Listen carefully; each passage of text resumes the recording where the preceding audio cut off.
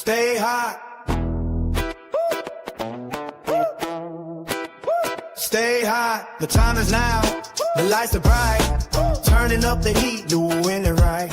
We're taking the stage. We're making a move. The energy's rising. We're in the groove. The mic's hot. Momentum strong. You're in the place where you belong. We're breaking boundaries. We're setting the pace. With Patrick Kelch leading the race. From the biggest headlines to the deepest dives. The Stay Hot podcast is going live. All right.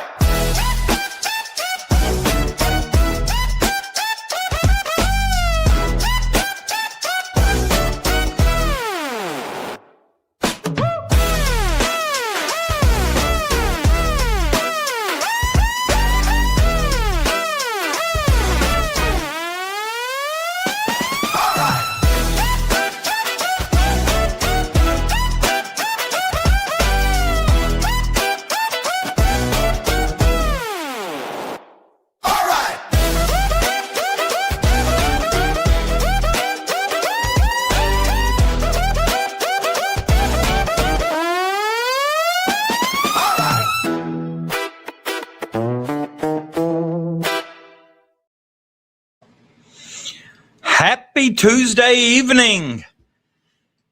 Coach Patrick Kelch and the Stay Hot podcast going live. I don't know. I just feel a new sense of energy, rejuvenation today. I'm just returning home. I have a senior daughter who had their senior award scholarship night tonight. Her mother and I were truly blessed in so many ways. It's hard to imagine, just how blessed we are.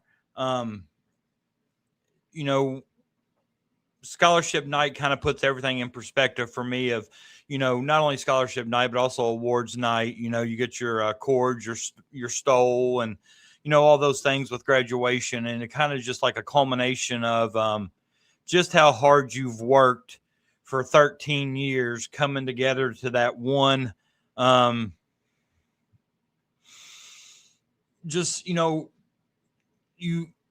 You go to school for 13 years from kindergarten on. And it's like, I remember thinking and saying, and you guys can probably relate, like, I cannot wait to graduate. I cannot wait to graduate. I cannot wait to graduate. I hate school. And then you graduate and it's almost like, you're lost. Like, you knew what you were doing Monday through Friday, every day from August to, May. And now it's the real world, and, my daughter is a senior. She graduates next Friday, May 22nd. And I have to honestly say that, like, I got a little emotional tonight, hearing my daughter, her name being mentioned and receiving scholarships. And of course, my dad was a very instrumental part of my high school. He's, when they say famous in a small town, that would be my dad. My dad played high school basketball in the 60s at Augusta, one of the smallest school districts in the state. One day, I'll get on here and I'll show you, he got recruited to Kansas, Florida State. He scored 35 against Dave Cowens in high school. And just a few months later, after Cowens, he played Cowens at Newport Central Catholic. Cowens is, in the NBA as a defensive player of the year. And we have every scrapbook. One thing my dad's mom did for him was she kept a scrapbook of his playing days. And, from the 60s, we have it all. We have the original copies from Kansas, and I actually think there's a letter, and I don't know if there's a statute of limitations, but I think in the letter, and I don't know if it was illegal, but it shouldn't have been. Like, I remember Kansas offering my dad spending money. That seems like it's got to be some kind of recruiting violation, at least back in the 60s. Nowadays, but it's like, so we give a scholarship at our local high school. All that to say, we give a scholarship at the local high school. My dad's name, a memorial scholarship. He died back in 1999 at 51 years of age. Had some health complications, and but just I get emotional every year that we give out that scholarship. And of course, if me, my brother or sister have a child graduating, then obviously they're the recipient of the scholarship. But we also, we give it every year, whether we have a child involved or not. So, it's kind of like we're trying to, help a lot of kids who have a goal post graduation. So, but I got a little emotional tonight. I'm not going to lie. Seeing my daughter and awards night. She has her senior night for track and cross country tomorrow. I had a kid ask me at school today, Coach, you've got 3 daughters. Do any of them play basketball? Not a single one of my kids play basketball. And they asked me the question, why? And I'm like, I don't really know. I think going to my games when they were younger, hearing the fans scream and holler at me and how bad of a coach I was and what kind of SOB I was for not playing their child, I just don't think they ever wanted to deal with it. But, sorry, a little emotional, but, sometimes, when you put in that hard work, your kids deserve recognition too. And I've always taken the time to let my kids know how proud I am of them. So with that being said, if you tuned into Sources Say tonight with Jack Pilgrim and Sean Smith, if you saw it, you saw a good show. If you didn't get to see it, go back and watch that. Those 2 guys do a great job. And congrats to Sean for Sean was named the head coach at Frederick Douglass in Lexington.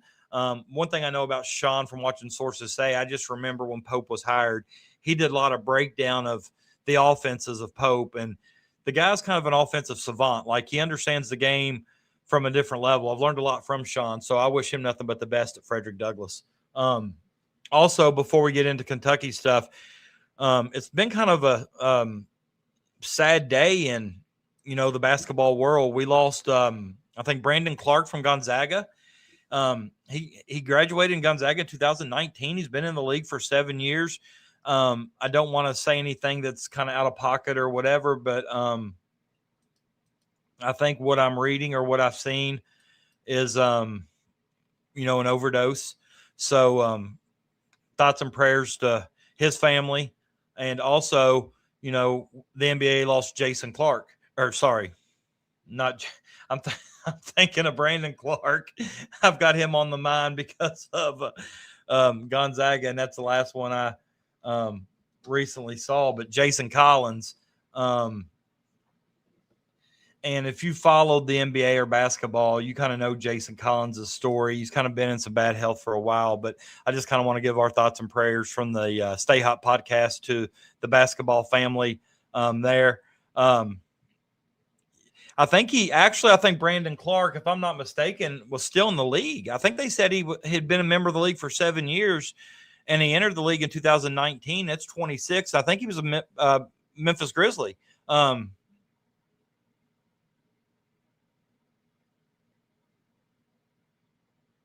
But I was reading some of the comments. I'm sorry, I'm a little behind on the comments. I don't always have them open because I make notes, and there's a section in StreamYard.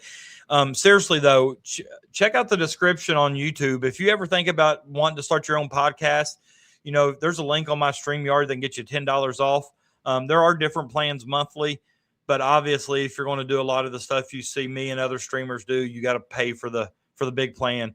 But it's $10 off is $10 off, and I don't think there's a better platform to stream from than StreamYard. I know there's OBS. I know there's some other stream platforms, but it seems like a lot of the big name ones use StreamYard, and there's a lot of good things you can do within StreamYard.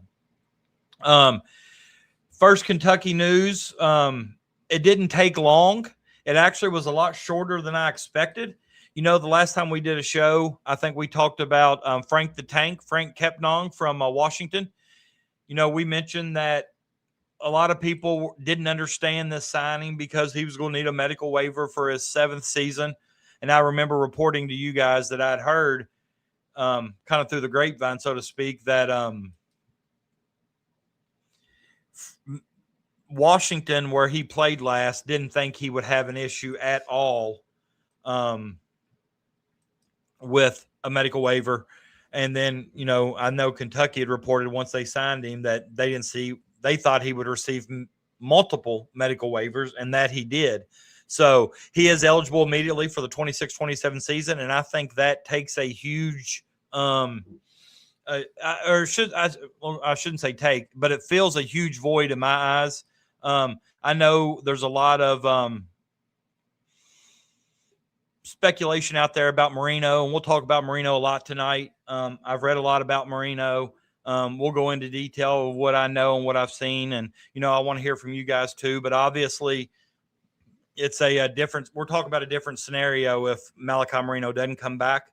I think the good news is, and I got some guy came on one of the shows I was talking about Frank, so it had to be the last show.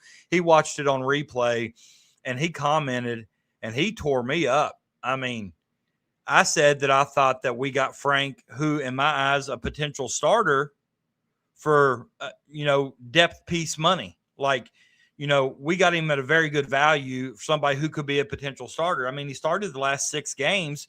He's a grown ass man. He's getting ready to play his 7th year in the NCAA, and you've seen his body. He's ripped. He's strong. He's got SEC ready.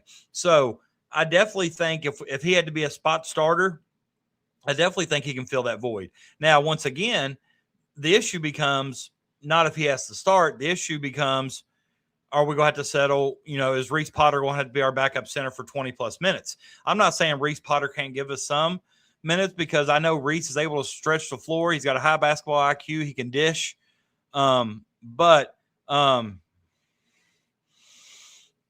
Hey, we're just starting, Donk, just getting into it.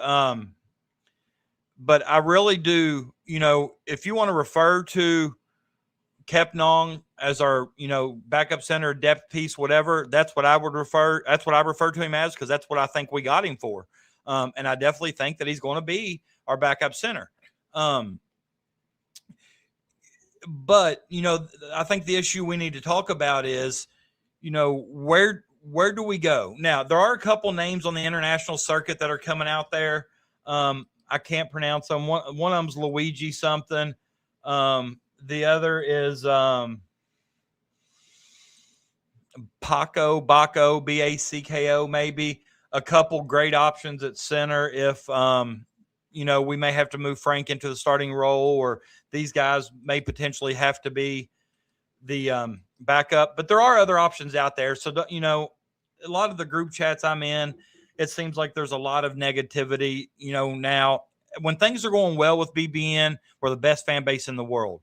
But now I've seen people not turning on Marino yet, but starting that flip, starting that edge. Like, for example, well, he's a Kentucky boy. He can't turn his back on Kentucky. He came here, whatever. But here's what I'm saying.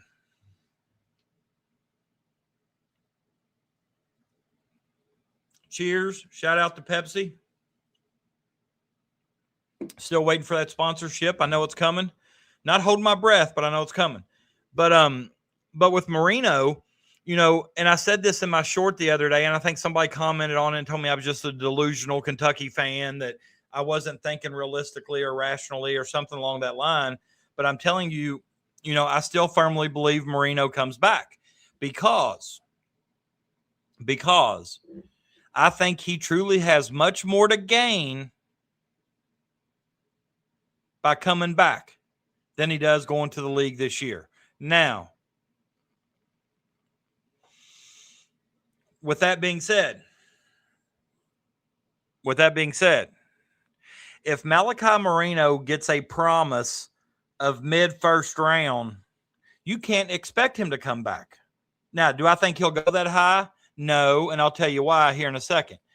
But if he does go, I'm curious to see how certain members of the BBN is going to handle that. Obviously, I'm all 100% on board him coming back. I think Pope knew he was coming back when he made the first video. He talked about the importance of retaining Malachi Marino. That was the numero uno. Number one priority this offseason was to get him. And I don't think he would just say that to BBN in that video for Malachi to go pro and them have to come back and eat a little bit of crow. However, like I said, if there's a mid first round guarantee, can't pass that up. I do think if he's still in the, I saw a mock draft today where he wasn't listed in the first round at all. But if he's anywhere near the bottom half of the first round, he'll make more money at Kentucky next year than what he'll make as a end of the first round, second round pick. There's no doubt in my mind. He will make more money at Kentucky, and he may make more money at Kentucky than if he's, just right outside the lottery. Because, NIL deals, the endorsements, he's a Kentucky boy. You see him on commercials all the time. I still think he can make more money at Kentucky. And ultimately, and I think Sean Smith said this in the Sources Say podcast, Malachi wants to win number 9 at Kentucky. He grew up a Kentucky fan. He's a Kentucky boy. He wants to do or be a part of that legacy at Kentucky to win a national championship. And it's been, almost 25 years. Next year will be the 25th year since we won our last national championship. So for Malachi Marino to come back and be a part of that, that's probably more special to him than being drafted in the NBA. I'd like to ask him that personally. I don't think I'll ever get the opportunity, but I would absolutely love to. But I think Afio, whatever, however, I hope if it's Afio or Afio, I hope I'm pronouncing that and doing it justice. Appreciate you being here. Thanks for coming by. But I think he's hit the nail on the head here. He has hit the nail on the head. The reason negativity is building this offseason is due to the misses thus far. So people are now down on, but here's the thing. I don't know if I've seen anything out there that, that would make me think that he's not coming back. And the one thing too is, and I think I saw Crash say this on the post at the Sources Say, the one thing people aren't talking about, if you get drafted late first round, where are you going? Let's talk about this. Where are you going if you're in the late end? I think I saw him comment this on the Sources Say. And I didn't think about this, but this is a very, very, very, very good point. If you get drafted in the last part of the first round, you're going to a team such as Celtics, Knicks, Thunder, Spurs. You know what those teams already are? Good. You know what they already have? Good players. Malachi Marino, if he were to get drafted that late, he's going to be on a playoff team. He's going to get very limited minutes. I'm not going to say he gets 0 minutes, but he's going to be in the back end of the rotation and probably see some time in the G League. Now, if that's the route he wants to take, more power to him.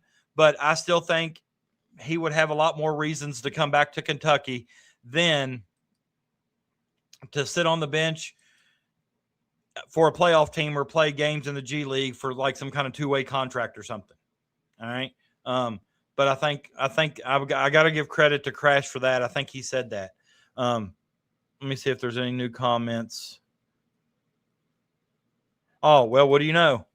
If he's a late pick in the first, he's also going to a playoff team and will end up on the bench or G League, or he can start UK. Easy choice. I agree. But like Afio said, the reason people now are immediately thinking that he's not coming back is just because of all the misses early on. But let's talk about Marino. Some things came out at the combine.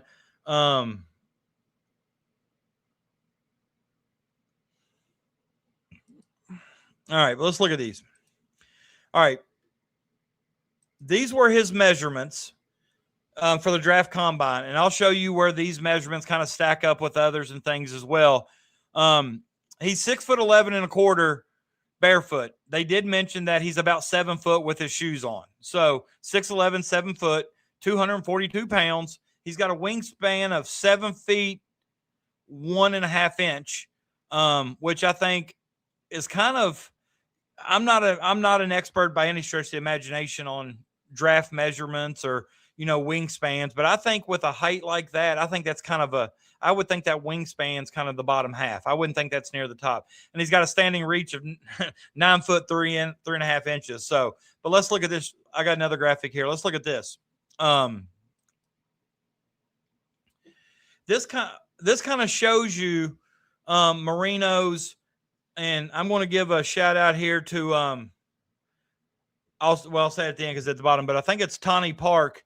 The guy on Twitter is who I saw do this, but I guess he kind of puts it up there, and I guess by the data here, it's called anthropometric data. As you can see on the athletic testing data, he hasn't done yet, and I know that some of these other scores that are say in A, some of the other guys have done. So I don't know if maybe Marino does his at another time this week, but if you can look at the ones he's done, the only two that really check out or look above average is his height and standing reach. Look at his wingspan. I told you I thought it was a little low. I mean, it looks to me, so I'm not saying that these metrics stand out as elite in the NBA. So, and I will also be the first to say that some of these metrics that they're showing you,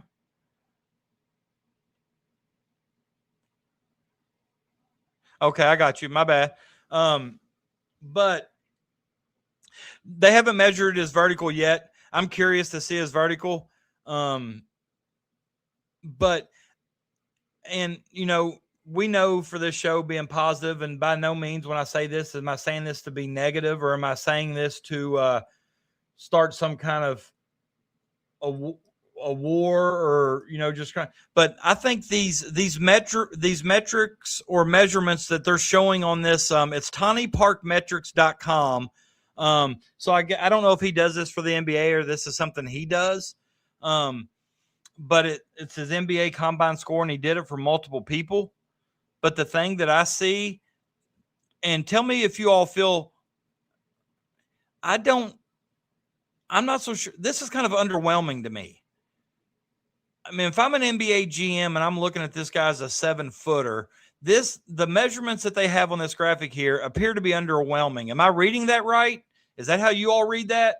Let me know and just tell me. I'm curious to see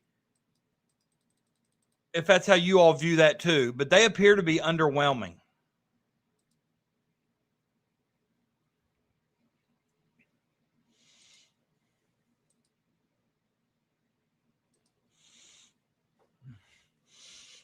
Where you at, chat? Where you at? Are these numbers? Am I looking at this right? When I see those bars, for example, the physical score has the yellow bar going on. It's about halfway, 51.8. So I'm assuming that's out of 100. Then his wingspan is only, I guess, 2.25 inches greater than his height. So that score is very low.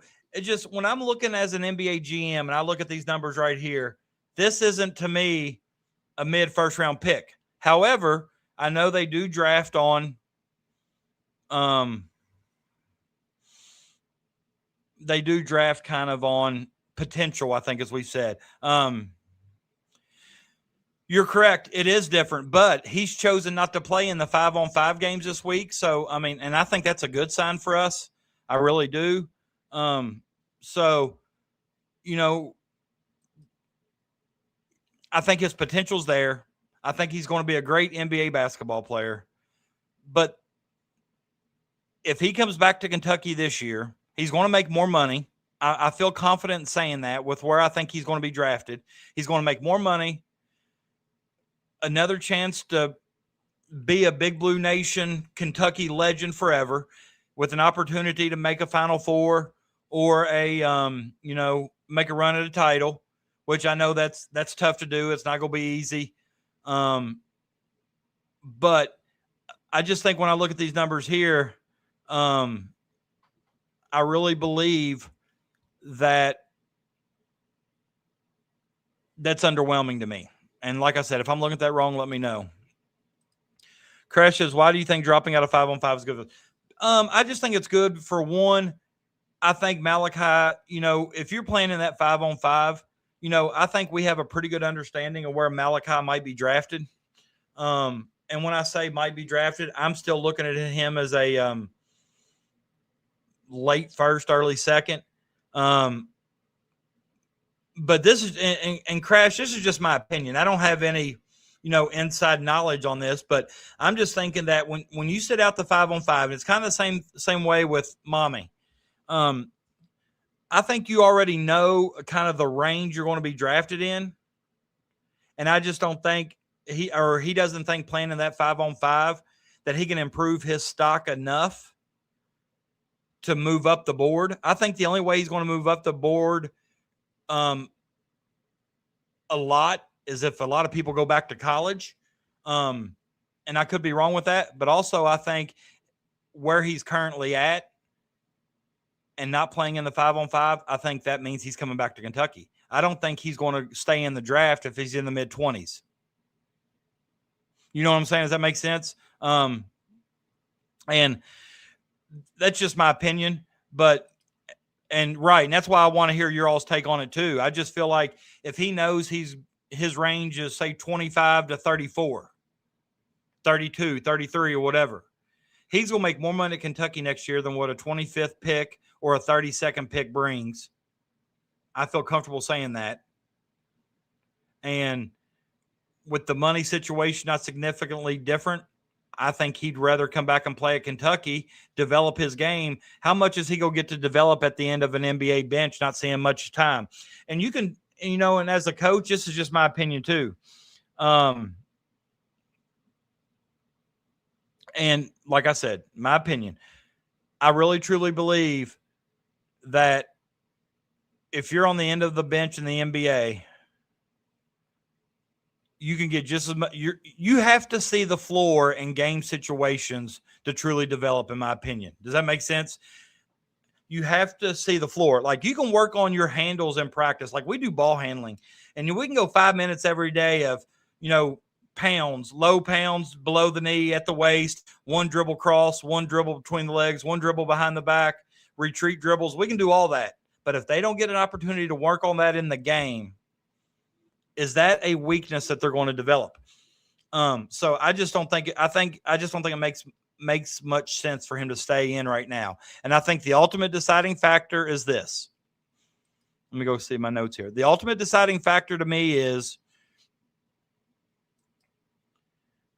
how do I want to say it?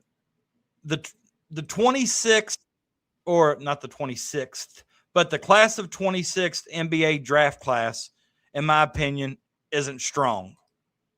Is strong. The 26th class is strong. I saw a mock draft today, and this has to be clickbait. They had Cameron Boozer going 1, AJ 2, and then Darren Peterson 3. Okay. But in my opinion, I just think it makes more sense for him to come back. The class of 27 draft class is much weaker. And I think after this season, he's going to have at Kentucky, the development, to continue to improve, all the reps he's going to get in game. He's going to be a significant piece to the offense. He's going to get to show all of his skills. He's going to get a pass. He's going to get a shoot.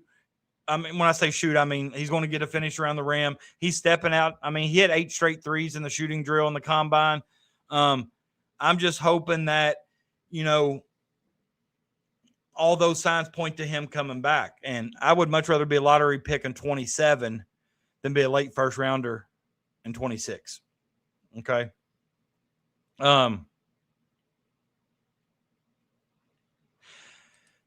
Pina says, would be different if he was out of state or something, but he can make so much money staying, not just NIL. He's got a lifetime of opportunities with the program, especially if he comes back after a first round game. Right. And that's what I mentioned earlier. It's not just with the NIL money, just with the endorsements and things, just being a Kentucky boy. Kentucky, the state of Kentucky, is starving right now for a Kentucky boy to be a contributor on the University of Kentucky.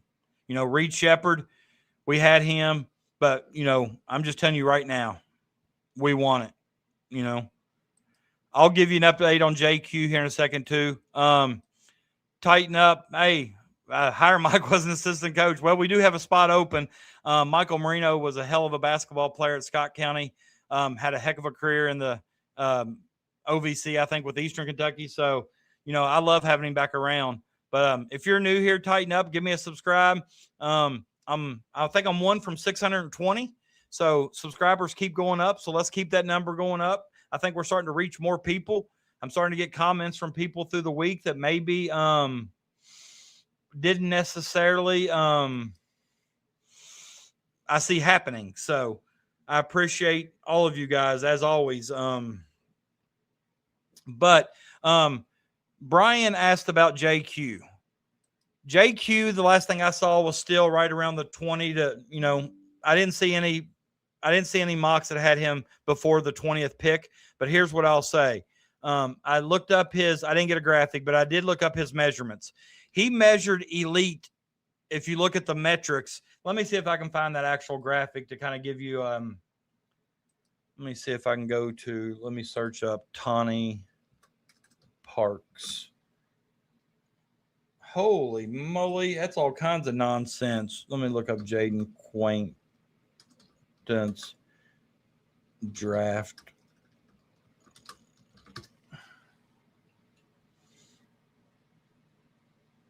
All right, I can't really find the graphic. I don't know. Let me see if I can find something here. All right, here's search players. Okay, so let's go Jaden Quaintance. All right, let me share my screen here. All right, y'all ready for this? This is next level stuff here. This is next level stuff, and I don't think any other podcast has this. So y'all ready for this? He measures elite, donk. He measures elite is what they're saying. But let me just share my screen with you and let you get a look at this. This is at TawnyParkMetrics.com. Definitely want to give him his props on this. But he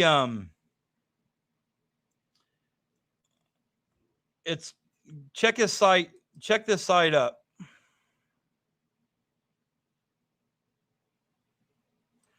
All right, now, but this is all Jaden Quaintance right here. Let me see if I can.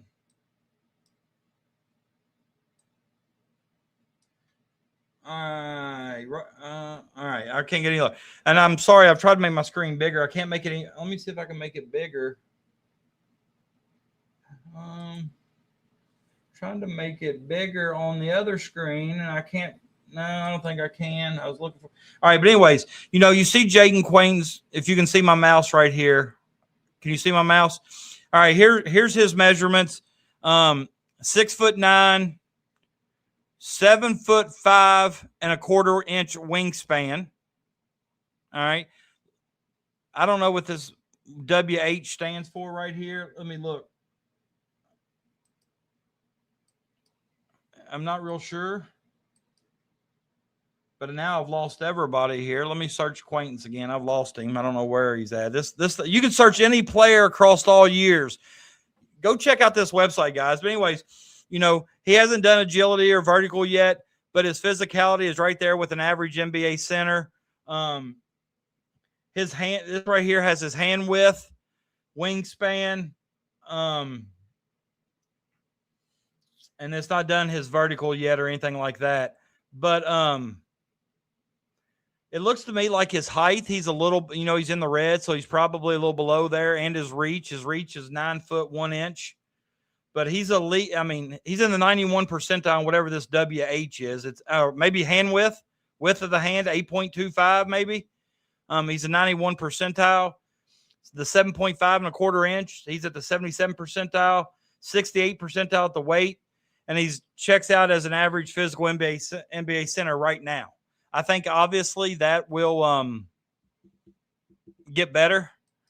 I'll show you more players. I'm not for sure if JQ's doing the 5-on-5 scrimmage. I've not seen.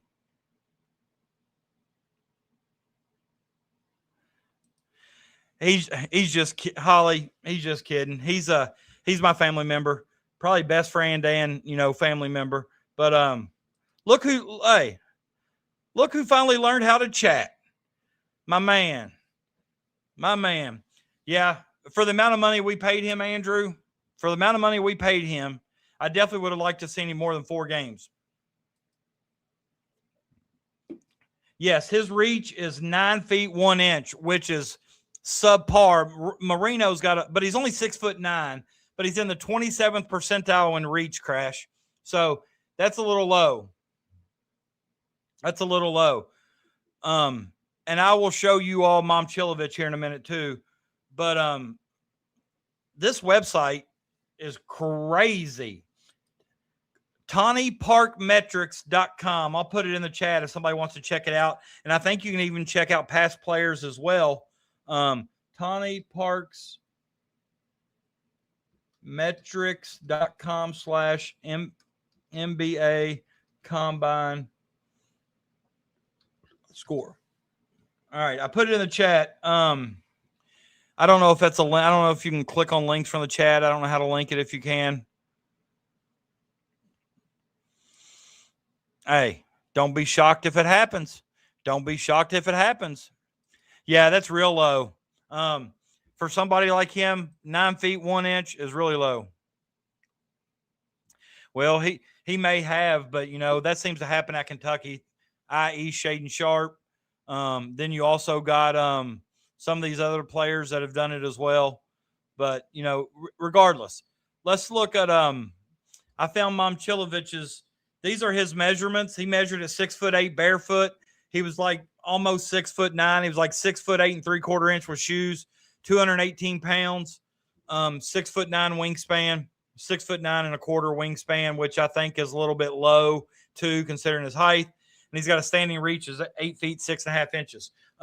Which I will show you I will show you his measurements in a minute on this site.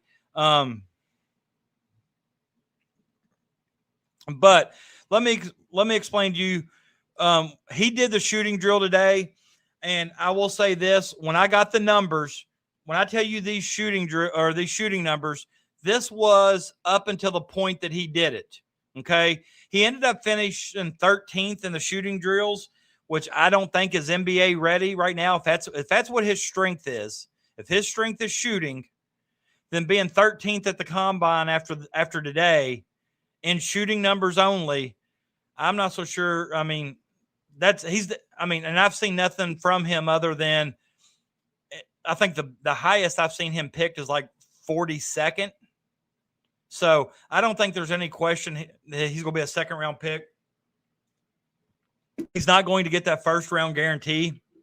But listen to these numbers. After he shot on spot up shooting, okay, I think that was just basically spot up, catch, shoot. He was 17 of 25 from three, 68%, which had him 5th at the time. Now, I don't know where he ranks in these other categories. When I say he ranks 13th, that means overall after everybody today.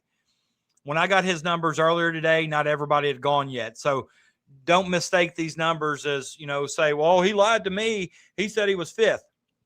When I got these numbers, he was currently 5th. On shooting off the dribble, which I think is extremely tough, he shot 22 of 30. Okay, that's pretty good. You're looking at almost 67% probably, maybe a little bit more. And he was also 5th. So shooting off the dribble, he was 5th. Spot up shooting, he was 5th. Now, side, mid, side, let me look and see kind of what that is. I looked it up earlier, but I don't think I really – side, mid. I think I have an idea what it is.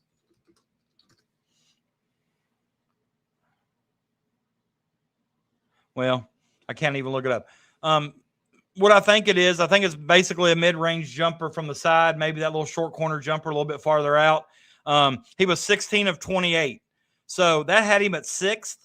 That's a little low, I would think. But he was first in free throws. He made all 10. He was 10 of 10 from the free throw line.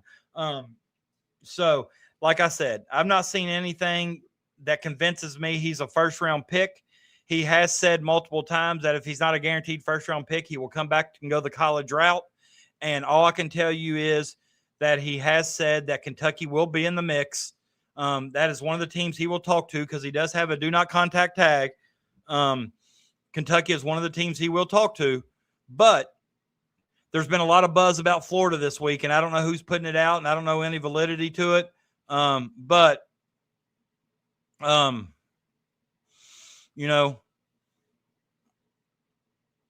would hope not. Florida's already got a loaded roster. Obviously, this guy's going to play, but I think he can get 30-plus minutes at Kentucky right now. He was afraid after one good game his draft stock would drop. His draft stock would drop.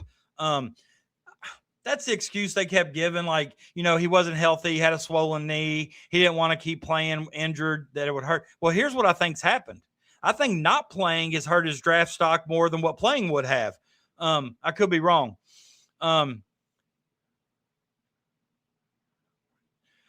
here's what I can tell you, Donkfish.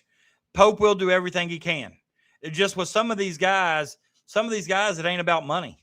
You know, I would think you would go to the school that gives you the best opportunity. Honestly, you know, is $1 million that big of a difference to these guys right now?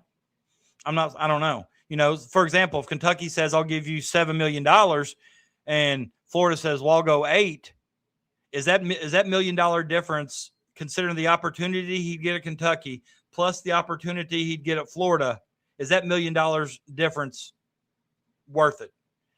I'd rather take $1 million less, play 30+ minutes a game, and give a team a chance to rise from the Phoenix and, you know, bring some excitement to one of the most passionate fan bases in the country. Florida is loaded, Brian. Chinaloo did have good measurements, and he's one of those physical bodies, man. He's one of those physical bodies that he'll love the NBA. Picked up a sharpshooter. Who? You talking about Louisville or Florida? They also took Xavion Lee last year from us, and a lot of Kentucky fans said they didn't really want him. Well, hell, he torched us every time he played us. From the Ivy League. I know Louisville just picked up an overseas player. Oh, Florida. Yeah, Florida picked up an elite shooter from China. I missed that. I mean, I don't think so either. I don't, but, you know, let's go look at his measurements on this site here. I'm curious to see how he checked out. All right. Let's look. Let me do a little reset here. Let me do Milan. All right. Ooh, his combine score checked out at a 29.5. Hey, Jake Snacks, what's up, my man? Give me a subscribe, brother. Listen, I texted Preston Spradlin the other day, the coach at JMU, and I tried to get him to come on the show, and I sent him the link. He didn't say yes or no. I'm hoping he surprises me and just pops in. But his exact words were, Big Blue Nation will love Justin McBride. I don't know if he wants to come on, you know, whatever. I don't know if he wants to come on. Thank you, brother. Appreciate it. But, yeah, Chuck, no problem. But let's look at these scores here, man. He didn't check out well at all. Now, another thing I'll tell you, I don't know where Tawny Parks Metrics gets this information, but I'm taking it as if it's the gospel. But let's look here. I wish I could make this bigger. Where is that little damn – hold on. Where is that? Uh-oh. Hold on. Hold on. Hold on. Now we're cooking with gas. All right. Can we see? All right. We know that's Momcilovic there. All right. Look at his physical. Hold on here. I got to get Chuck's comment off the screen here. All right. No offense, Chuck. All right. Let's look here. His physical. Can you all see my cursor here? His physical was a 3. So he's only more physical than 3% of the players there. He's in the bottom 3%. Agility, he was a little bit higher. His vertical was average, and his combine score checked out at a 29.5. Now, if you look in the gray is the position average, and the color is what he scored. Let me see if I can go up and get. And these are against the average center, the same way we looked at Quaintance. But let's go over here and look. I mean, look at this. I don't know how to get you to see it. I'm hoping you see my mouse. But this is the second little box here to the right of the bar graph. You see kind of hand width.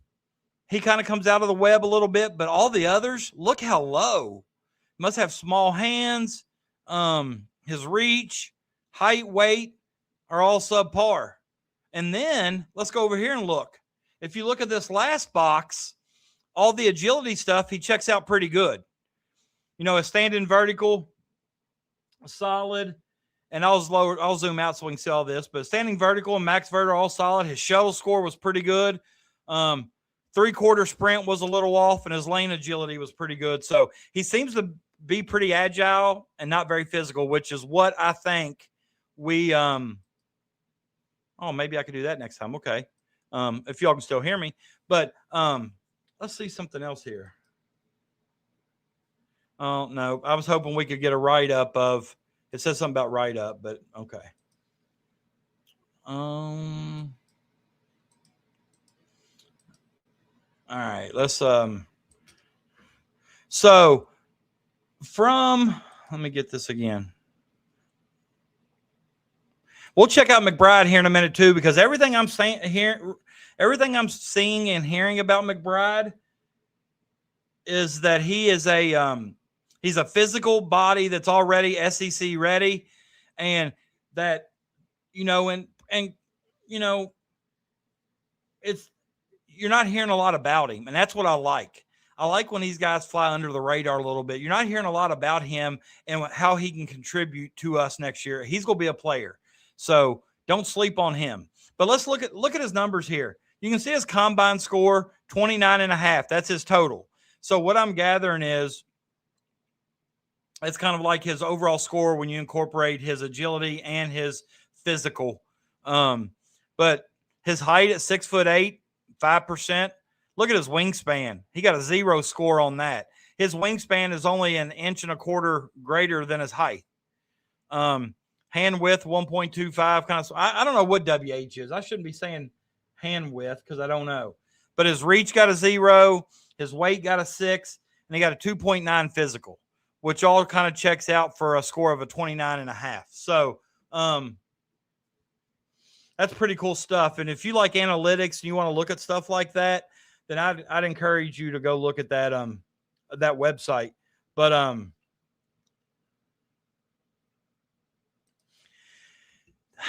that doesn't happen very often, honestly, Corey. Even though I think it should happen more, just because why not take advantage of a mismatch if you have it? Why start somebody for the sake of just starting them, letting them play 2 or 3 minutes and taking them out? It's kind of like a slap in the face. And you all know my thoughts on Pope and what he did to what he did to Yelovich this year. I thought he did him dirty by starting him, playing him 4 minutes, and sitting him out. There was nothing he could have done in the 4-minute spurt he got that was going to keep him on the floor. But also, I will defend Pope because Yelovich couldn't guard me. Okay. Of course, I was an elite scorer in high school, so it's not like I'm a scrub. But I think at age 48, Yelovich can't guard me. I just think he's going to be one of those guys. And tell me if this is a bad comp. Maybe I'm wrong. But is it possible he could be like a Christian Laettner, like a very good college basketball player and just an average at best pro? Is that possible with Mommy? Let me hear your thoughts on that.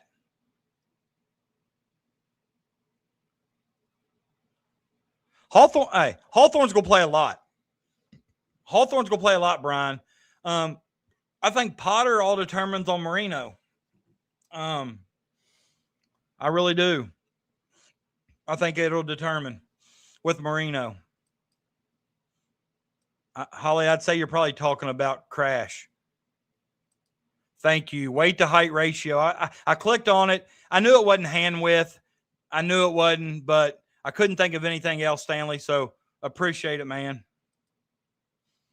Guys, if you all want to know why Stanley comes in there green, I think you all should all follow suit. Stanley's a member. You can join to be a member of the Stay Hot podcast for 99 cents a month. 99 cents, guys. I'm not even asking for $1. 99 cents a month. If you could help me and be a member, it would be greatly appreciated. I got a couple things coming up for members only.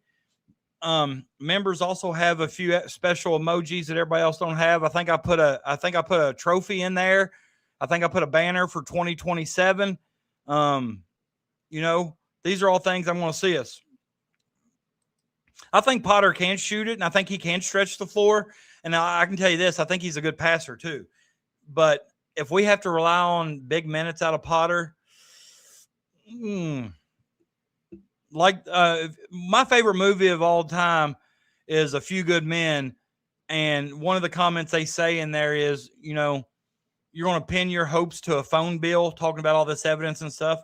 That's what I'm kind of thinking. You know, we're not going to pin our championship hopes on Reese Potter.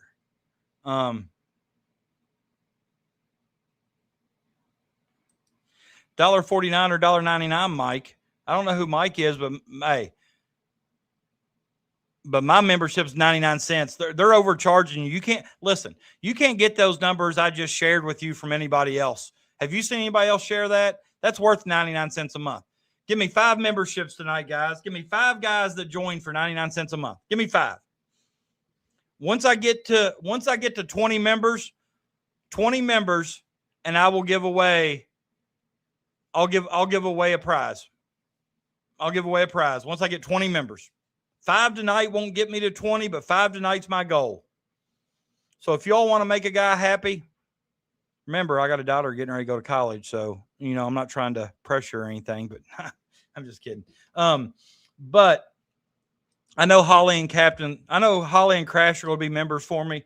I know it. I know Donk's going to. I know Brian's going to be a member for me if he ain't already. I already know it. Go out and click that join button. But let me show y'all something. Did you all see? It kind of goes back Did to you a all conversation. see this? Hold on. Did you all see this from Jeff Goodman?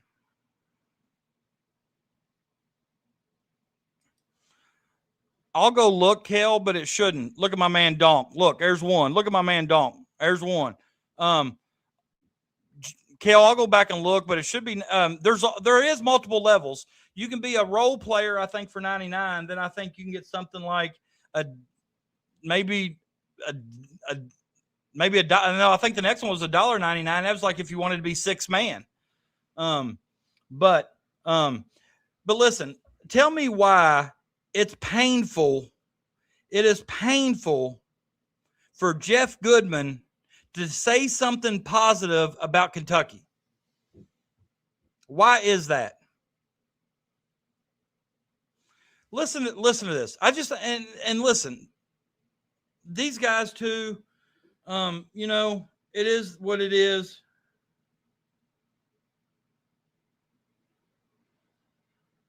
But I just feel like Jeff Goodman, and I don't know why it is. What is it about him? He can't stand Kentucky.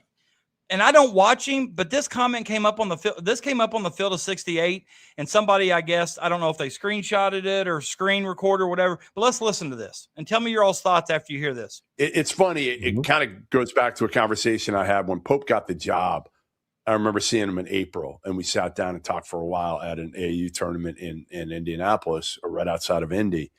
And we talked about that, about the expectations. And he goes, listen, I know it's going to go one of two ways here. If I do well, they will love me. And if I don't, I know I'm going to get crucified. But I played here. I understand it. I'll embrace it. And I think he kind of has for the most part. Like, again, I love the fact that he hasn't run and hid from it. He's out there right now, and he's positive anyway. Like, he is a very positive human being. And you know, I think he probably does think, hey, you know what? We'll find a way to get it done this year. And as I'm sure he did going into last year. And then when things went bad, I almost felt like he didn't know how to handle it. He didn't know how to handle that the first month or so. See, okay. Now listen. I'm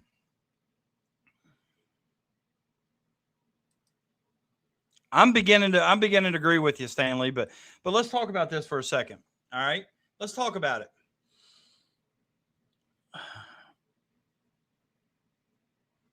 My thoughts. I have no problem with what he said about the conversation in April with Pope. And we've heard Mark Pope say, if I don't get the job done, let me know. Big Blue Nation has taken that to heart. And I have no problem with that conversation. He also said that he feels like he's embraced it. But then at the end, he has to throw in, well, he thought so last year too. And when it went bad, he didn't. He has to take those shots at Kentucky. All right. I'm not a Goodman fan, but stuff like that just, almost pisses me off to where, if you're national media, hide your biases a little bit, you know? I don't know. Brian's got a good question. Are they going to have to rename themselves the Field of 76 now? Well done, sir. Well done. I'd like to hope they only got 76 views just because of the BS they spew, but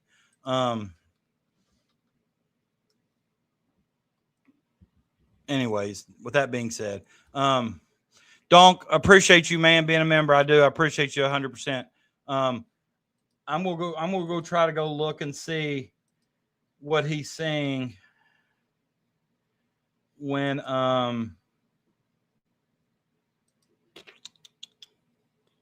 I don't even know if I can see it, honestly. My man Brian's a new member. You the man. 2 down, 3 to go. Two down, 3 to go. I can't even see it on mine, honestly. But I'll check into that for you, Kel. I'll check into that for you, man. I'm really not trying to lie to you. I really thought they were not. I mean, I said it for 99 cents. I don't know if YouTube done something crazy or not, but I will check into that. Brian, I appreciate you, man. You're here every night. You're loyal. Love it. Appreciate you a lot. Who's Big Mike? Who am I missing here?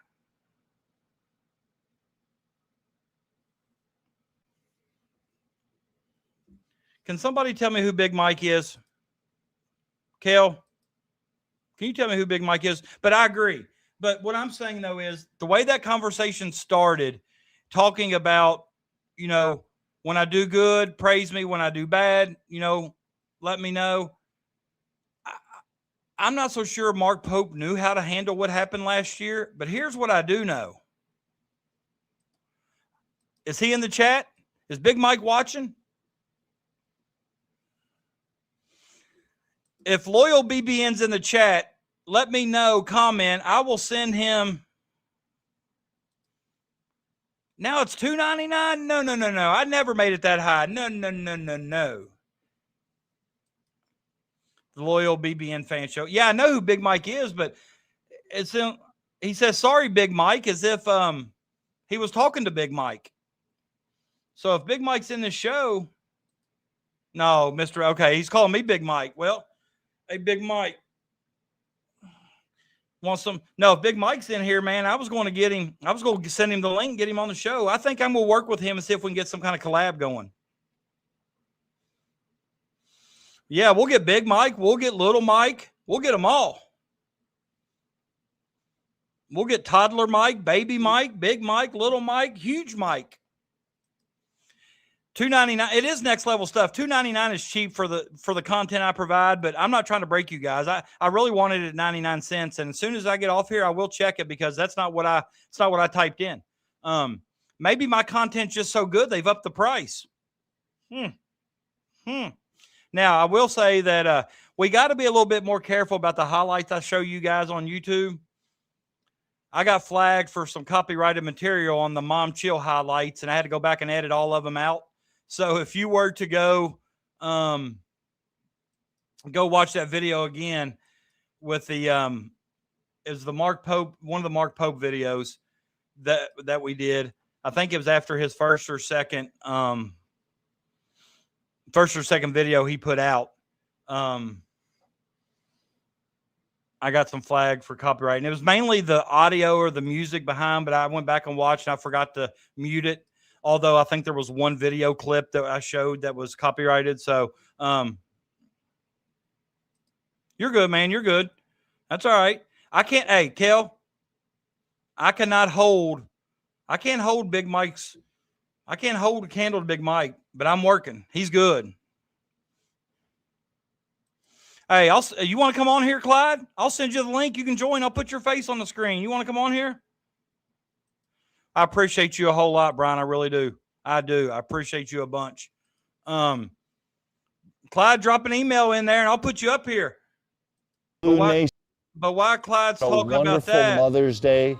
Let's watch this. I really thought this video was probably one of the coolest that Pope had done. And I think why is just because, and it's like, I think Matt Jones tweeted it. Whether things are going good or bad, if Mark Pope comes on and talks to the fans like he is, it helps a whole lot. It helps a whole lot. All right, man. That's all you got to do is let me know.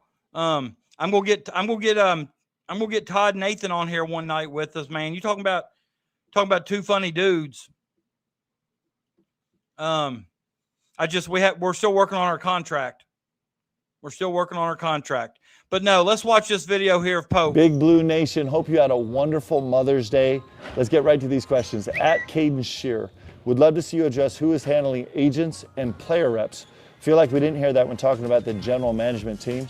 Every single one of my assistant coaches is talking to agents every single day. It's an integral part of the recruiting process now. You talk to AU coach, you talk to a high school coach, you talk to family members, you talk to the player, and you talk to their agent. Appropriately at 30 footers, are you actually gonna try for 30 plus threes a game? Yes. At SockDo_B, in key roster decisions like transfers, high school recruiting, NIL prioritization, who ultimately has the final say? I do. At _Vertigo_Soul, pineapple on pizza, no. At BBN Ducket 44, what's the dog's name? Rupp, named after Rupp Arena. At H_Marshall 22, what's your favorite team building activity? Check this out.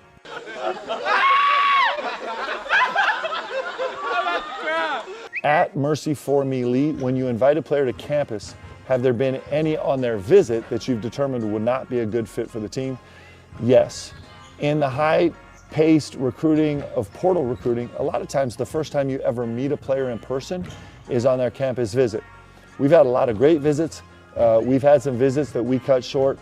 Our record for cutting a visit short was 3 hours, where we just determined that this was not going to be a great fit. Hey, Coach. Bruce, what's up, my friend? Not much, buddy. How are you doing? Hey, I'm recording this conversation, just so you know. Because my phone didn't say that. Hey, listen. So I got this, I'm doing these answer questions from BBN. Yeah. So I got this guy at Coach Ryan KY that wanted to know what my favorite Chipotle order was. And I want to go on the video and say that, I only eat at Malone's. It's the best food in Kentucky. And I want to send this cat and his 10 best friends to Malone for a dinner. Would you be willing to help me out with that? Absolutely. I'll pay for it. Let's go. Tell him to do it. All right. You just call me and tell me the details of when he wants to do it. Bruce Drake, you are the greatest, man. I'll hit you back, brother. All right, buddy. I'll see you. All right, bye-bye. Let's go. Post it. Listen, first of all, Ryan Young, if you're listening, I know you. I think you follow me on Twitter, and I think I follow you. However, I would like to be one of those 10s. I've never eaten at Malone's. But if I were given the 10 friends, I definitely choose 10 of these people in the chat right here. But I really thought this video was really good of Pope. Let me go Blue through. Nation, hope you had a wonderful Mother's Day. Let's get right to these questions. At Caden Shear, would love to see you address who is handling agents. All right, so how'd y'all feel about this answer here? He says that every one of the assistant coaches is talking to the agents. So if that's the case, it seems like the coaching staff is handling all of those talks. So I know the show when we announced that that Mark Pope said it was going to be a GM, like a general management team, I should say, and he listed all those names. Everybody was like, well, so who do we have to blame? Well, it seems like he's made it clear if we don't lock down a player, it's on the coaching staff. It ain't necessarily on the general management team. But, however, I'd say the coaching staff is a part of that team. And player reps. Feel like we didn't hear that when talking about the general management team. Every single one of my assistant coaches is talking to agents every single day. It's an integral part of the recruiting process now. You talk to AU coach, you talk to a high school coach. He also didn't say integral. an integral part, never mind. I can't say You it talk either. to family members, you talk to the player, and you talk to their agent. Appropriately at 30. Blake is in our BBN Hall of Fame group chat. Blake's a trip. He's a funny dude. But he asked the question I've seen a lot of people ask. Are you really going to try 33s? And a lot of BBN like this answer. I'm not for sure our roster yet is set for 33s, but let's. Footers, are you actually going to try for 30+ threes a game? Yes. I like at it. SockDo_B. In key roster decisions like transfers, high school recruiting, NIL prioritization, who ultimately has the final say? I do. I love how he looks at the camera and he's like, I do. So, and I don't think that should be a surprise to anybody. He is the head coach. He is the one that, you know, and I've said this on here before, as the head coach of a high school team, if my name's on the line and I'm the one that's going to be catching the hell for a decision, then I'm probably going to be the one to make that decision. Now, I've got a great staff now that I fully trust. I take more information than what I ever used to as a young coach. But when it comes down to it, you know, the head coach is the one that probably has to say yay or nay when it comes down to these decisions. So I kind of like him owning that. Now, me and Mr. Pope, we're probably going to have a talk because pineapple definitely goes on pizza. The more pineapple, the better. All right. So Pope, get with the times. Pineapple on pizza is a must. @_Vertigo_Soul, pineapple on pizza, no. At BBN Ducket 44, what's the dog's name? Rupp, named after Rupp Arena. At H_Marshall 22, what's your favorite team building activity? Check this out. Is that Garrison and Hawthorne? I can't really tell. Yes, pineapple on pizza all day, day. Get that Hawaiian with a little ham and pineapple. Then talk to me. Talk to me. Get that little ham and that pineapple. Love it. Oh, I'll tell you what also is good. And not that I know from experience or anything. Get you a little pineapple and fireball. Get you a little shot of that pineapple and fireball. Then talk to me. Talk to me. Talk to me. Stay hot. But seriously, in that video, is that Hawthorne and Garrison? I'm almost positive that's Brandon Garrison. I'm almost positive. And I listen to what I think it's Hawthorne in the front. Let's listen to what he says. I'm about to cry. I'm about to cry. Tell him, Brian. Tell him. Yeah, I do too, Holly. I see, but that's the stuff I love seeing. And after this video came out, one of the comments said, if Mark Pope really wants to get the fan base back or really wants to get some put practice clips of Braden Hawthorne out there. You know, that's what people want to see. It's like coming to pregames to watch Shaden Sharp dunk. Miguel's Pizza is the GOAT. It's good. Very good. Love pineapple, but come on, Holly. I thought you were my girl. All right, what's he say here? Oh, do you all know this? When he says that the shortest visit was 3 hours, it actually happened this offseason. Do y'all know who it was? I got a little intel on that. Post if you know who that visit was that he knew within the first 3 hours they were not a good fit. You the man, Clyde. Clyde. Hey, Clyde, an icon. Y'all need to become members. Hey, hold up real quick. Hold up. I want to show you all this just so I can show who was having trouble with the membership. Was it Kel? Kel, let me show you my screen. This is what I see. Let me get rid of Pope. All right, here's what I see on my screen. And make it bigger. Right here. Role player, 99 cents. 6 man, $1.99. Now, I can edit those and do things. But this, when I go to memberships, like I can even add another level and I can put, okay, starter, then another level, All-American, but the prices have to keep going up. I'm not trying to get rich here. If I could make enough to help pay for StreamYard, because it's highway robbery. But it does help you produce a good solid stream. So I'm always going to pay for StreamYard. But this is what I see, Kel. So I'm not for sure what's going on there. I'll look at it more tomorrow.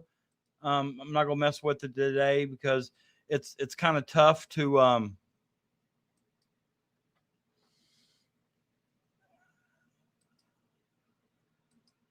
it's showing I got a third member tonight, but I only see 2 up there. All right, let me ask you this. All right. How do we know he's not going after any players? See, I can't stand olives. Kel, I believe you, brother. I believe you. Mercy for me, Lee. When you invite a player to campus. All right, and I've seen multiple people. You the man. I see multiple people saying this. It was Gabe Dines. 100% true. When Gabe Dines came on campus,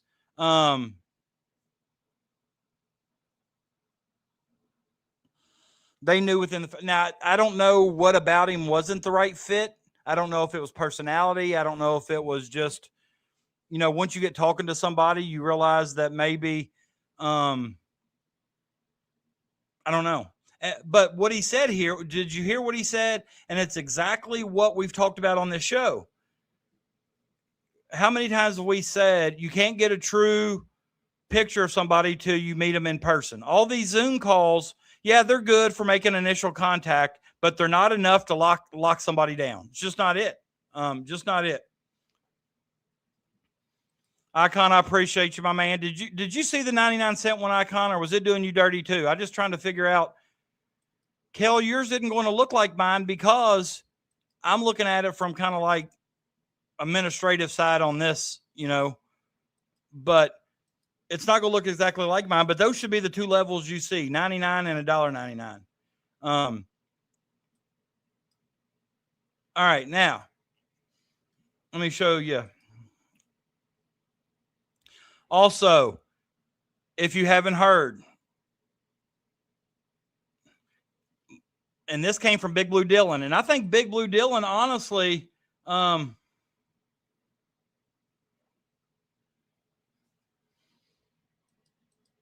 okay, good. All right, now, Big Blue Dylan reported today that Kentucky is about to have a 2027 5-star point guard on a visit in early June. Okay, after doing a little bit of asking around, that is the Reese Alston. You all should be familiar with that name. Reese Alston, he's 27. He's a 27. I don't think there's a chance of him reclassing for 26 or anything. I think he's staying in the 27 class, but he's a 5-star point guard. But he is the son of the And One mixtape legend, Rafer Alston. And if you all remember Rafer Alston, he was Skip to Malou.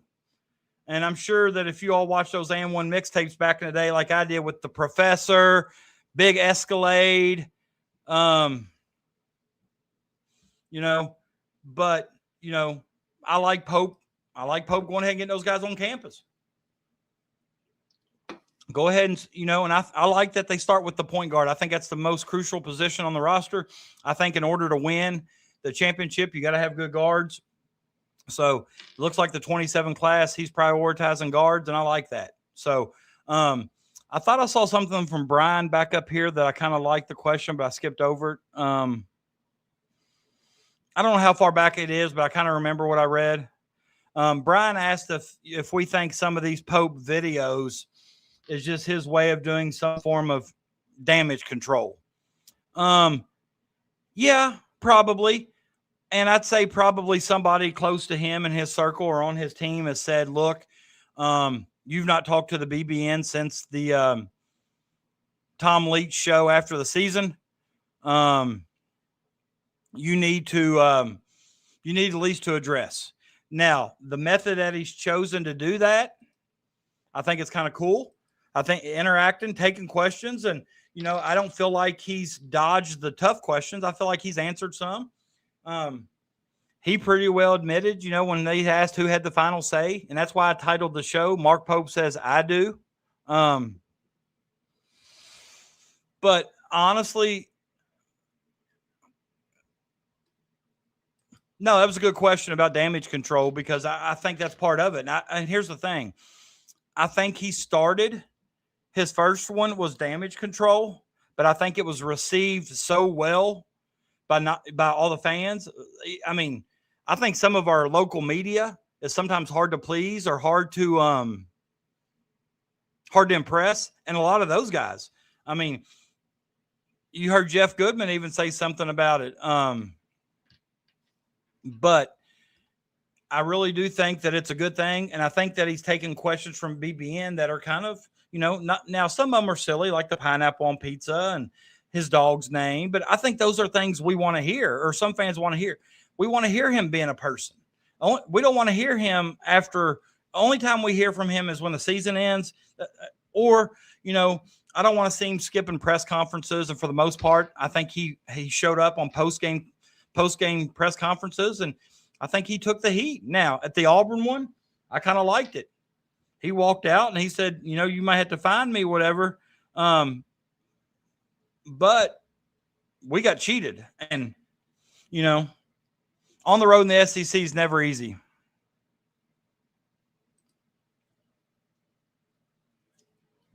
Hey, Crash, why don't you start a live stream of that?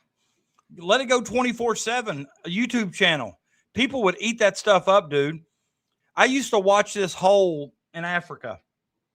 There was this business or this restaurant or this little hut type thing that had a camera on the back of it, and it pointed towards this water hole, and it went 24/7.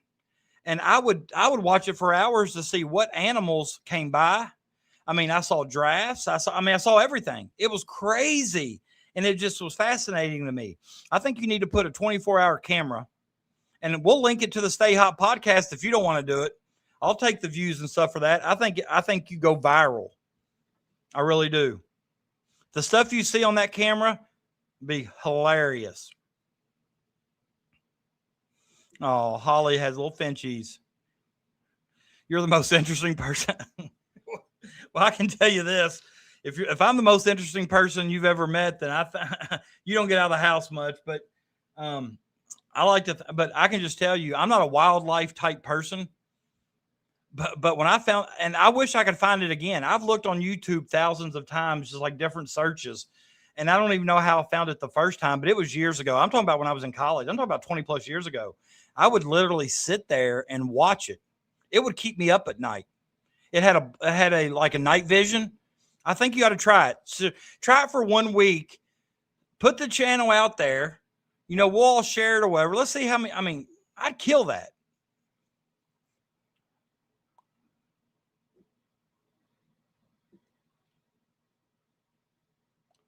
I just want to know one thing. Who's doing the math at On 3? Kentucky has an average player rating, not 8. Who says 88? Did somebody say 88? That's the thing. We haven't knocked it out of the park with that big all-star yet, like Stokes. And if we get Momcilovic,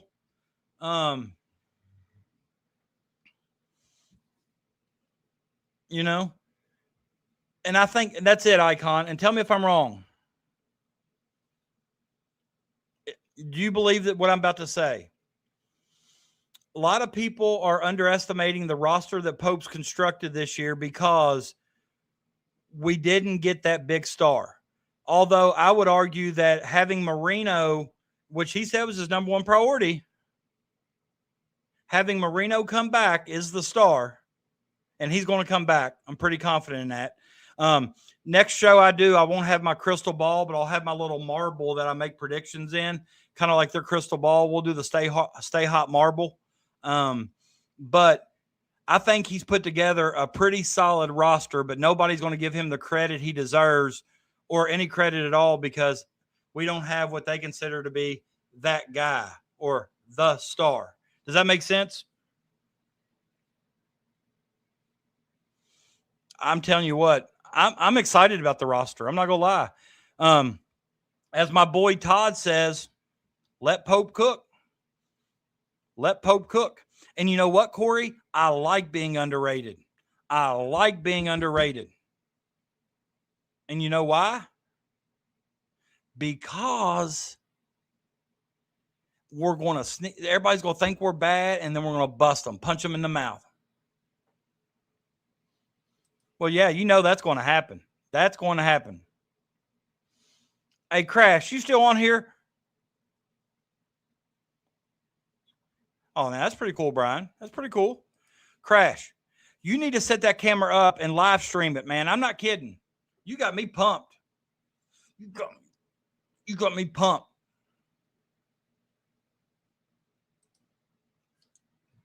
Go ahead and speak that into existence, Bruce. Go ahead and speak that into existence. Marino's coming back. You keep saying hope. Donk, you know what? One thing you'll learn on the Stay Hot podcast, we don't speak in doubt. I know he's slow cooking a Marino comeback and a mommy signing. Right, I agree. That one piece is out there. That one piece is out there. If Mark Pope wants to get the Big Blue Nation on his side again, and he wants everybody to forget the hell he's took the last 2 or 3 months from April 7th when the portal opened, do whatever it takes to sign Milan Momcilovic. If he's leaning Michigan, rip him away. If he's leaning Florida, pick him up and drag him. You close the deal, and I'm telling you right now, Big Blue Nation's back on board. You get the equipment crash and you make it happen. You make it happen, son. You're sitting on a gold mine. Kev, what's up, my man? What's up? Hey, if you're new here, give me a subscribe. If you're not new here, I need 2 more memberships to meet my goal tonight. 99 cents is all it takes. Help a dude out. My wife loves hummingbirds, got UK feeders. If I get to keep them up, may as well be what we love, right? Absolutely. Absolutely. But there was somebody else. Hold on here. Hold on. There's a channel on YouTube called Fins and Talons. He hunts with hawks. Yeah, I'm subscribing tonight. Tonight. There was something I saw up here that I thought was pretty interesting too. Kel, I'm telling you, it is underrated. Nobody thinks we're going to be any good. Everybody, hey, they're all going to laugh at you. They're all going to laugh at you. Well, hey, keep that same energy when we're busting their head. I'm telling you, I'm pumped for Big Blue Nation right now. I'm pumped. I wish the season started right now. Graves is staying in the draft, I hear, and Graves is not even considered Kentucky. And no, I don't think Graves is better than Momcil. But Graves is – now, listen. Graves may be a better player than Momcil. He may score better with the NBA metrics than Momcil, but he's not a better fit in Mark Pope's system than Momcil. And he has actually said that he won't even consider Kentucky. Now, when Kentucky throws that blank check in front of him, he might sing a different tune. Because I'm going to tell y'all right now, have y'all ever heard the phrase? Have y'all ever heard this phrase? Money can't buy happiness. Well, give me a 50 and watch me smile. Give me a 50 and watch me smile. You heard? Yeah, that's a typo too. I don't even know what I'm sure you're trying to spell Momcilovic, but that's not an easy name to spell, Mercury. I can tell you. That is not an easy name to spell. Guys, listen, we're an hour and a half in, and I feel like I've been on here 15 minutes. Cam ain't going to be – no, he's going to be a 3. Come on, Cam. Knock down open shots, attack the basket with ferocity, dunk on people, throw it on their heads. I'm ready.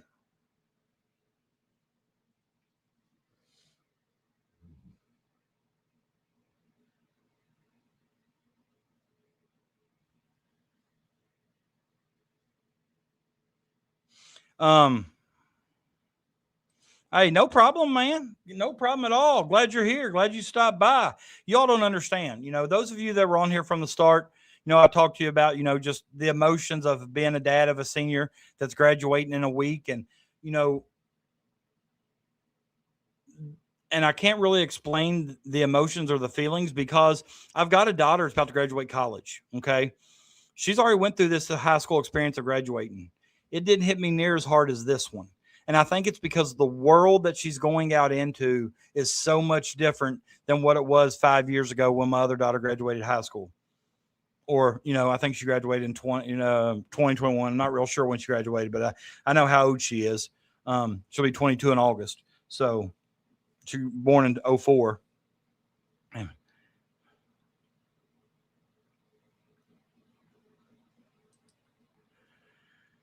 Hey, and it's okay to disagree. I like when you disagree, Kel. I like it. Paxton, what's up? Thanks for coming by. Thanks for being here. I appreciate it. Do you think Pope will change his substitution patterns for the last season?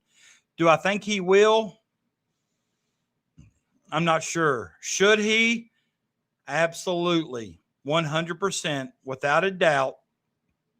Yes, he should. And we've talked about that. I'm really thinking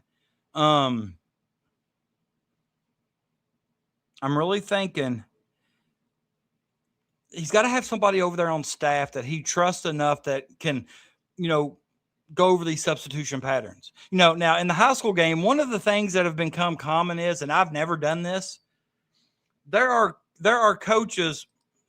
Jake, my man, I thought you were already a member. Appreciate you, my brother. He must have maybe upgraded, maybe leveled up. He's my man. I'm one short now. We're getting there. Jake, that Excel spreadsheet you put together for me after I figured it out is top notch, brother. I appreciate you doing that. I really do. That has helped me a lot. Helped me a lot with tonight and when I decided too. So I appreciate you 100%, Jake. He's got a staff position open, Holly, but it's got to be, what I was getting ready to say about the high school staffs. A lot of head coaches are letting their assistant coaches sub for them. I don't do that. I tell them, hey, if you see somebody needs a break or whatever, you let me know and we'll sub them in or sub them out. But I've seen coaches coaching, and that takes a whole nother level. But I think the head coach, and it's not about a trust thing with me. I think differently. I think differently. Don't let him one up you, dude. Don't let Jake one up you. You have to delegate a certain level. You do. You really do. Yeah, like sources say, I saw it early enough, and I saw that they were going on at 8, and I know they usually last about an hour, a little over an hour, and I set mine for 9, and so I just kind of waited a few minutes. I think I started 9:02, 9:03, just to kind of, I'm not trying to compete with anybody. I actually watch sources say quite a bit. I love Jack Pilgrim. I love that Sean Smith was given the job at Frederick Douglass. Go Broncos. Yeah. There were times last year I thought our defense was below average, and it seemed like kind of the same things with Cal at times. Why are we struggling to guard that high pick and roll from the top? I think it's all about with Crawford. I think it's all about, the job's there if he wants it. I don't know if they'll continue to,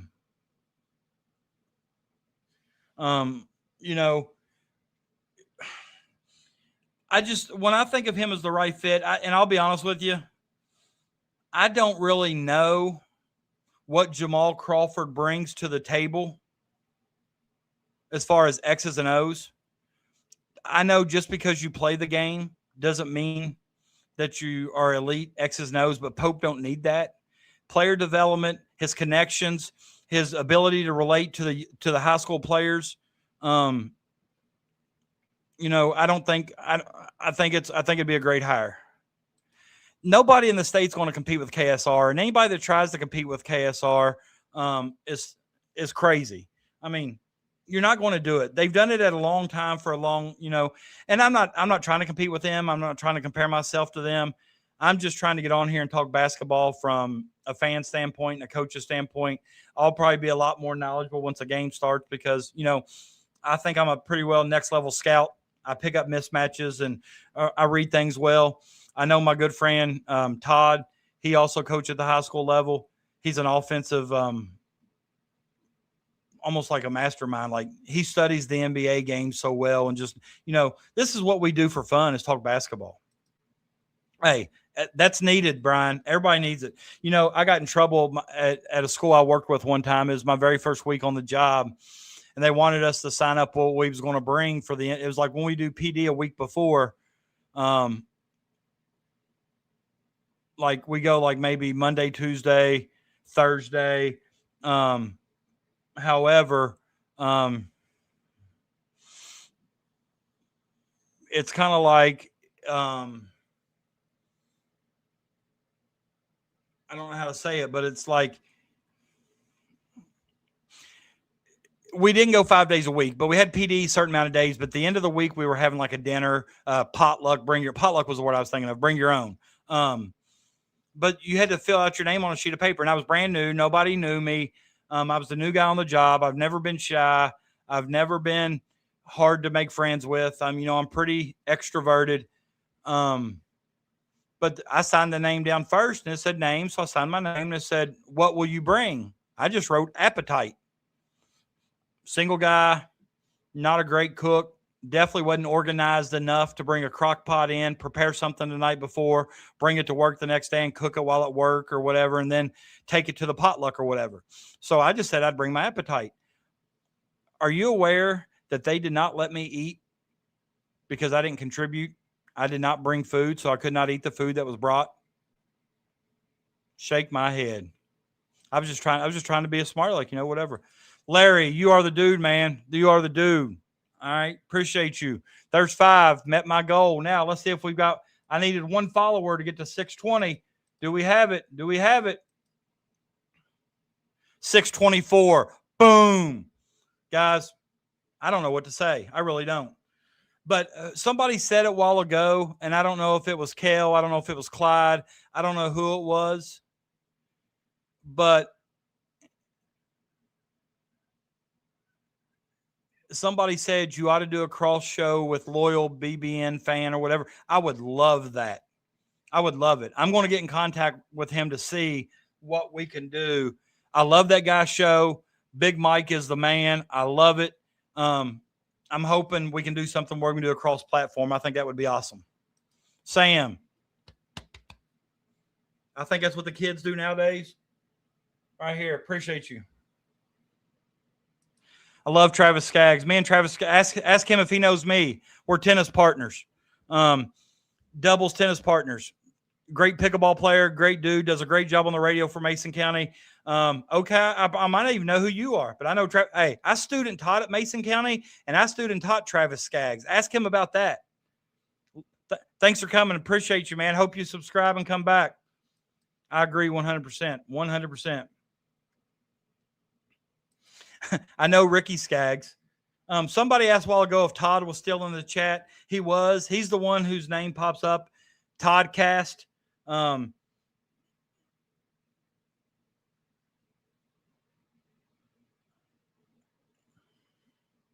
Hold on here. I'm seeing if he's still in here.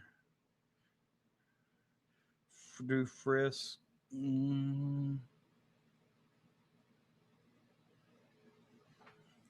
All right. What's not showing, Icon? Am I missing something? I'm definitely going to go. I'm definitely going to reach out to him. I'm still new at this. I'm still learning. Like, I just recently learned that I could customize a background like this and, make sure my camera still fits in, not taking up too much screen. Listen, I'm researching Canva every day. If you're a streamer and you're into graphics, you've heard of Canva. I've reached out to, I'll tell you who's helped me the most is a guy from KSR, Stephen Peak.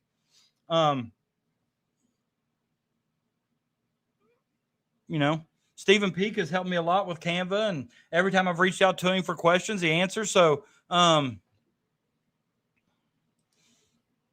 you talking about the UK logo in your profile there, Icon? I'll check it out. I can't really see it right now. It's kind of small, but this is a good question. What's the hardest thing about doing a podcast? I think the hardest thing about doing a podcast, one, I think you got to have some sort of level of confidence and not really care, about what people are going to think or say about you, because when you take a take online, like, for example, I made the comment that I thought that Frank Kepnong or whatever, Frank the Tank Kepmong was a starting center potential, and the value we got from him was great because he's going to be a backup. We got him at a backup price, but I think he has starting potential. And I believe that. I'm not just saying that. I believe that he could be. Now, I don't think we want him to start 30 games because obviously we want Marino back. However, I think that's a great backup to have. And if we have to start him, but I gave you all some international names at the beginning. Bacco, Backo, I think is one, and a Luigi something. Luigi starts with an S, I think. Another name that these guys are potential names you might hear if Marino stays in the draft. I do know that Kentucky has talked to those two before. I don't know if they talked to them when they were reaching out. No, you're not. Jake is too, and I think we got somebody else. Paxton. Love you, brother. Appreciate you. Oh, no. Is it on YouTube? And what time? Because listen, if it's during the day, I'd love to check it out. Hold up. Stephen Peake put a cigarette out on Crash.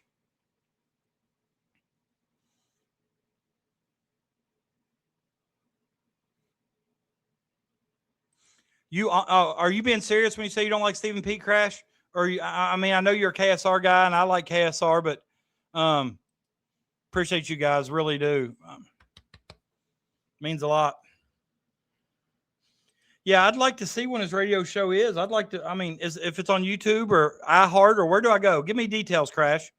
Give me details. But no.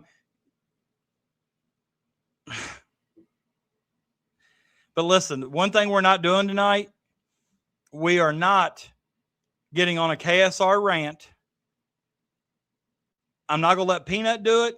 Icon's not going to do it. Crash ain't going to do it. I'm not going to do it. We're not going off on the KSR rant.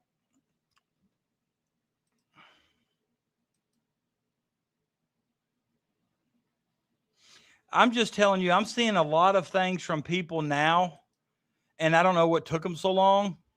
But a lot of people now are getting on the Alex Wilkins bandwagon, and I don't know what took him so long. The dude had a hell of a freshman year at Furman, and I know they're going to say, "Well, that's Furman. That's Furman." However.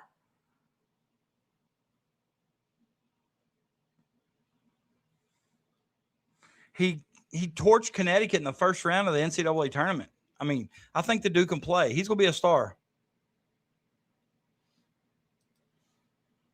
We'll have to see, Kel. I'll be honest. I've seen very little highlights of him, but I think what I like the most about him is just that big, physical, grown-ass man body. I don't think we're going to need him to have his back to the basket and do turnaround fadeaway jumpers. Can he protect the rim? Can he defend the post? Can he rebound? Can he catch a lob and dunk it from the dunker's position off Zoom Diallo's penetration? If he can do all those things, he's starter worthy in my eyes. We don't need him to score 20. Valid. Hey, okay, let me ask you this, Daily Chop. Appreciate you being here. Thanks for coming back. I hope you subscribed. But let me ask you this. One of the knocks of Pope, they're saying, Pope can't develop, Pope can't coach. Malachi Marino is borderline mid-first round draft pick. Who did that?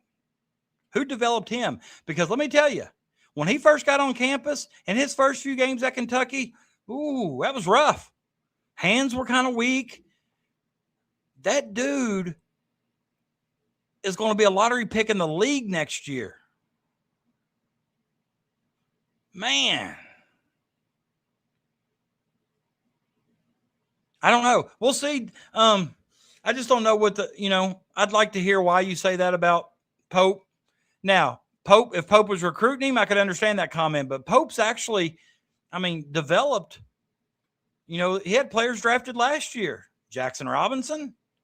And I know you're going to say, well, you know, he only played 1 year at Kentucky. Pope coached him at BYU. And I'm telling you, I'm a firm believer that we saw how well Pope can coach with his guys in his first season at Kentucky. The offense were ran. They ran a lot through the 5-man, the backdoor cuts, the chemistry. Everything looked great. Year 2, the pieces don't fit. It looked like a jumbled mess.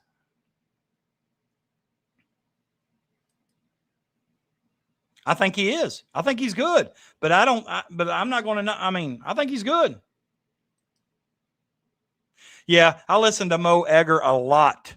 I like Mo. I'm not going to listen to him tonight, though. Reds got torched. They were down 10-2 at home to like the 13-24 Nationals. What do you mean a short minute? Am I missing something? Sorry if you're talking to somebody else. But somebody said, that's true. We did. I have no problem with Pope's coaching.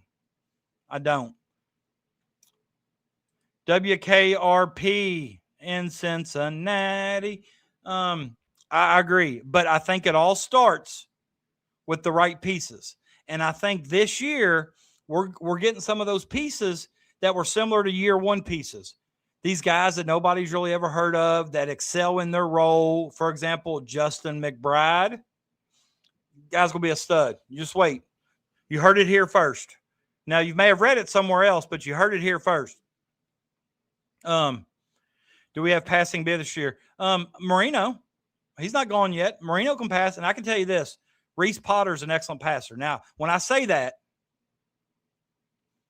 if Reese Potter has to play a lot of minutes, we're in trouble.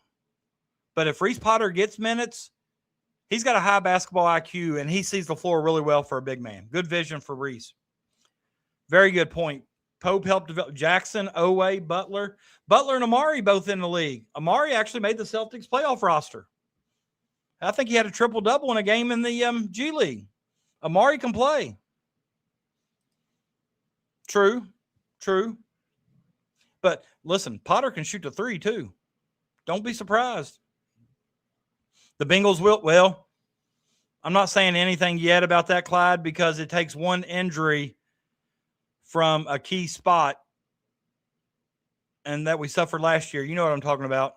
Oh, Lonnie Anderson. Yes, Brian. You're kind of showing your age there, but yes. Who they? Hey, listen, I got something. Listen to this. When the Bengals went on that Super Bowl run several years ago, and they got beat by the Rams in the Super Bowl, after every playoff win, I would take videos of myself saying, who they think going to beat them Bengals, who they? And I would do that chant. The Bengals put it on their website.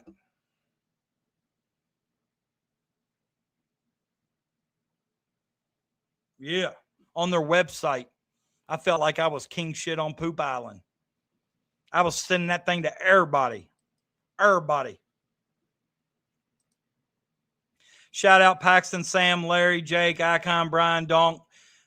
Members, I couldn't remember if I gave everybody a shout out, so I did it all again. I cannot believe Bert chose Lonnie over Sally Fields when him and the now, I mean,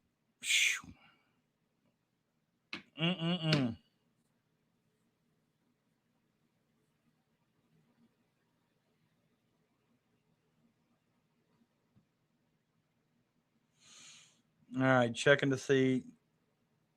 All right, don't have anything new there. Let me see if I'm telling you, how'd they score runs 3 and 4, Brian? I saw them score 2 runs.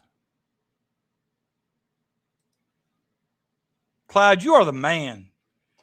Be careful if you're clipping any of that stuff and sharing it. Look at my dude right here. Look at my dude. The Todd cast.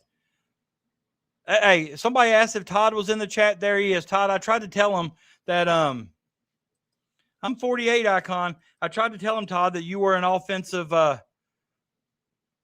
what word did I use? Did I use mastermind? Did I use guru, genius? Just a savant.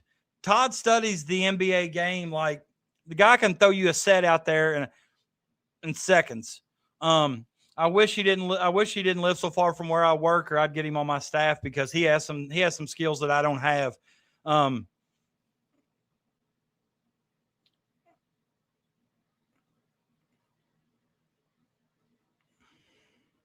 You all pulling out names, dude. Bo Derek. Bo Derek.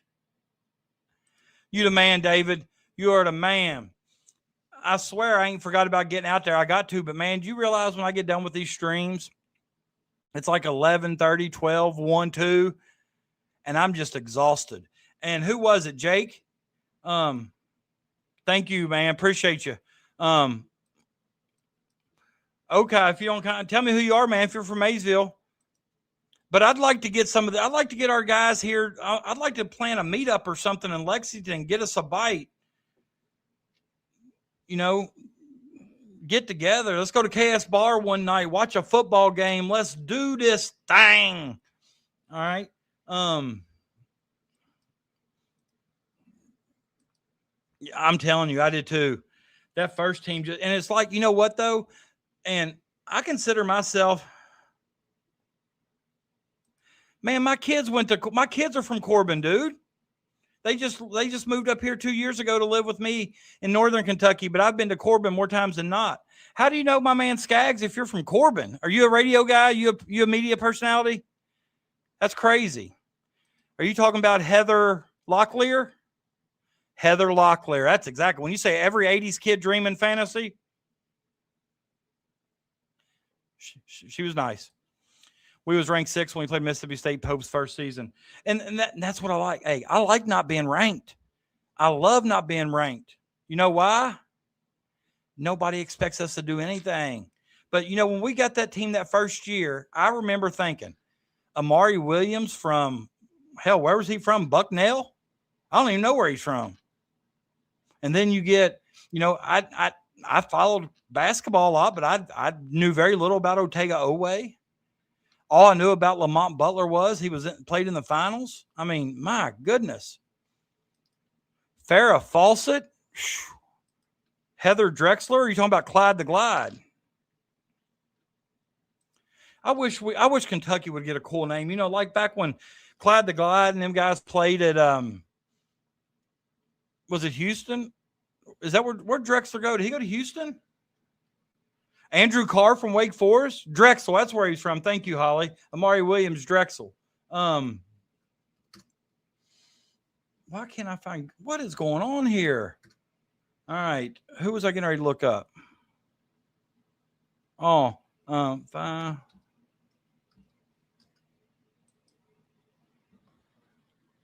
Yeah, Houston in 1981 to 84. Like Phi Slamma Jamma. That's cool stuff. Phi Slamma Jamma. All right, it's at Big X Sports Radio, Louisville, 1137. The show is called Kentucky Roll Call, and it's on at noon. Do they stream it on YouTube, iHeart? Is it on iHeart? Yeah, why can't we have a cool name like Phi Slamma Jamma? Or, you all remember that run Florida Gulf Coast went on, Dunk City? We need something cool like that. We need something cool. Rod Strickland. Damn, man. You're dating yourself. How old are you, Crash? I got kids that I teach in high school that never heard of Rod Strickland. You can bet on that. Of course, he was at Kentucky. How long was he at Kentucky with Cal? A couple years? Few years? Earl the Pearl.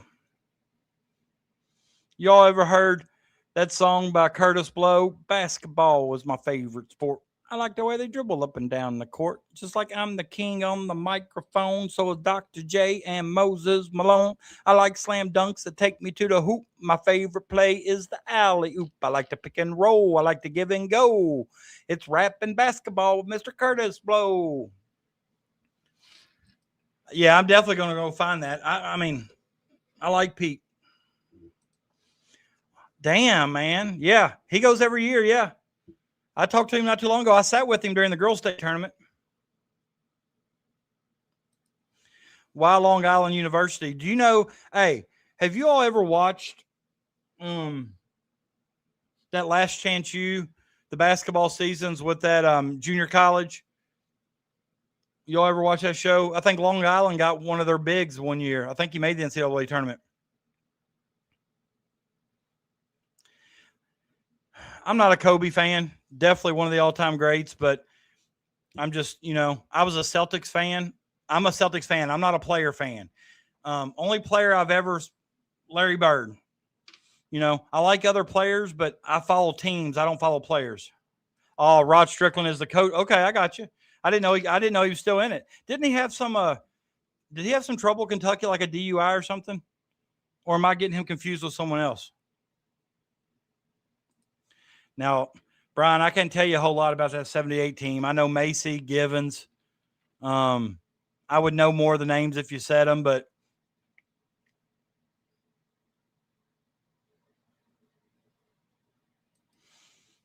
not familiar with Wayne. But if you all watch that show, comment in the chat. Have you all seen that Last Chance U? I love that show. That coach is a trip. But those guys, to coach those guys, you got to be a little different.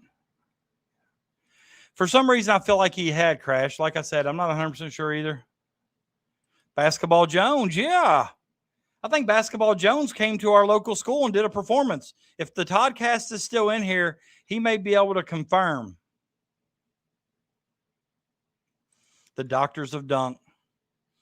Do you remember, Kel, when Louisville had the Afros? Do you remember the Afros? America's Finest Receivers on Saturday. Do you remember them? He did. He lasted about 7 days at Indiana or something. Went back home. What can you imagine? Bill Fitch from Indiana State went to see him several times. And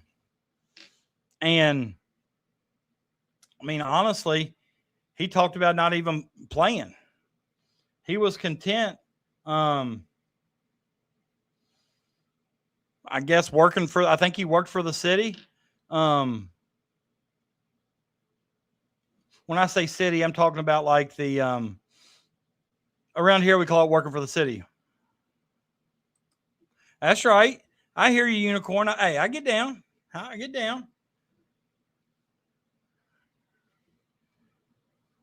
I'm trying to, I know. I'd like to go to French Lick. I've not been, and Bird's really the only NBA player I've ever truly followed. I read his book called Drive. Channel 12 Hoodoos. I played against them. I played against the Hoodoos. I've also played against the Harlem Globe Travelers. I scored 70 on them in a game, and they made me go out because the number one rule was they have to win. I think I hit like 21 threes on them or something over at Robertson County one night. Ask my brother about that story. Unicorn and Terry, both of you, thank you guys for showing up. Thank you for coming by. I love going to, I just, the only thing about it, I don't get a chance to go watch much unless it's on a Saturday because my high school season's right in the damn middle, and I have to DVR a lot. And it's so tough that when I'm on the road and say I'm, varsity games start at 7:30 and Kentucky plays at 7, and I get out of the game, get on the bus, my first initial instinct is to check Twitter. I've got to remind myself to stay off because if I know the score, I won't watch the game. So I definitely love going to Rupp. I went and saw him play Florida, I think 2 or 3 years ago at home. Kentucky won. It was one of Cal's last few seasons. Yeah, Kobe definitely had a different approach. A lot of people want to throw around the Mamba mentality, but until they truly know what it is, I think that's what set Kobe. Kobe had that edge. He was just, to me, he was just like a cerebral assassin. I'm a big fan.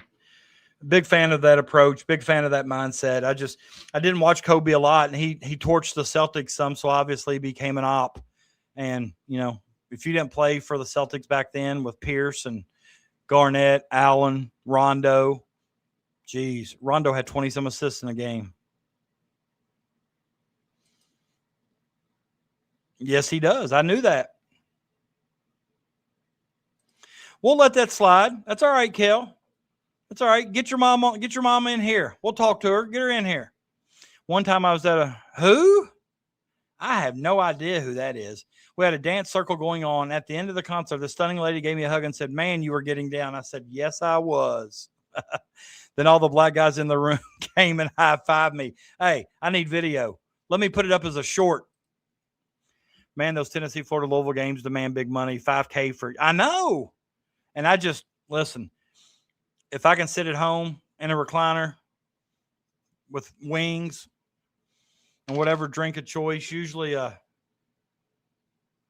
Pepsi, I just soon watch it on TV. But, you know, being a coach, I like hearing what the announcers say. I like the commentating. I just enjoy that. And so I go to Rupp. I love the atmosphere. I like to watch a game occasionally. But if I had my choice of going to Rupp or sitting at home in the recliner, I would choose the recliner. I've got some good memories of Rupp Arena. One time it was for Memphis Wrestling, and I got a free ticket from my cousin and went to see Kiss. Kiss is my brother's favorite band. My favorite all-time. Oh, listen. And his son is a stud. Sweet tea. Todd knows about that sweet tea. Listen, Todd, I think you were also there when the cup runneth over. I had the 1,500 ones. Wow. Damn. I'm hoping they won that game, Icon. I'm hoping. Yeah, as an 8th grader, I'd like to get to, if I can ever get, Todd's got a family and a young one. Nathan's also my good friend. He's got a family with a young one. I'd love to get to an AAU tournament and watch him play. I know, I think I might go to the Roses in July in Louisville. If anybody else goes down there, you know, maybe we can get together or whatever. But yeah, I agree. It's not the greatest venue. It's not, but you know, just the atmosphere, and it's Kentucky. I'm a Kentucky fan. I've seen a lot of great teams. Are all these in person? WKRP. I've seen a lot of great teams. Reds. Damn, that's 75 Big Red Machine. 90. Well, I got to see the 90 Reds, and I don't know what year that Cincinnati and Riverfront hosted the All-Star Weekend, but I got to go to that, and it rained like piss pouring out of a boot. Bengals 3 Super Bowls. Indiana. Oh, Indiana 85. Is that Keith Smart against Syracuse? Yeah. You've seen some real good basketball in your time. Yeah, me too. I'm always going to throw them L's down, but the Yum Center is one hell of a facility. Let me tell you this story, and this is God's honest truth. When I coached girls at another school, I had this girl, and she probably wouldn't care if I say her name, but I'm not going to out of respect. But we were playing in the All-A finals at Robertson County against Bishop Brossart girls, who are a really good team. And we beat them to win the All-A. And that night, going to work, one of my girls' dads was killed in a construction accident. Or once he got to work, there was a construction accident that killed him. He was at our game in the All-A finals that night. So the last thing he saw was his daughter's an 8th grader playing. She was an 8th grader at the time, playing some varsity minutes. And she, you know, everywhere we went for the next 2 or 3 games, you know, I know WKYT covered, and you got pictures of us on the news together. I mean, I remember taking her out of the game the first time, her crying, hugging. It was just an emotional time, okay? Well, she was a big Louisville fan. Jeff Walls, who is from Kentucky, Northern Kentucky, you all familiar with his sister, Jamie Walls. Jamie Ritchie now, she's the current coach of Highlands Girls, good friend. Her husband's a good friend of mine as well. Bert Ritchie, I'm sure you all have heard of him. But I contacted Jeff Walls. He got me in touch with some lady. They let our whole team come to, and if I can find it one of these days going back through here, I'll pull the pictures up and I'll show you guys. But underneath the Yum Center is like an auxiliary gym. He let us go into the locker room while they delivered their pregame speech, the Louisville girls. He spent time with this girl of mine, my player, like he made her feel like the most important person in the world. I can't say enough good things. I'm never a Louisville fan, but you'll never hear me say a cross word about Jeff Walls and what he did for that girl that day.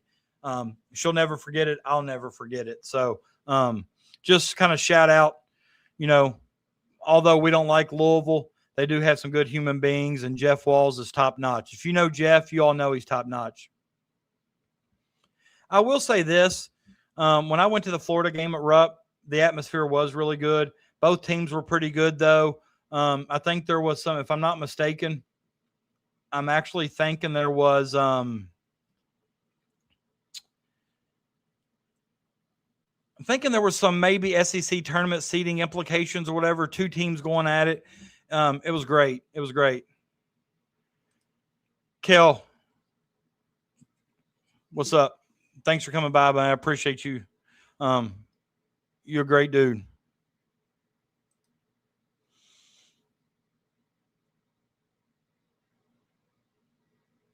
Well, hopefully when Mitch Barnhart goes out, I know we got these contracts for 15 years or whatever, but hopefully, new AD. You're right. Louisville's still Kentucky. You're right. I mean, but when it comes, come to sports, I'm not. But Jeff Walls, what he did that day, it was just unbelievable. Treated our whole. I just don't even know how to even begin. I can't even explain the experience. But the Yum Center was great. Great. I'm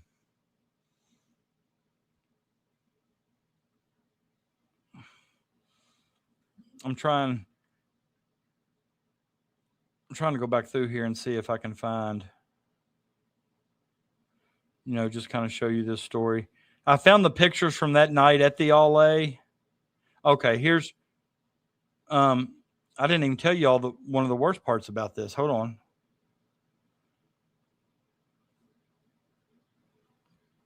Okay. Now, remember, she's an 8th grader. And after the All A, there's like a 2-week period before the All A state. So you may win the All A tournament on January 10th. You may not play in the state till January 27th, 28th range. So let me see here if I can get this picture. And just, and like I said, I will never, ever, ever forget it. And like Crash said, Louisville is still Kentucky, and sometimes we get caught up watching maybe just the whole Louisville versus Kentucky thing, but this was top-notch treatment. And this is a picture of her when they let us go. This is their locker room. You may recognize some of those names in the past. They let her be a part of the pregame. They all came around and talked to her. It was just great. But let me just kind of give you an idea. Okay, so we played in the All-A finals, okay? I don't remember the exact date. I could go back and look, but,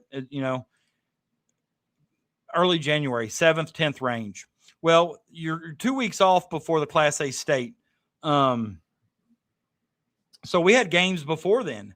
We were playing Bourbon County at home, okay?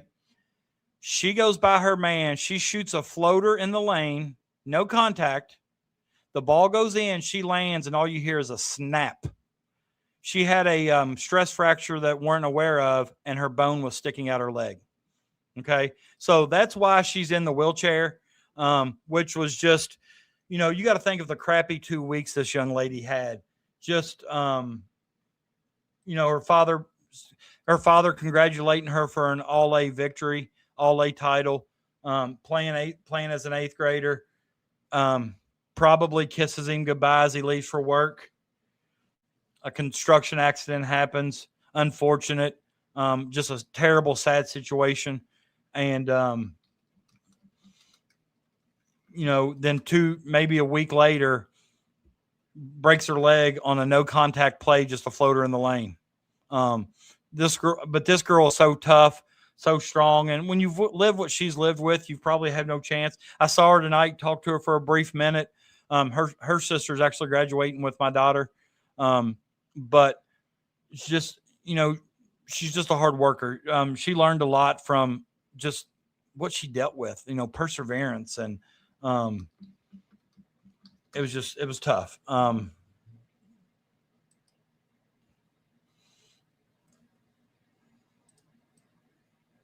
It's just, she's dealt with a lot. But, but I thought I just showed you this picture just for no other reason than, just to kind of show you the treatment. The only thing that was, and she's mid-20s probably. Not really sure. I lose track. Once they graduate, I lose track of the year she graduates and things like that. But in the 8th grade, she was advanced as an 8th grader. She got minutes at varsity for me as an 8th grader, and we had a really, really good varsity team that actually had Bratton County's all-time leading scorer, Bailey Cummins, was on the same team. And we were just a really good team. And she got minutes as an 8th grader, and it was just kind of like, what am I looking at here? Like, this is crazy. But it was a special moment. So shout out to Jeff Walls. Never know if he's listening, watching in. I know that it's possible that his sister Jamie may be watching. I think she follows me on Facebook, Twitter, where I shared. I don't know if she is. I'd love to have her on. You're talking about a Kentucky legend.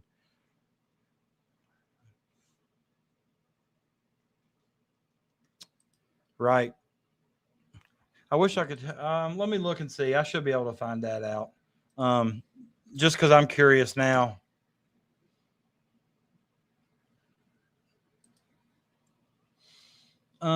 She was born in 2000, and actually November, so she's 25, getting ready to be 26.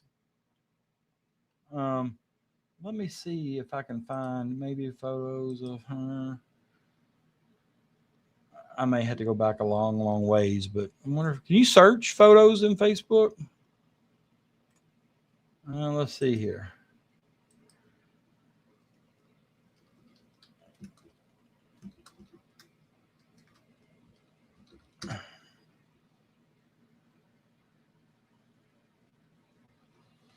But all right, what else we're gonna talk about tonight? It's 11:08. I got about 20 more minutes in me, and I know you're all laughing because I say that crap, and every time I say it, I never stick to it. But you know what? There's a first time for everything. Oh, right. I'm not going to show. The one I was looking for wasn't, but yeah, that picture right there, she wouldn't care about. I'll talk to her and let her know. But yeah, I'm pretty certain that would be okay. Holly, we've done that before, haven't we?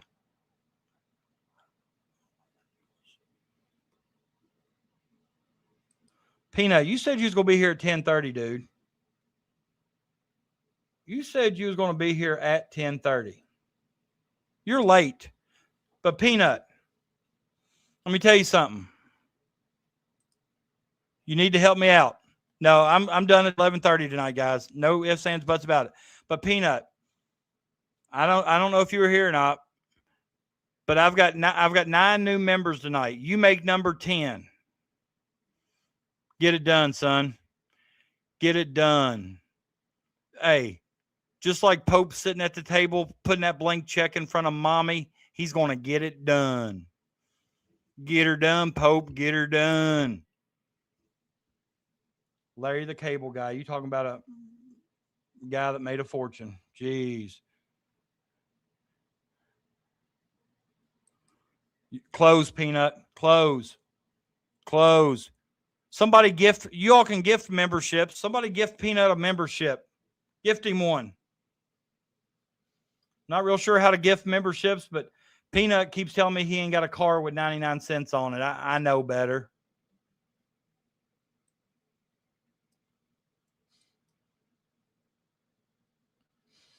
But I'm not going to lie, Peanut. I love your answer. We haven't talked about the weather yet. Today, on a scale of 1 to 10, the weather was probably a 9.9. I'm not so sure what it could have done to be a 10. Maybe a little bit more breezy. I'm not sure.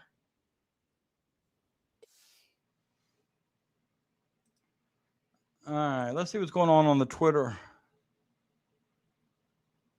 Did the Spurs win tonight? Keldon Johnson scored 21 and Fox has 18. That was 6 minutes ago. Is the game over? I hear you, Crash. It's the last thing I'm seeing right now. I see it on the screen. It's not much to look at.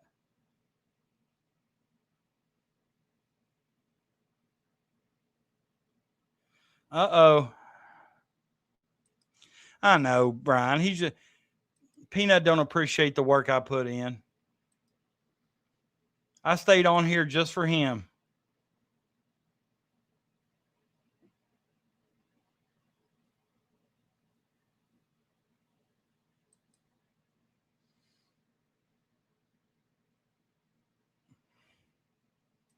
Spurs won by 30? You sent a gift. Well, I appreciate that as just the same. I don't know how to see that. I really don't. Not for sure how to see it. But I appreciate you all the same, Peanut. Spurs won by 30. And Wemby didn't play, did he?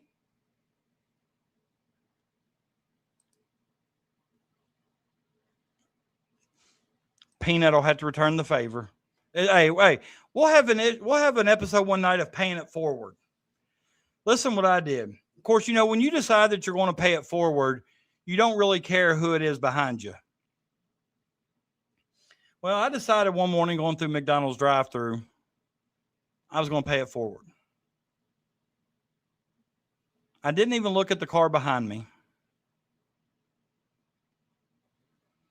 However, it happened to be a Ford Escalade, and it was a $47 breakfast. But you know what? I did it, and I felt good about it. So, but that doesn't keep me from paying it forward. I hope you guys pay it forward when you get opportunities. All about kindness, baby. All about kindness.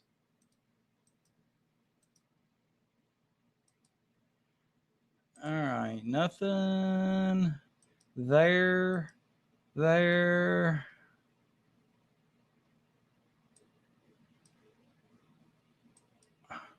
Anybody in the chat near? Well, I appreciate him. I hope I can see it somewhere. I don't see it yet. I'll be able to see it in my studio when I log into it tomorrow. Let me ask you this. Guys, we still got over 100 people in here. You guys are legends. You guys are the shit. Boom. Love you guys.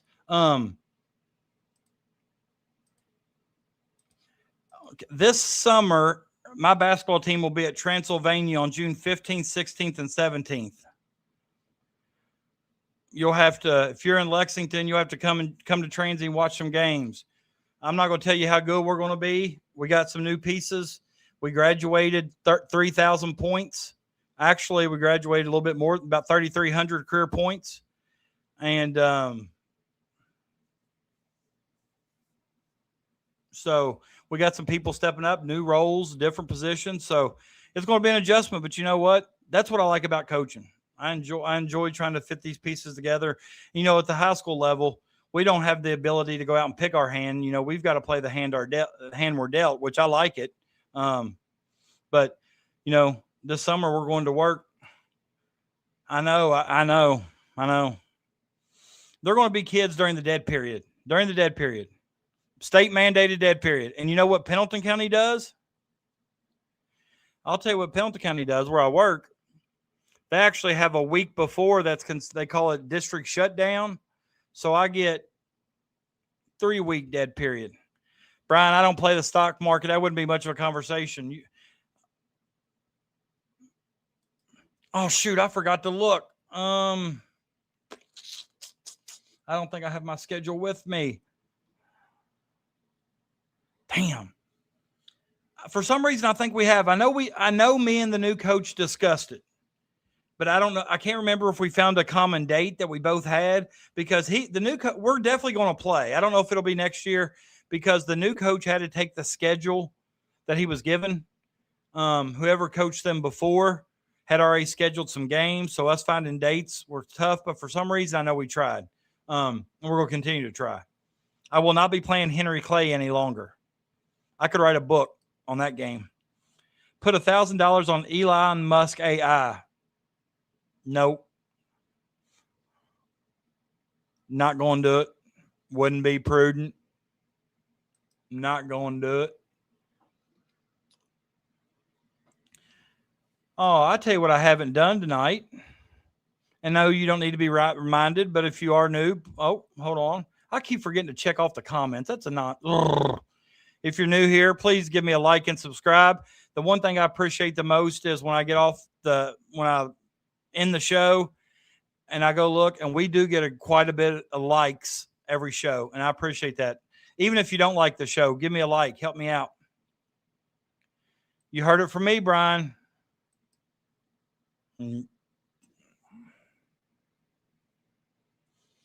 All right, I'm not going to talk much Elon Musk because I know at some point in time we'll get political, and that's not good for me, you, or the show, so I'm going to stay away from that.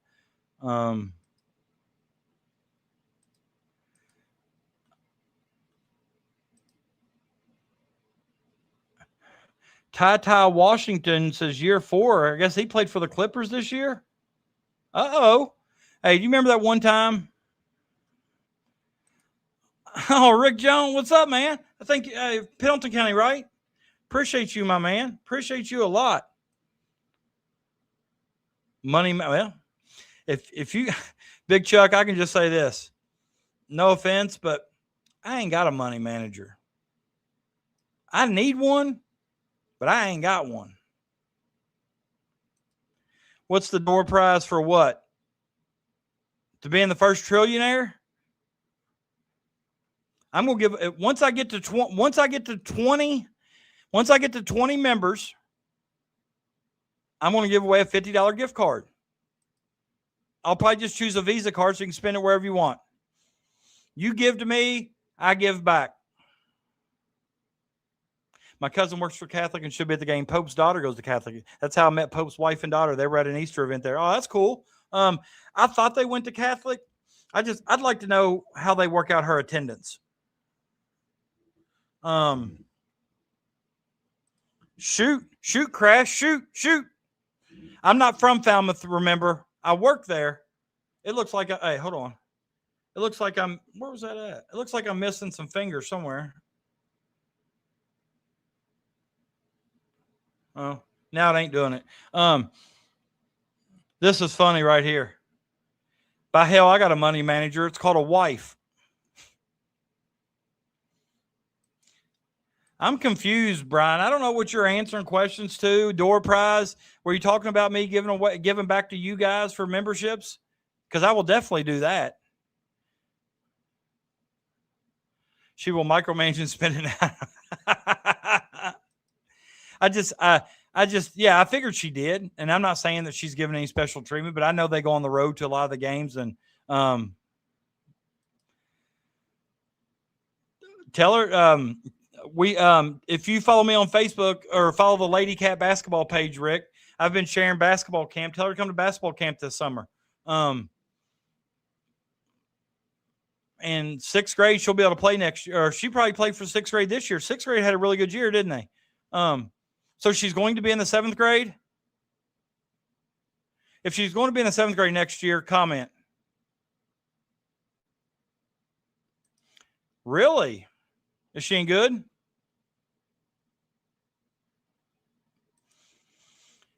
All right. I'll probably get with you on Facebook. I think we're friends on Facebook.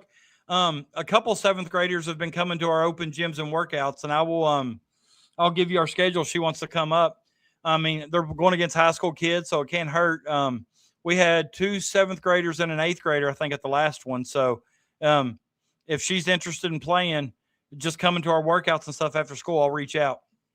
Yeah, I know her name. I mean, I've talked to the middle school coaches. I mean, I know who the players are. They kept me well informed this year. I know the 6th grade had a hell of a season. Yeah.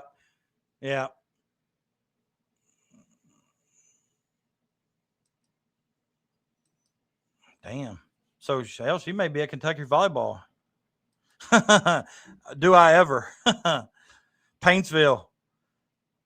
She might be D1 volleyball and basketball. I know she got some D1 basketball offers. She's tough. Shoots the lights out. You're talking about somebody that packs a flamethrower, guys.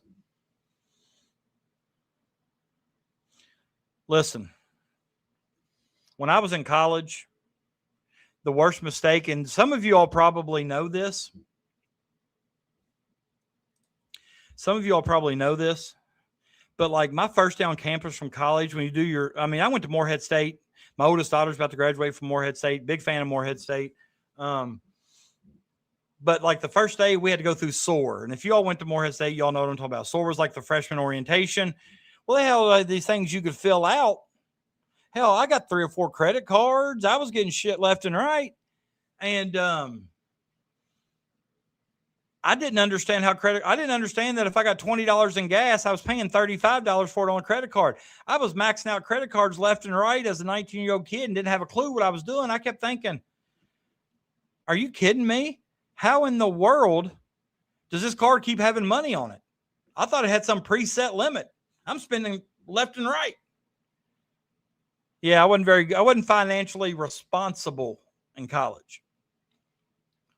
We're hearing nothing on recruiting. It could be Pope was not looking because he already made a deal. I don't know if he's already made a deal with Milan. I really don't. I don't. I don't think a deal's already been made. I think he's willing to listen to Kentucky, and Kentucky's going to be a player in him. I've already got in my mind that he's going to be on the roster. We have 3 open spots. That doesn't mean he's going to fill it, but I do honestly look for him to fill all 3. Marino's coming back. I honestly think we're getting Milan, and that don't be surprised if we don't pull some overseas guy for that other roster spot, just somebody that can try to develop for a couple of years.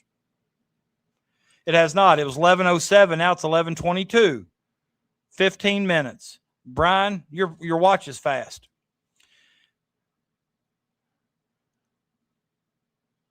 And here's another thing. I saw a scam page that put a committed photo out of mommy to Kentucky. Said committed. And there's people commenting on there like, let's go, BBN.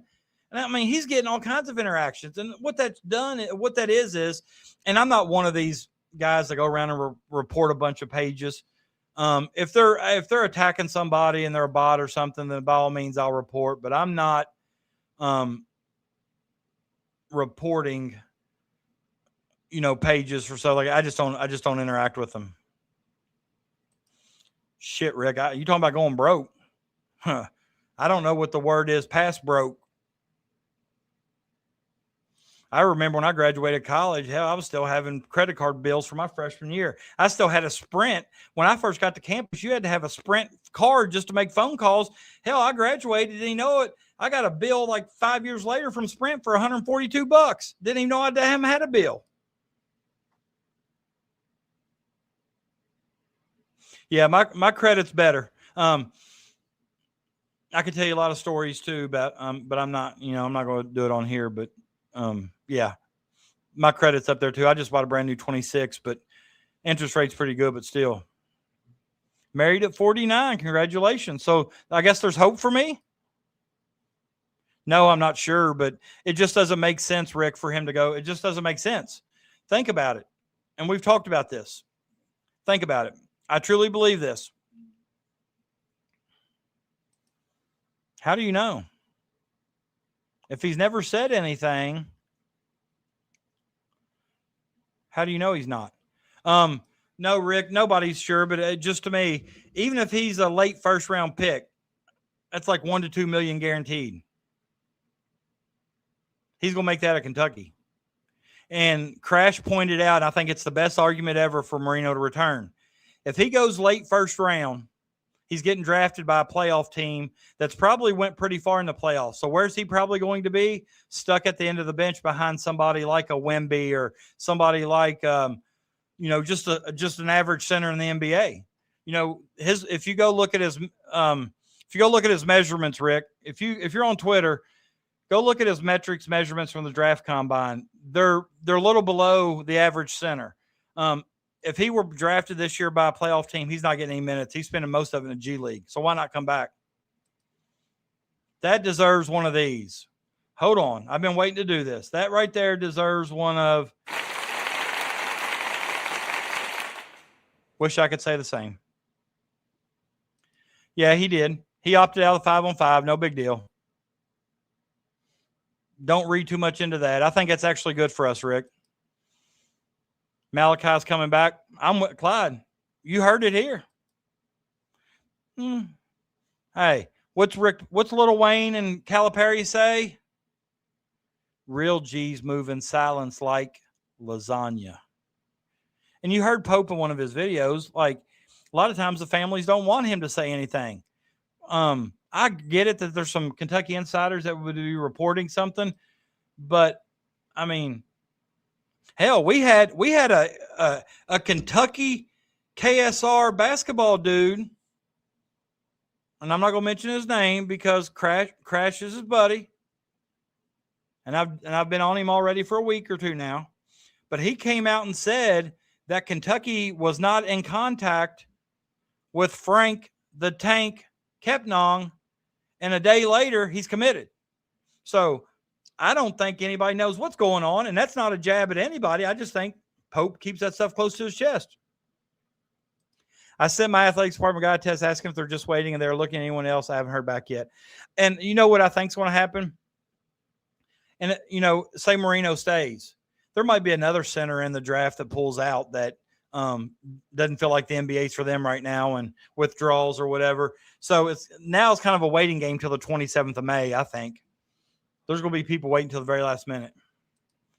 Yeah, I remember cruising around campus, hollering at all the honeys, running out a whole tank, and then go filling it back up and running it out again. Hell, you could fill up for $12. Torres, good dude. I like him, but sometimes he gets on my nerves. I don't always agree with Torres, but I like him. He needs development. He does. Somebody in here a while ago, and I can't remember. I think it was a Chop podcast, something or another podcast, Sports Chop Sports Podcast, whatever. They don't think Pope can develop.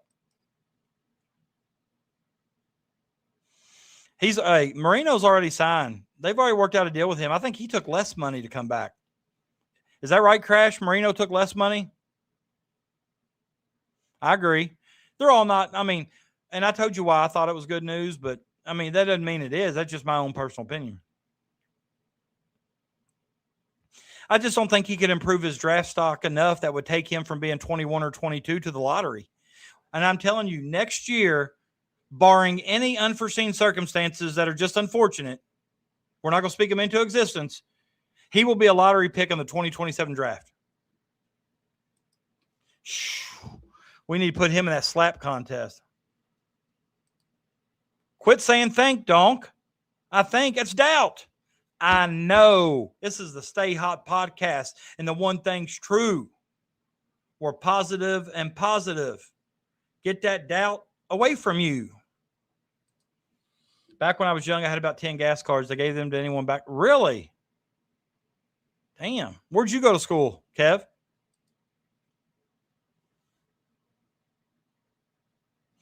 Or why would you, right. Sometimes a 5-on-5 game may hurt your draft stock.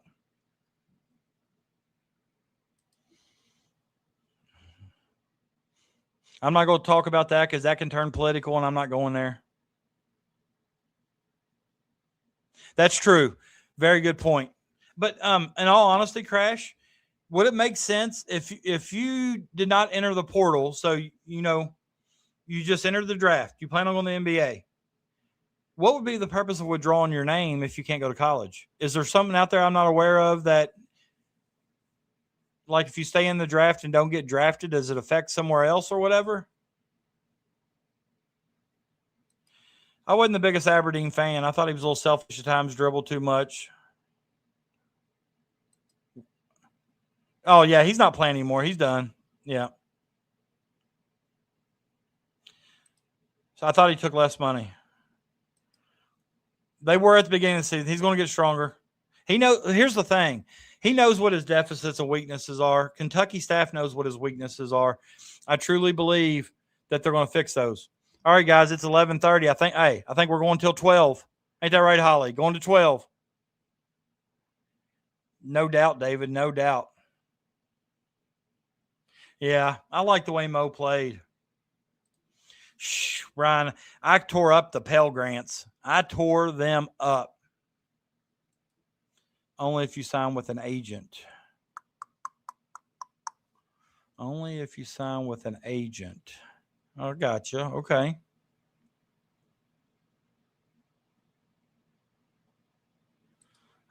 Hey, We might start a show called Midnight Madness when the season starts, baby.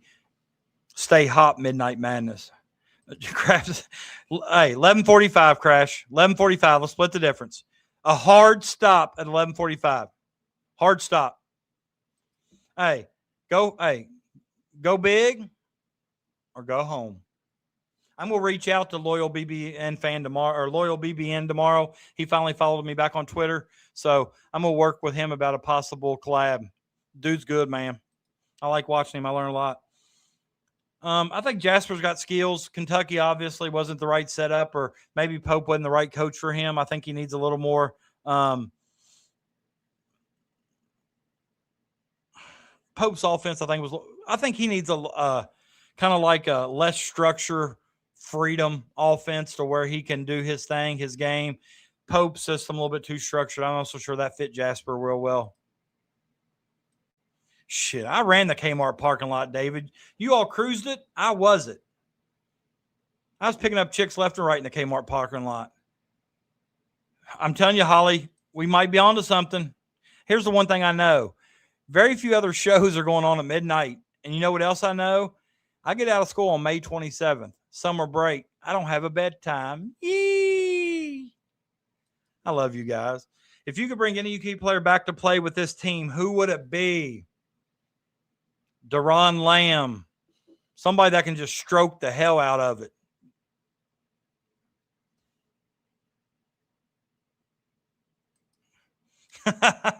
Do you got one? Whenever you want to climb the walls or stand up and shout, here's a little damn it doll you cannot do without. Grasp it firmly by the legs and find a place to slam it.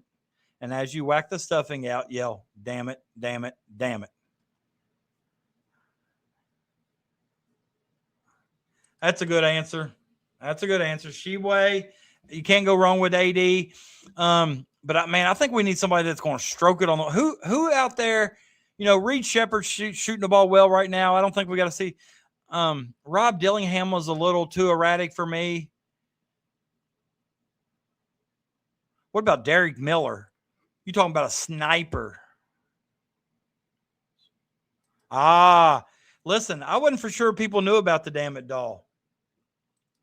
Now, listen, Willie Cauley-Stein follows me on Twitter. We've had some interactions, direct message. I used to go to Big Blue Camp Out. He'd point me out. He'd come up and talk to me. I'm just telling you right now, that dude, you talking about an interesting dude. Man, Willie Cauley-Stein might be one of my favorites. There's the answer. There is the answer.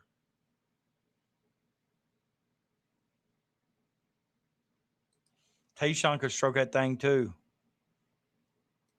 Hey, Nuke, we got 9 new members just tonight. You want to be number 10? 99 cents. I appreciate you being here, dude. I love when you show up. Epps could hang. Epps could do it. Good little point guard, especially for that group. Hey, Cameron Mills, Scott Padgett, they could fill it up. Oh, I love Travis Ford. Man, the Fab Five put the clamps on him. Man. Oh. This might be the answer. This might be Jackson Robinson could stroke. I got a good story about James Blackman. I taught with a lady whose husband loaned him money, and he never paid him back. No. Sorry. I apologize. Hold on. I apologize. It was not James Blackman. James, I'm sorry if you're listening or watching. It was Ed Davender. Ed Davender was the one that borrowed money and didn't pay it back. I take back any comment I said about James Blackman. Now, come on, Donk. Come on, man. Come on. Jeez, can you imagine? That is the greatest answer. I think I'd rather have Reeves in this offense than Delk. Yeah, but this day and age, how tall was Ford? 5'9", 5'10", 5'11", 6 foot maybe?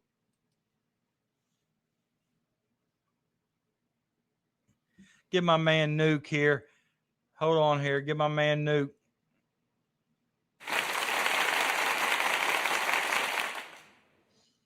Appreciate you, my man. Appreciate you 100%.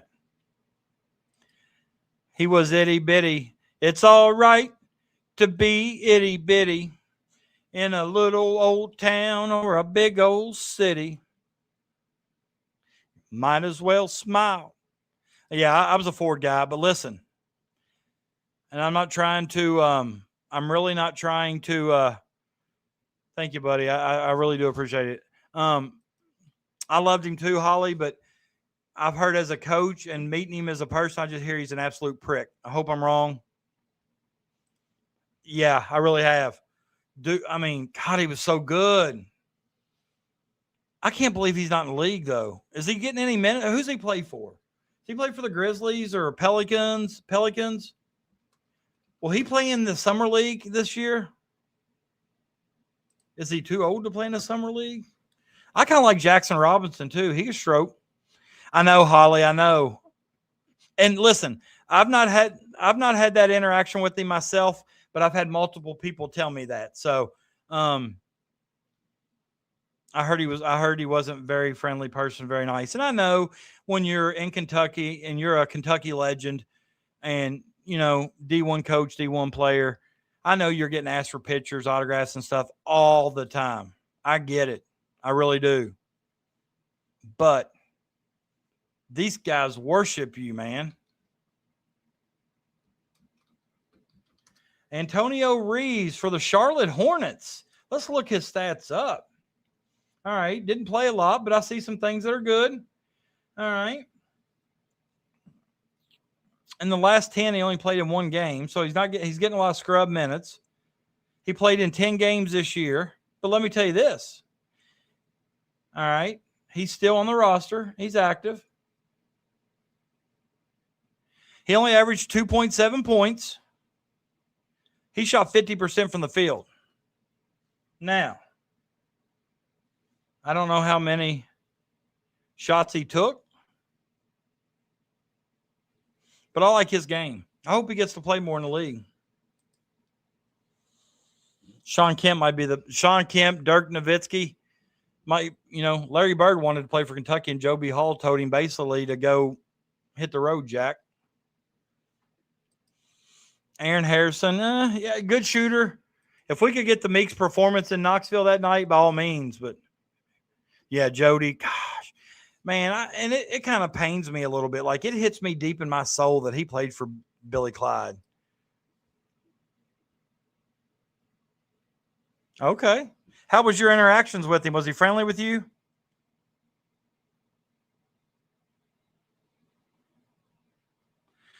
Leroy Bird, 00. Yeah. Winston Bennett was a player, but I don't think I think Justin McBride's our Winston Bennett. Now I'm not comparing, so don't go around telling everybody that idiot on Stay Hot podcast said Justin McBride was better than Winston Bennett. I'm not saying that, but I'm saying that's the same type. Oh, was he really, Stanley? Come on. Don't. Hey, Holly's got this for Travis, but it's kind of going. It's kind of cracking. Don't do it.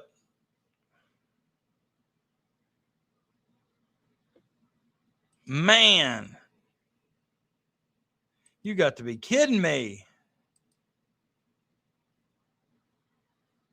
I hate to hear that. I do. I really do. Flight 00, Leroy Bird. What's the 111? What's that mean? I remember Leroy Bird. I loved him. Oh, I love Patterson. Chuck Hayes. Man, you're all bringing it. You're putting me in my feels tonight. Dude, it's 11:30. We've been on for 2 hours. We got 100 people on this damn thing. What are they doing? The Stay Hot podcast is taking over like Dogecoin.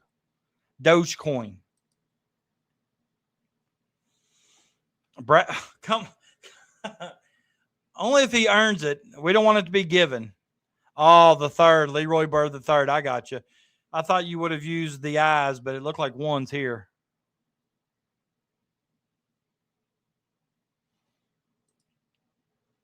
What about Ryan Lemon's hate for Saul Smith?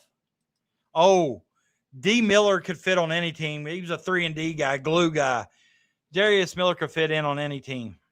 That 2012 team that I can tell you who nobody really talks about. Terrence Jones from Washington. And I mean, we got a pipeline to Washington. I'd like to have seen Sam Bowie healthy. Yeah, poor Saul. Hey, I remember back in the day when Tubby, this is when Tubby, you knew Tubby was about on his way out. You was starting to almost feel sorry for Saul because, anytime your dad's the coach and you play, it's kind of like you're held to a higher standard. The only reason he plays is because his dad's the coach. I don't think that happens at that level. If you're on your third or fourth grade team, that's probably true. Maybe even your middle school team. Because nowadays, here's the reality. You can't get anybody to coach anymore unless they're a parent. And it's just a sad reality.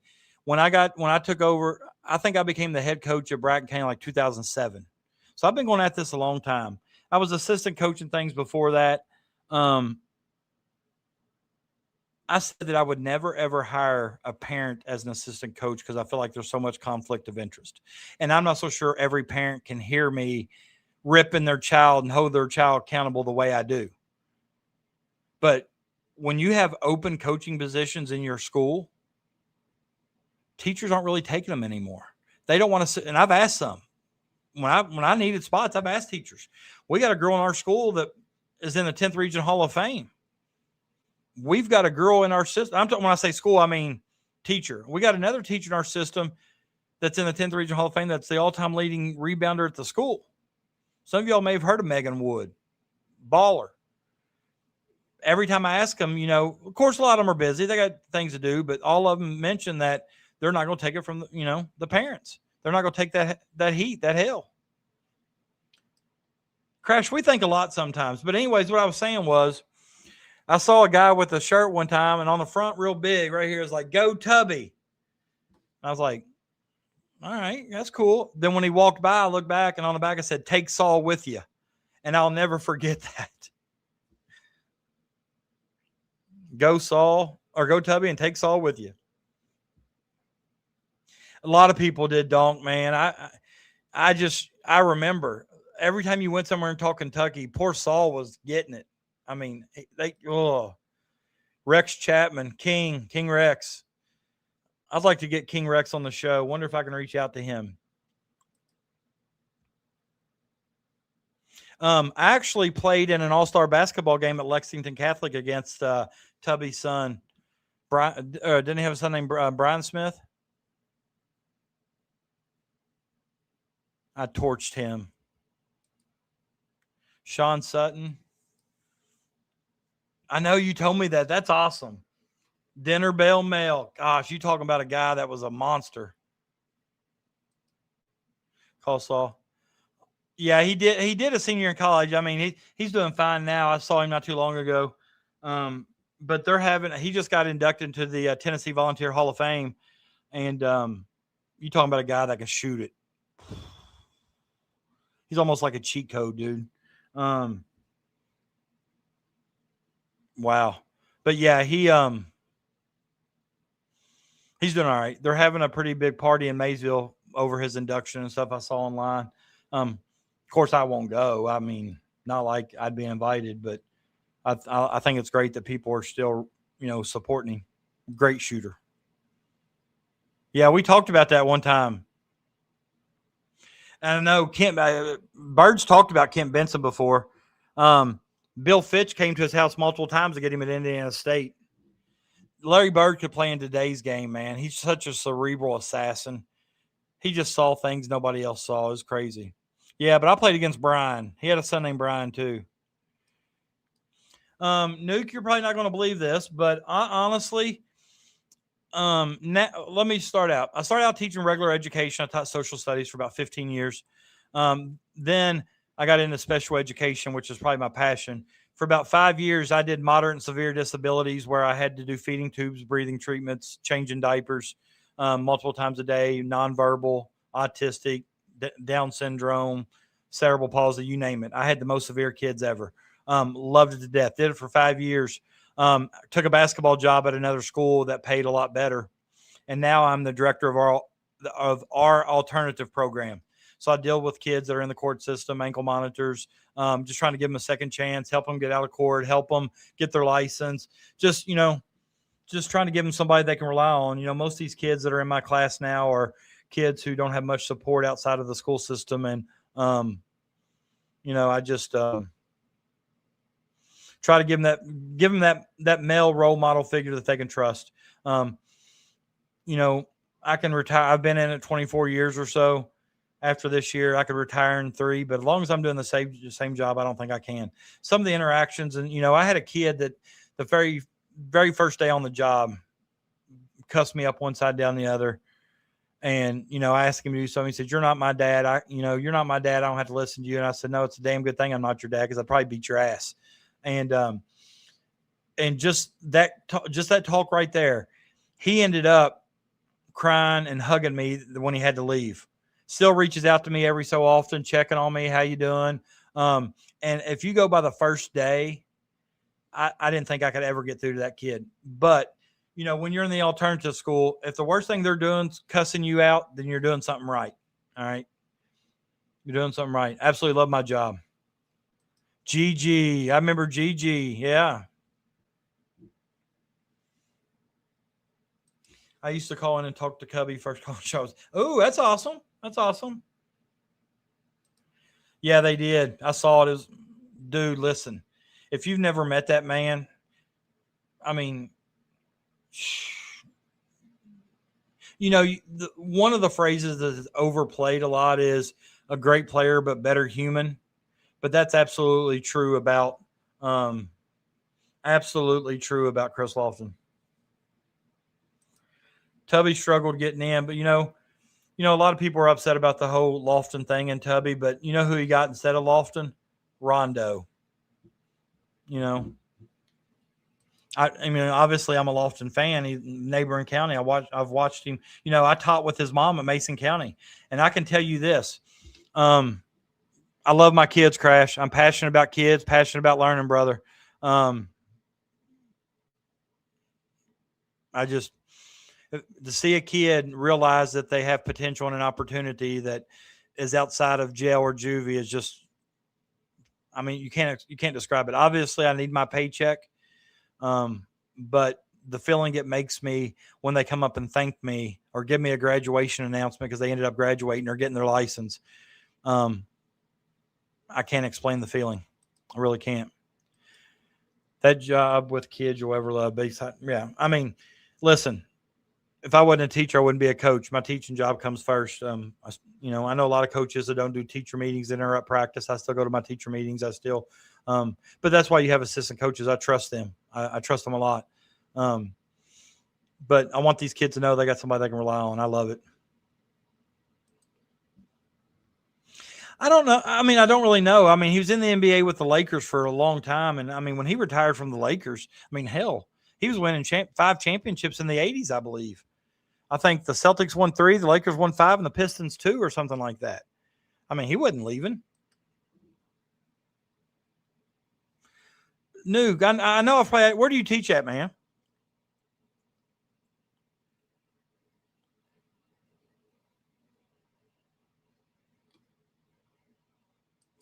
Oh, I wasn't aware of that, Chuck. I wasn't aware of that. Wow.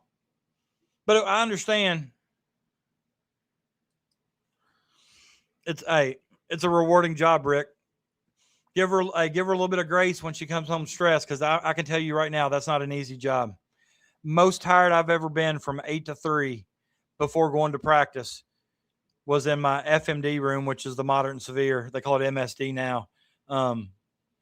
I had like 3 or 4 kids that I had to change diapers 3 times a day. And, I had people come up to me and say, like, "Dude, how do you do that? How do you change somebody else's diaper?" And the only answer I could give was, if that was my child, I'd want somebody that could do it for them. Okay. I did not, man, you're a lot older than me, dude. Maybe, I think. I didn't know that. I love that tidbit of information. I love it. I once taught at the adult level. That's tough too, Brian. I know some people that teach adult education. That's tough. Oh, okay. You teach in Are you from Kentucky though? If you don't mind, what's FMB stand for? Are those your initials or something? FMB. I've made impacts with patients and their families when I worked at hospitals as a CNA. I still run into them from time to time saying they remember me taking care. I mean, yeah, it's a great feeling when you've made that kind of impact. Jake, honestly, at my last school with the Modern Severe, they didn't have Special Olympics. We were getting into it. It's a lot of paperwork involved. And with Special Olympics, sometimes you also got to have a regular, I hate using the word regular, but you got to have a kid who's not special needs kind of paired up with the kids who are special needs. And we were having trouble finding just the mixture and the amount of people to do it. They were still working on it when I left there. I've never done anything with Special Olympics, but it's absolutely a wonderful organization. I have a good friend who's getting ready to retire from teaching that's really big in the Make-A-Wish Foundation. And I've actually got to go on him when I go with him and his family when they've granted wishes.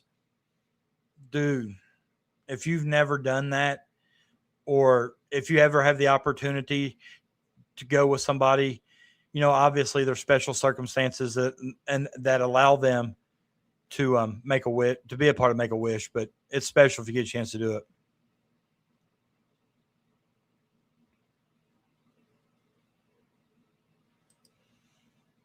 That's awesome. I love the unified bowling we have. We got unified track, and my daughter runs track for a different school. So she doesn't go to the school where I teach at, but I went with her and Pendleton County was there, and Pendleton County was one of only 2 or 3 schools that day that did the unified. And unified is basically when you have a special needs child competing in an event with a child who's not special needs. And they do like the 50-meter dash or whatever. They do these events, and those kids are out there. I mean, it's absolutely rewarding to watch, but it's kind of funny because when they're running, they'll stop and wave at their family in the crowd. They have no concept of first or second place. They're out there having a blast. It's absolutely great to watch. Hodgeville. Okay, Western Kentucky. I got you.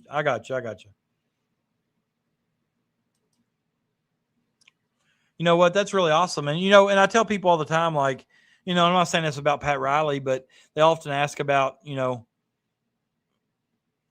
do you have to play the game of basketball at a high level to be a good coach? The answer is absolutely no. I mean, I'm not saying that about Riley, but I know, you know, Krzyzewski, you know, like I know he played basketball at the collegiate level, but, you know, is that high school, Rick? It should be about over it. Crash, my bad, man.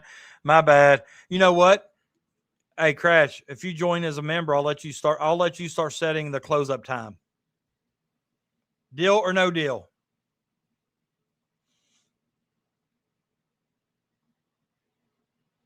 Okay, I got you. I used to game. I used to kill it on Call of Duty.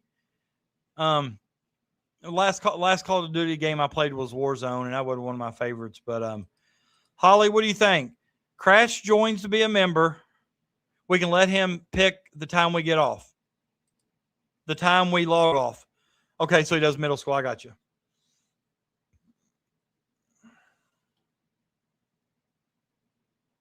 West Point. That's right. West Point. I knew he didn't play somewhere great. I mean, like big, but probably the greatest coach of all time.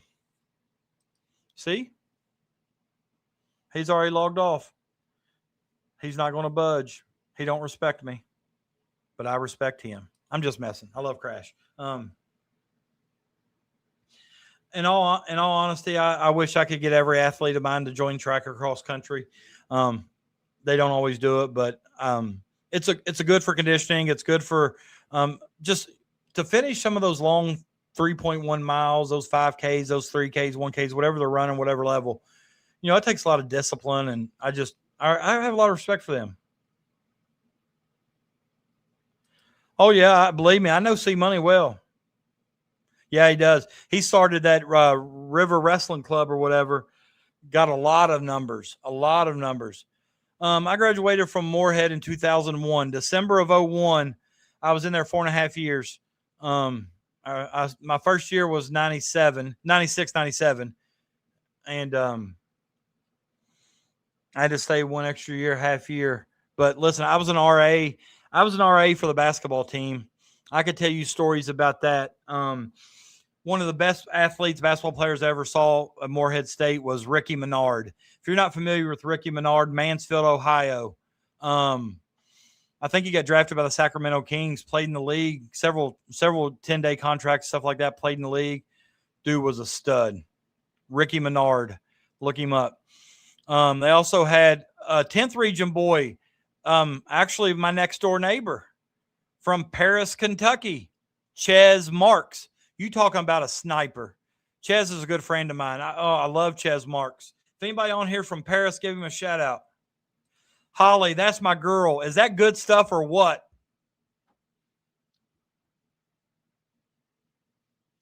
Great dude. Your daughter lives in Morehead, Chuck? My daughter lives in Morehead too. The one that's about to graduate, she's got an apartment down on it's back near Clearfield. Okay. Listen, I wish somehow I could. I wonder if I don't stream it. Wonder if I invited you all on here one night to watch the Redneck Brawl, but I didn't. I think I could invite you on here without streaming, where I could just like record it, just so you all could watch it. And if it's not streamed, then they can't get me for copyright. I don't know. Do you have an RA at Morehead? Oh, Brian, you probably were at Morehead long before I was. Tourism director. That's right. Let's go. They got a great tourism, that conference center building down there in town or whatever. I've taken a lot of students there for conferences and stuff. A lot of special needs students conferences down there. It's nice. Morehead's changed a lot. Rick, you would participate in this. Go to YouTube right now. Type in Redneck Brawl 13. And of course, when you get done here, Redneck Brawl 13, the first 45 minutes is free. Then after that, you got to be a member. I've got a member, so I watched it live. Catfish Cooley is the commentator. But listen, you would participate in that, Rick. And hey, listen, you got 3 1-minute rounds, Rick. Listen to me, because I think you ought to sign up at redneckbrawl.com. I don't know when the next one is, but 3 1-minute rounds. Okay? Winner gets $500 check on the spot.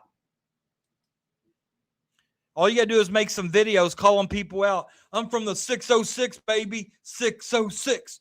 And call people out from West Virginia, Tennessee, Ohio. Tell them, let's go. They'll put you in the ring. Brawl from there.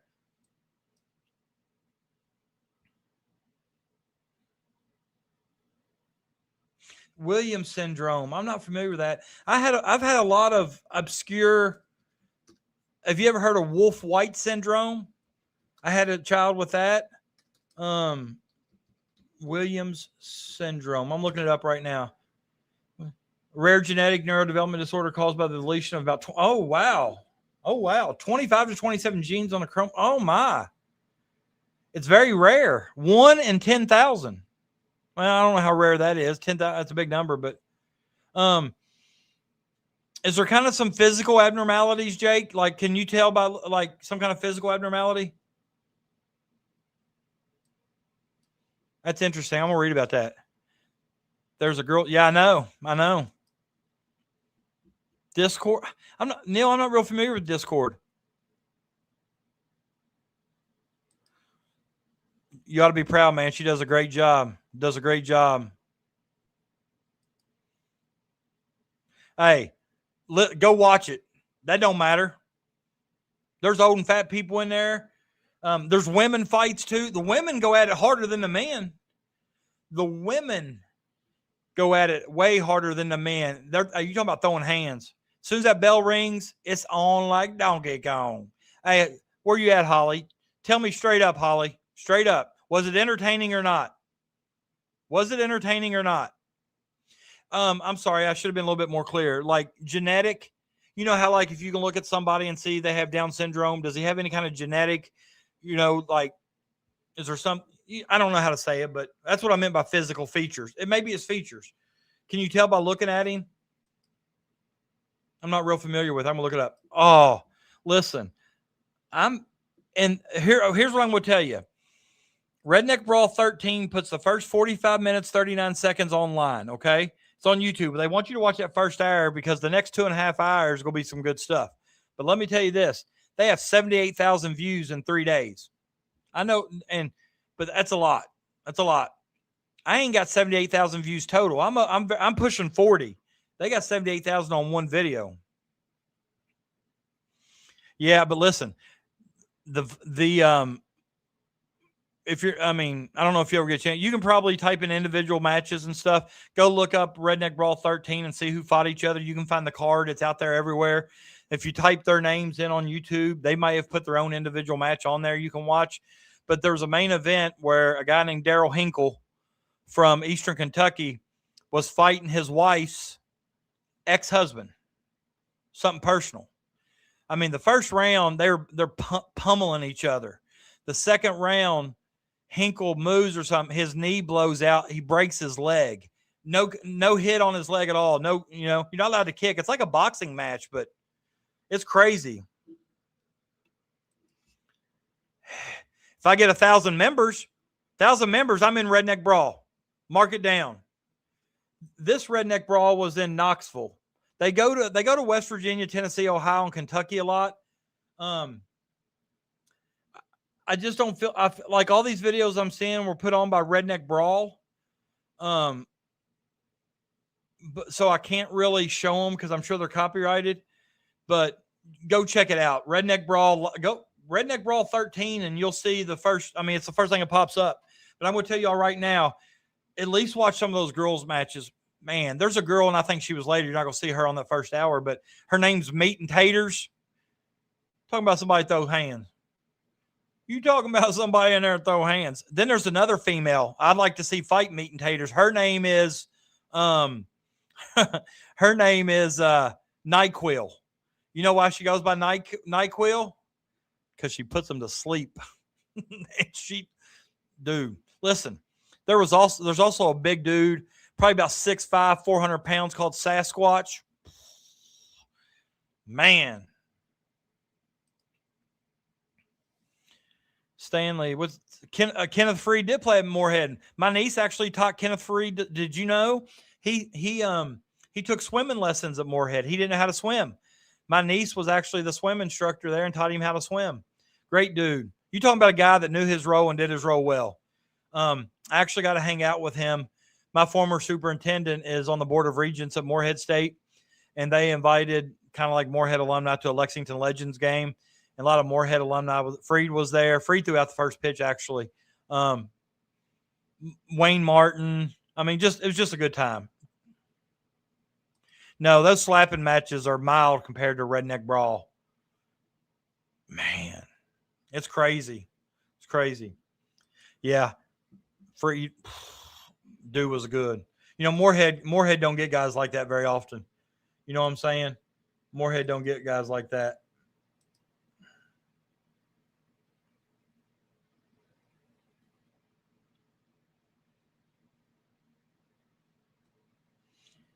I'm looking here in this group chat to see if,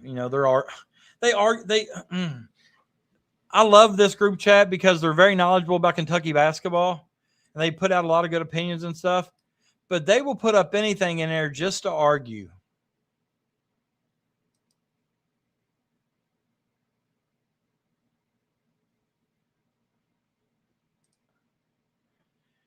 The sports sounds a little too uppity for me.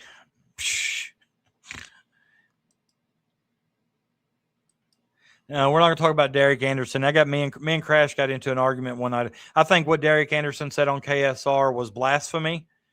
I think it was a bad look for the program. The stuff he said in public about Pope, who was his teammate, about how practices were ran, how they weren't in shape, weren't conditioned, a lot of the reasons for their early starts, in which everything he said could have been true. Everything he said could have been true. But don't say it on KSR, man. They get 300,000 listeners a day, maybe more. Well, who was the recent transfer from Moorhead that went to Auburn? Oh, Janai Broom. He got drafted. I met Janai Broom's mom. Pretty lady, great lady. Her husband was talking to somebody else, but it was great. David, I go till I run out of time. We still got near 100 listeners right now. We got about 30 some from Twitter, 60 some from the Yahoo YouTube. Listen, I don't feel tired right now. I didn't fall asleep till after 2 o'clock last night. Janai Broom, he was a player. Did he I know he got drafted, but did he play any this year?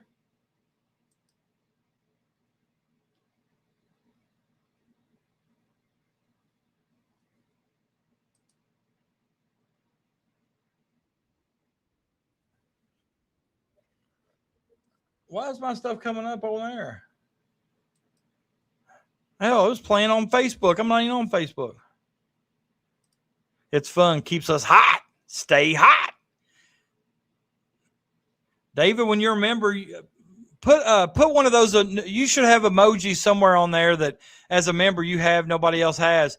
Put the trophy or the banner out there. Let's see what it looks like. Or if anybody's a member, I think I also gave you a emoji for role player. If you're a role player, I got to do emojis for 6-man. It didn't come up. Wonder why it just comes up number 9. Nuke. Wonder why that's not.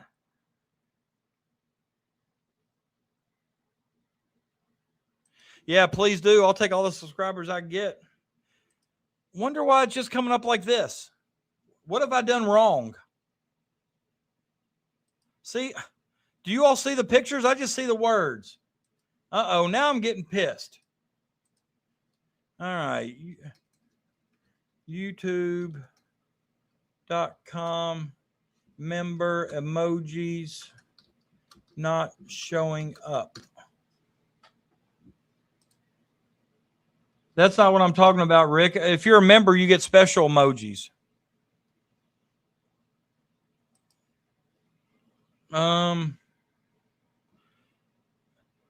Why aren't member emojis showing up in StreamYard chat? They're showing words, not pics.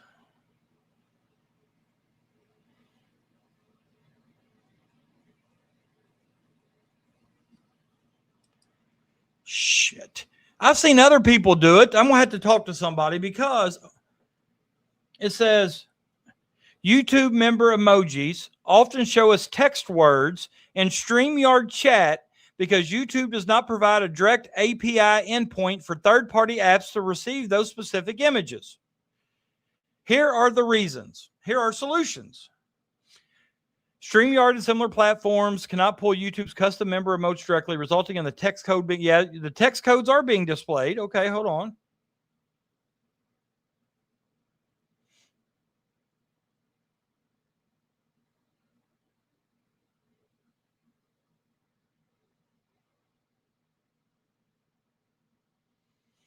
Potential fixes. Okay, so let me ask you this. In the YouTube chat, is it showing you all the picture in the YouTube chat? Let me go look. They're saying it may show in the chat on YouTube, but not on StreamYard. Peanut, you know how we do in the stay hot world. If you come on now, I'm going to steal your girl. Logo. Yeah, I see the logo. Yeah, okay, hold on here. So you can see them actually in the YouTube chat.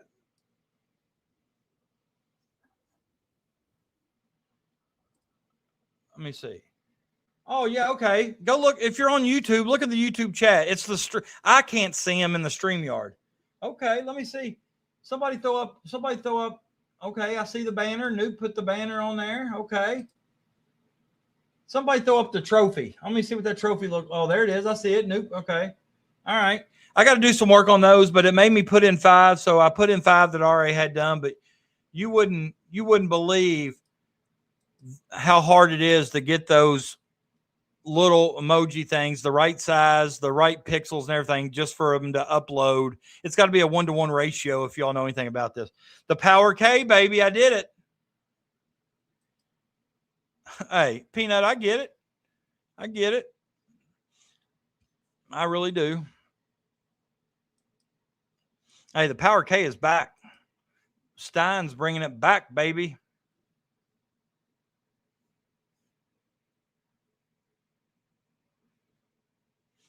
Guys, are you aware that Locked On Kentucky did a show 2 hours ago? Okay, 2 hours ago, he did a show. And on the picture, it's got Pope and Marino, and it says, not coming back. 39 minutes. Let's watch a little bit of that to see what I think I'm allowed to stream Dolls. I mean, I'm streaming it from his page. I'm not downloading it myself, so I see other people do this, so let's try it.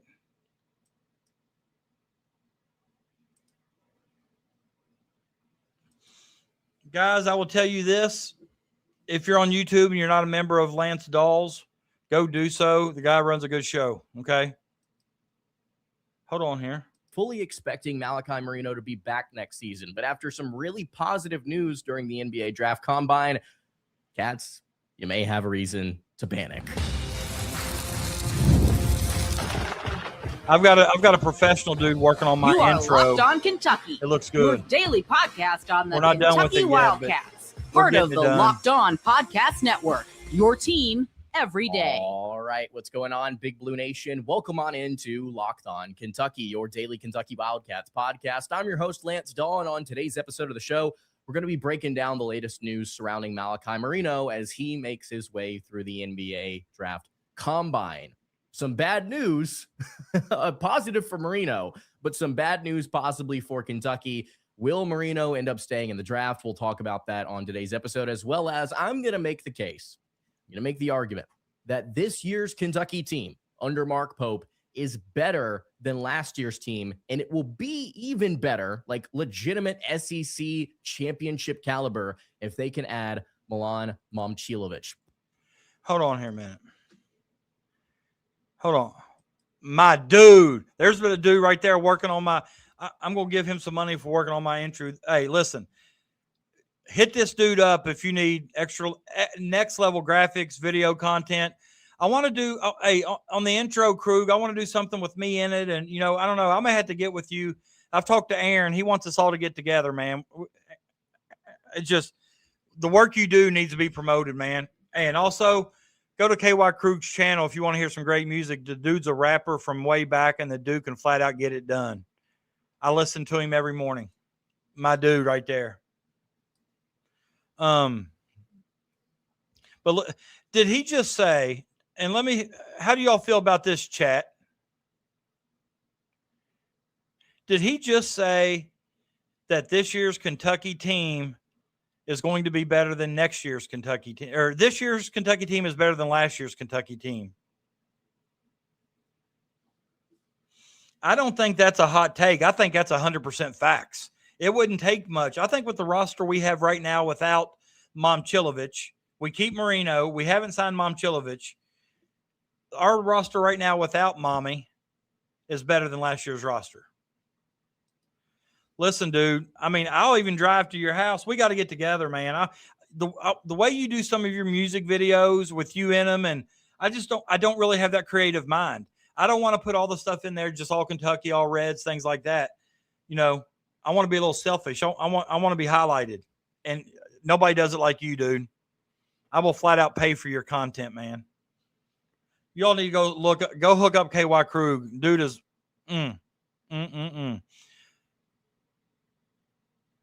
Last year's team was undersized. And here's what we can say. We can all take it back to injuries.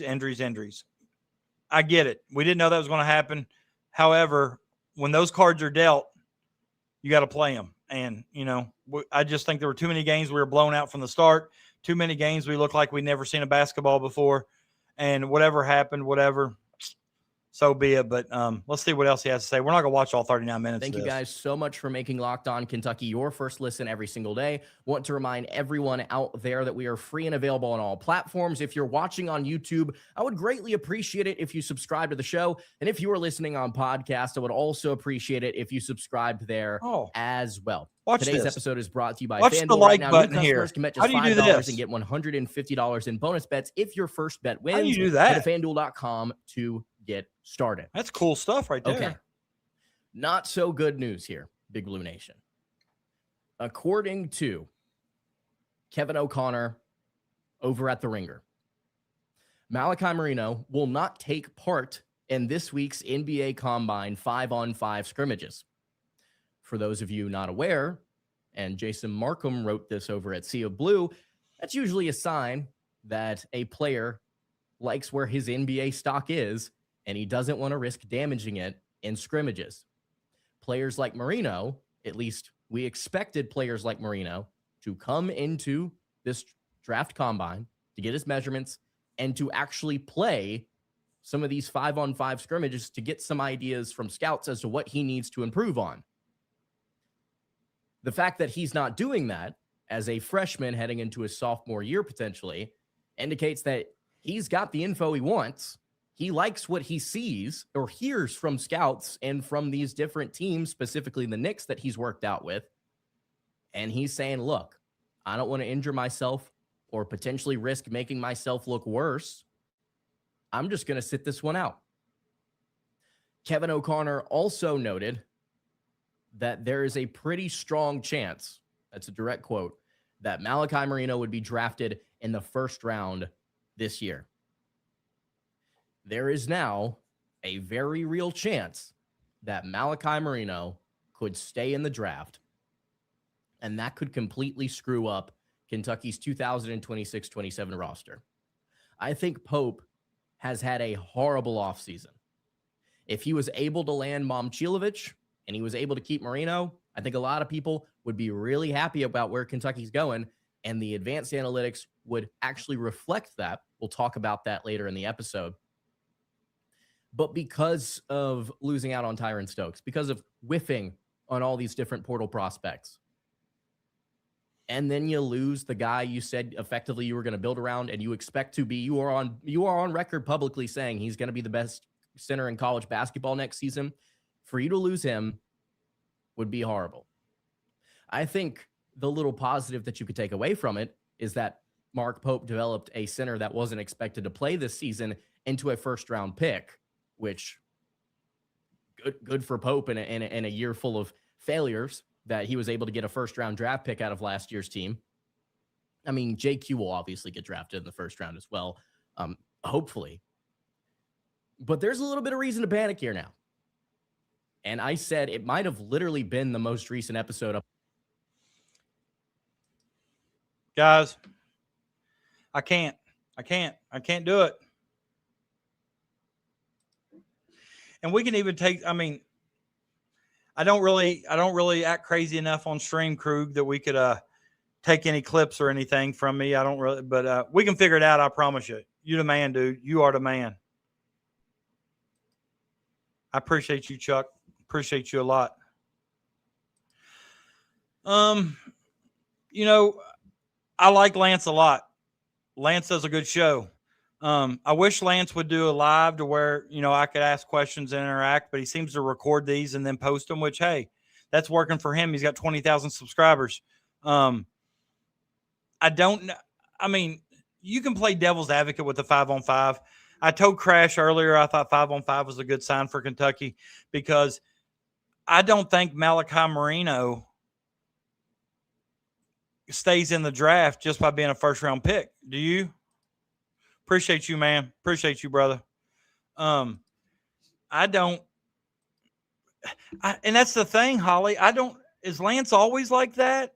Or is he trying to maybe – he says there's a reason to panic. Is that to get more people to watch, to listen, to pay? I mean, I'm not saying clickbait because he gives great information. And when he breaks down those advanced analytics, I looked at it earlier.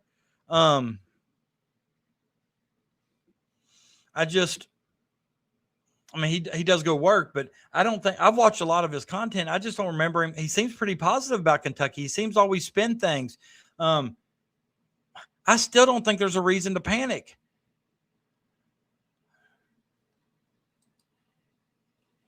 Okay, maybe I was in a negative mood before when I watched it.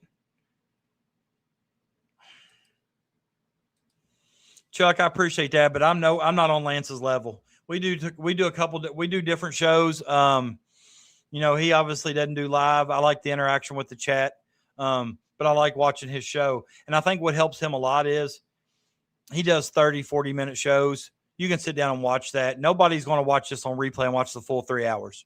But I'm not doing it for that. I'm doing it for the live interaction with the chat right now. I do get quite a few comments from people that replay, though, on the show, but they may not watch it all, but they'll see a segment or a clip that they like or don't like. But in case you all forgotten, please like the show. Just give it a like. I got you. I do too. That's a word I think I'm getting rid of in my vocabulary. What do you mean highlights, Krug? I mean, I got flagged by YouTube for showing player highlights from YouTube and stuff. I got flagged and had to go back and edit my videos and stuff. They said it wasn't really a copyright strike, but they wasn't going to demonetize me or anything. But I had to go back and clip out 2 or 3 different, and a lot of it was because the audio on the tape or on the video clips. But I still had to. I should have extracted the audio maybe, but I'm new at this. I don't know all those rules and things. I'm still learning. But how many people are watching right now? 82, 47 from YouTube, 35 from Twitter. And it's 12:30 in the morning. Summer's getting ready to come up. I don't have no bedtime. We may start a Midnight Madness and go 12 to 10 in the morning. I don't care. I love it. Lance is a heel. Okay. Maybe I've read him wrong. You know what I don't really like is, his title. That's the part that says panic.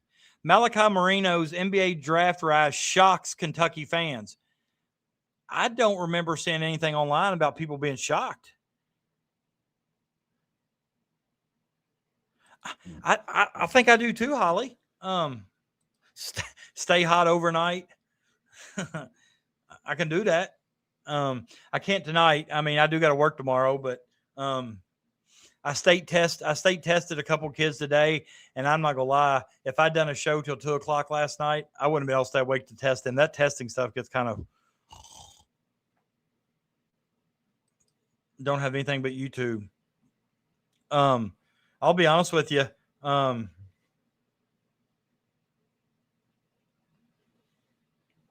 mean, I have Twitter just because I think it's a great source for, I mainly only follow Kentucky, Reds, Bengals, Celtics. I follow that kind of information, but I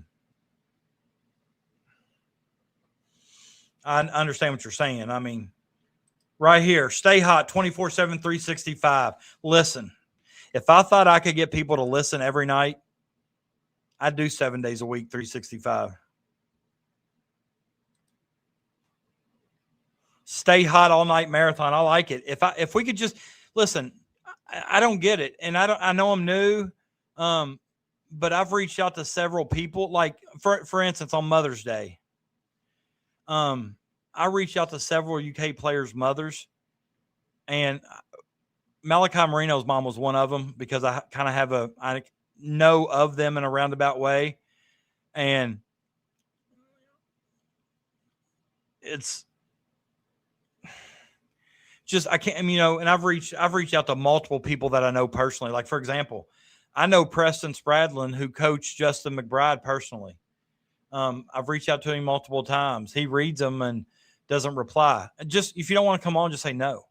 But I'd like to, if I was going to do a marathon, I'd like to get guests that help all night long. And it's just so hard to, when you're new, to get those people on.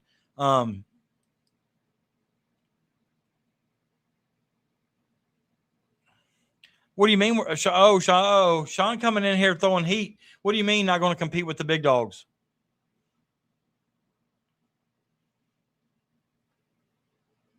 What do you mean? We're going to throw all kinds of money at Momcilovic. I feel 100% confident that we're going to offer the most money and we're going to roll out the red carpet. If he chooses not to go here, it won't be Pope's fault. It'll be because he just didn't want to play at Kentucky like Stokes. I know enough people that have inside people about Stokes, and they said Kentucky couldn't have done anything else. I love it, Krug. I love it, man. I want to see you work. I want to see you do your video. I want to see how you do it, man. I'm fascinated with your work. I'm not going to lie. Not trying to glaze you too much, but man, you're good at what you do. I need to get down there to where you're at and watch how you put all this stuff together.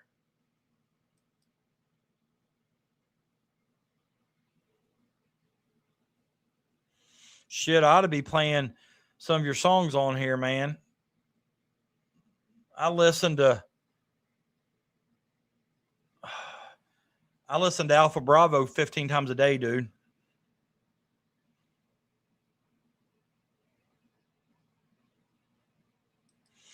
Man, I just got 2 monitors and a mic, man. Nothing major. I don't know equipment. That's what me and Aaron was talking about the other day. Like I went on I think I went on Amazon and bought a pretty decent just computer and 2 monitors, and I basically stream on one, have Twitter and everything open on the other, and I have a mic and I have a cam. I have a lighted camera. It's not like a ring. It's a ring cam, but it like attaches to my monitor. It's not one with a big setup. Like as far as the stream, I use like StreamYard. Are you familiar with StreamYard? We ain't going nowhere, Clyde. Hey, Insomnia, we got what you need.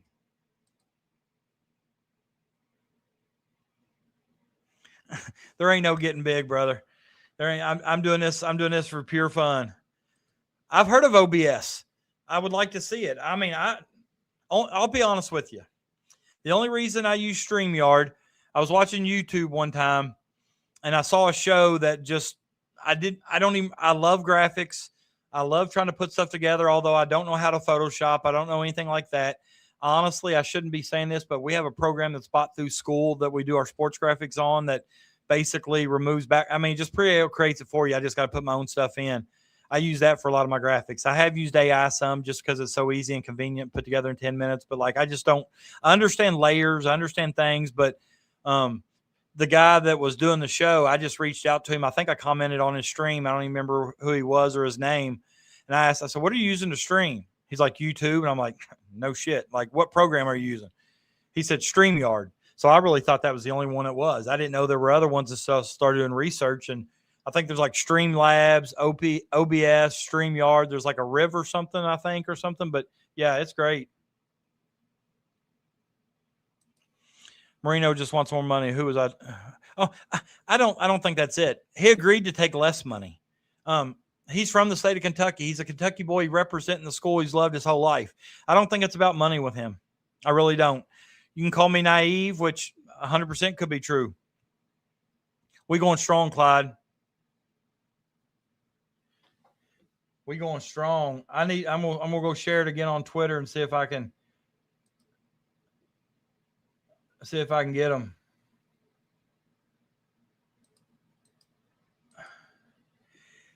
Get in here. We still going strong. Hashtag BBN, because they're up this late.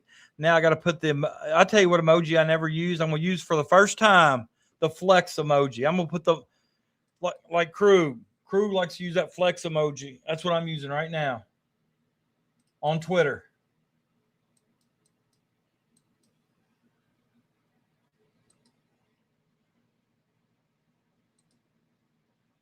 Man, I'm getting flat ghosted by people. I can't get nobody to come on the show. It's frustrating as hell. How do these people like Loyal BBN and them get like Hawthorne's dad? I reached out to him. Like, how are I contacting these people through Twitter, and maybe they got to be friends with me. I don't know. I agree 100%. I'm telling you, when you break it down, pros and cons, it benefits him more to come to Big Blue, baby. Come on with it. Come to Big Blue. Holly, you still awake, girl? Yeah. Oh, listen. Holly, It's almost a travesty that Holly's not a member. She's so loyal to me. She's here all the time. When I do that first members only video, man, she's gonna get it then. No. Chris Adams is banned. Okay.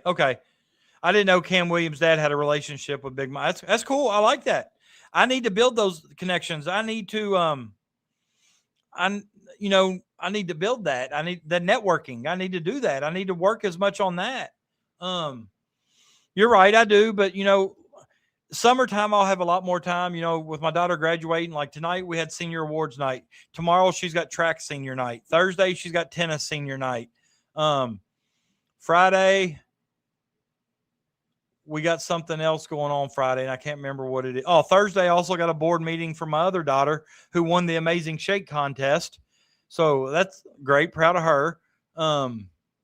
Worked really hard at that. If y'all don't know what the Amazing Shake is, it's a really good program, kind of promotes social skills and trying to get kids away from cell phone and have that human interaction, one-to-one, eye contact, handshakes, things like that. It's a very good program. And then Friday, I feel like I got something. Saturday, I got to pick up 17 miles of trash with my basketball girls. Anybody wants to come to Falmouth to pick up trash on Saturday at 9 a.m., hit me up. I'd love your help. So, listen, I love them. I do. But here's the thing. I'd love to do a collab show just to see how all that works. Listen, and it's no joke, WKRP. If you go back to my page, I did a really good show with the guy that played Mr. Red for 4 years. His name's Clint. You talk about one of the most interesting people in the world, man. I wish Crash was here. Listen, that dude, he owns 2 businesses. He turned his basement into an Irish pub. He's written a book that's about to come out. He visits other Irish pubs and writes reviews of them. He wrote a song you can watch on YouTube called Cincinnati, about Cincinnati, kind of a little ditty, little rap song he does a good job with. Any of y'all into rap? Hey, Krug, if you're here, what song should I play? Oh, I don't know. Will I get in trouble for language?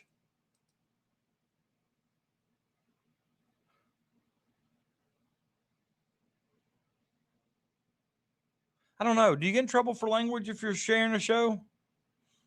Yeah, I think you do. I can't believe I haven't watched that yet. I would definitely watch them. Oh, listen, dudes. If you're from the Cincinnati area, go to YouTube and type in Cincinnati. Hey, listen. Hey, Mark Pope, you know what he did? I'm not going to do it, but he essentially, boom, dropped the mic. I really don't think you can play. I think they really will flag you for language. I've seen a couple other streamers, and when they're playing a song or something with language, they either mute it or they cut it out or something.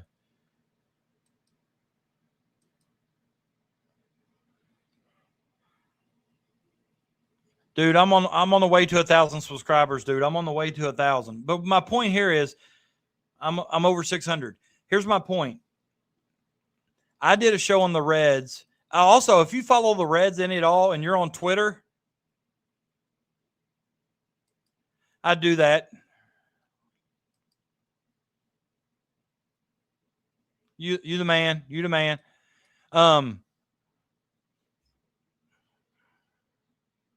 Man, you listen.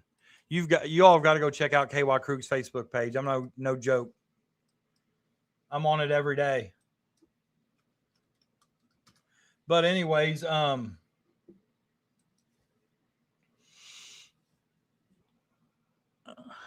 waiting to get some of that 14K 14K records, Krug. Also, I'll pay for that too. I'll rep it. He reps that 14 like Pete Rose. No, I don't think it matters in the chat, Chuck. I think it just like if you're playing a song or something and there's like, I mean, of course, I'll have to do my research, man. I don't really know. Damn, Krug. That post-traumatic's got 10,000 views. Damn, son. You big time, brother. I'd say 3,000 are mine. I could probably sit here and sing it for you. I tell you what, that Desperado video is hard. That's hard. I love it, man. 10K club. That's right. Hell, you're over 1,000. So you're monetized too. So you can probably help me with some of that stuff. I really do need to get down to your house. One day when you ain't doing nothing, hit me up. I've watched some stuff on YouTube about people who quick ways to get subscribers. I don't want to buy. Like this guy sent me a message. I think it was like YouTube promotions on Twitter. DM me and it's like for $70, I can guarantee you 4,000 followers. I don't want 4,000 followers and ain't never gonna watch my show.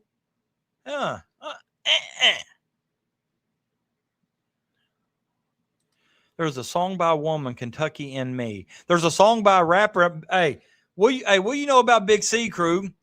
I need a collab with you and Big C. She's got a song called the You Can Take Me Out of the Country, but You Can't Take the Country Out of Me or something like that. Goes hard. I used to use an editor called Pro Show Gold back in the day.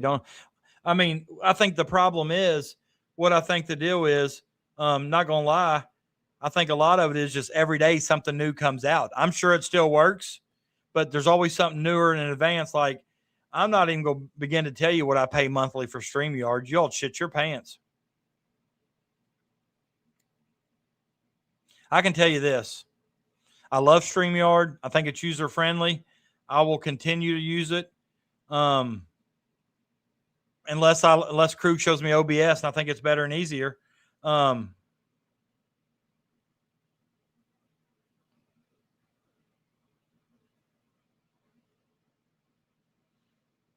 Is everybody still here? Comment. I know, man. He was texting me the other day. Listen. Between the three of us, our connections are unlimited, dude. I just, Aaron was talking about his brother-in-law too, and just with the equipment stuff. That's the stuff I don't know.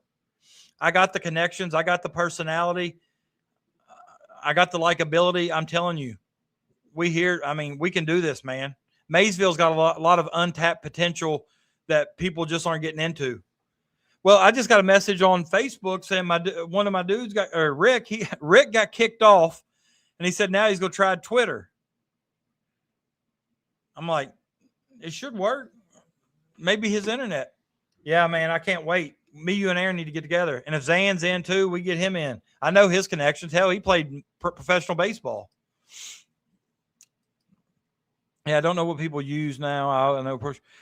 I'll be honest with you. Adobe Photoshop was the crap back in the day, but I don't even know how many people. I think, Crew, what do you use when you do your edit? Do you use like Light Show, Premiere, or what do you use? Because your editing skills. I know. I just, me and Aaron were talking, but he was doing it typing through Messenger, and I just think these are conversations we got too much to type. Listen. The first time I ever went, and that's what I keep getting sidetracked. I'm telling you, ever since I had my mini stroke, it's like squirrel. PK, what's up? Hit me a subscribe button, man. Tell me who you are. CJ, is this my former player, CJ? Not real sure who CJ is. I know a lot of CJs, but this may be my dude right here. I think there's just a lot of things we got to discuss, Crew, because there's a lot of things I don't know. And I know Aaron works with Daryl, so they're going to be a really good resource because I know they do a lot of good stuff. But listen, I will quit coaching because I think this could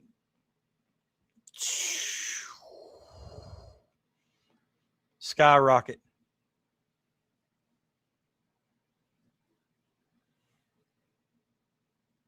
My man Rick, I was commenting, can't get back in.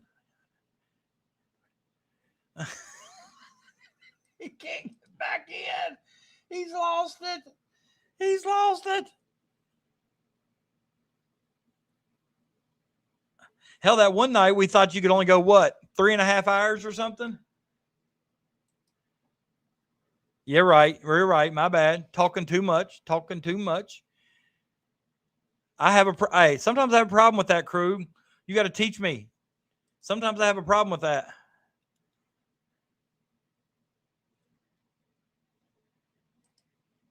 Man, this BBN Hall of Fame stuff's going crazy.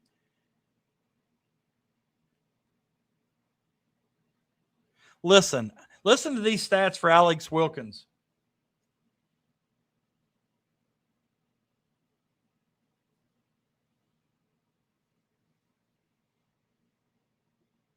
I know, man. I got a lot I need to learn, brother. That's the one thing I'd say if somebody asked me what I thought my best quality was, I would say that my willingness to learn. I take constructive criticism well, as long as it's just not flat out rude. Listen, it's my dude right here. You the man, son. You the man. What are you doing up at 12:40? Get to bed. No, I'm just messing with you. Carter's a good dude, man. I don't see him much anymore. Always doing something. Did you all see that mock draft today that was just totally clickbait? I know I talked about it earlier, but we've got different people in here. They had Cameron Boozer going number 1, AJ going 2, Peterson 3.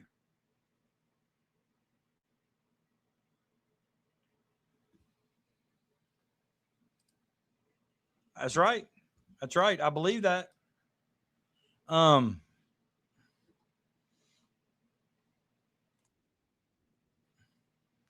See what's on the old twit twat here.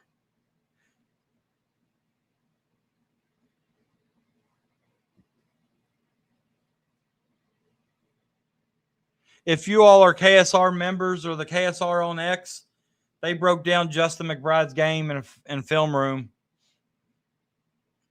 And Brandon Ramsey, somebody said they really like Brandon Ramsey. I appreciate you, Jake. I really do. Really do. Listen, Brandon Ramsey, I guess, watched the film on McBride, and here's what he says. Because I'm telling you right now,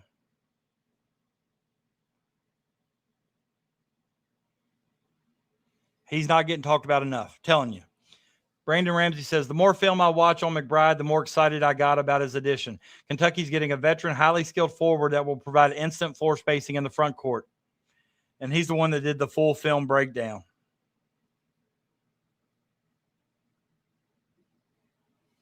Okay, Holly. I knew somebody did. Yeah, Brandon Ramsey does good stuff. Real good stuff.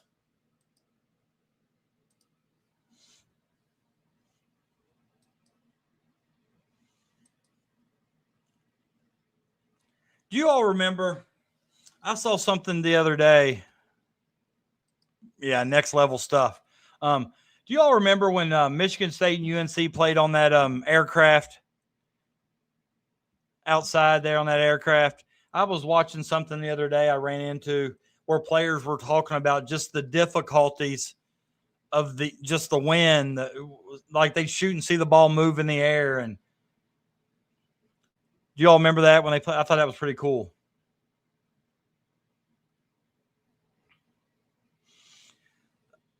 Hey, mark it down. The day I get 1,000 members, I'm entering Redneck Brawl.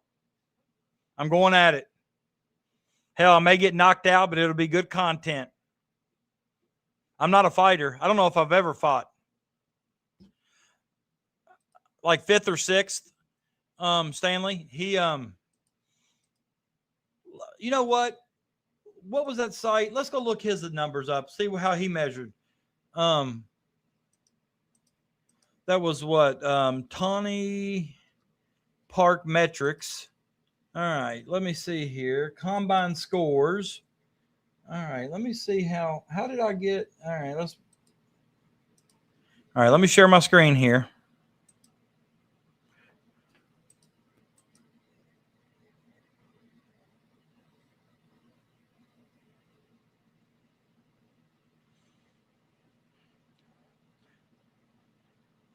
If there is there a live tab. I'm going to have to share the damn link with him, I guess. That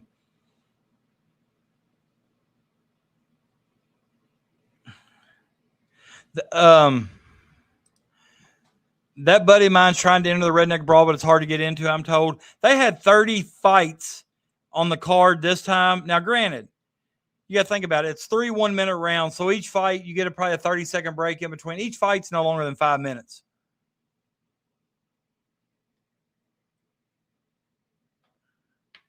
I'm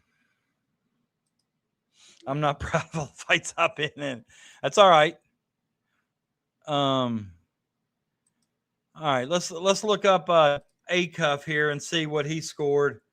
And an 86. Damn. All right, so this is his numbers compared to the average. Let me bring that down a little bit, maybe. All right, here's A-Cuff's numbers. God blessed Chuck. Let me get your comment off the screen. Yeah, I know what you mean, Icon. It is hard to get selected. I've had other people tell me that. You almost got to have a shtick or a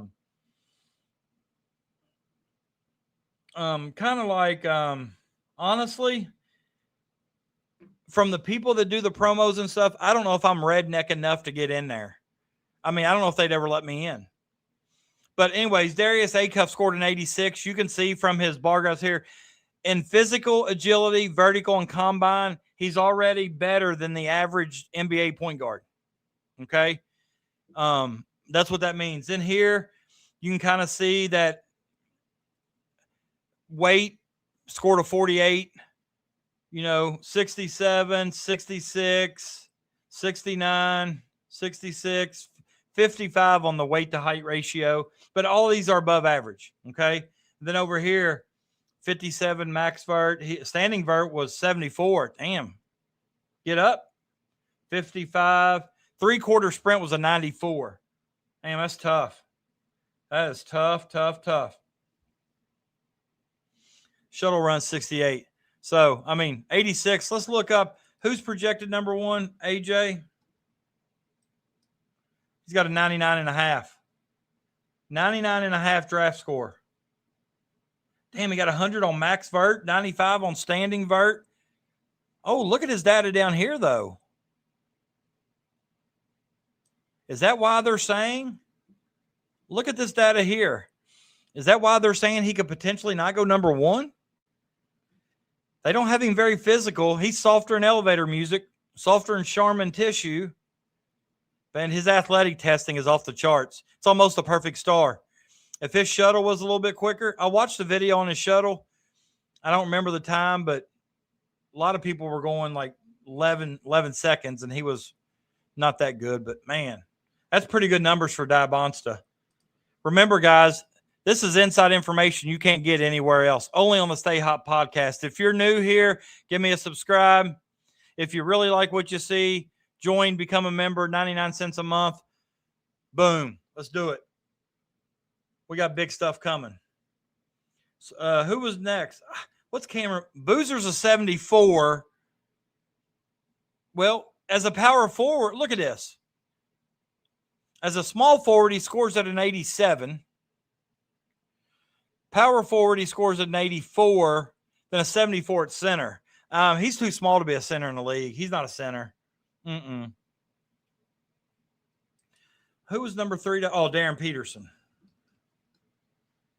Probably going to play the point position. Numbers pretty solid. His combine's a 97, so he scored pretty good. Look at his stars here. Other than hand width and hand length, he's damn near perfect too. His lane agility over here wasn't as quick, but 96 wingspan. What's here? 38 on lane agility. So, if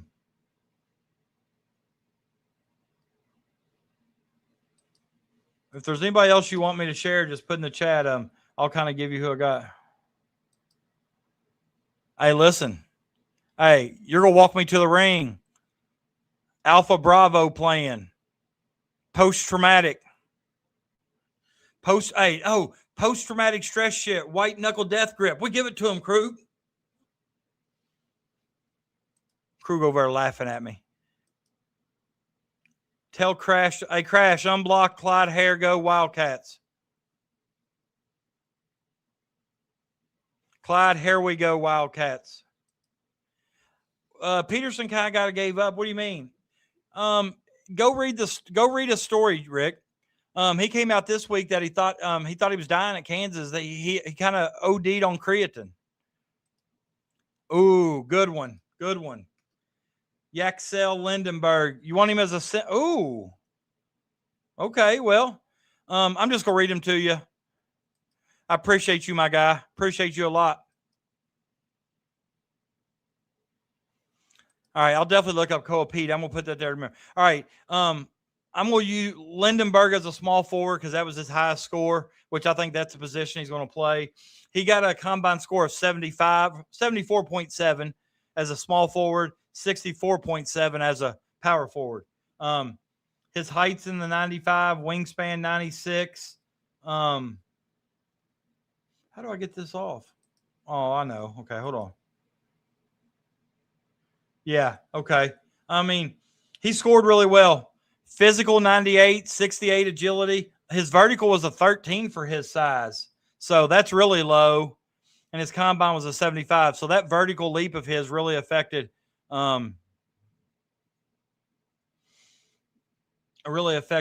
I guess his overall score.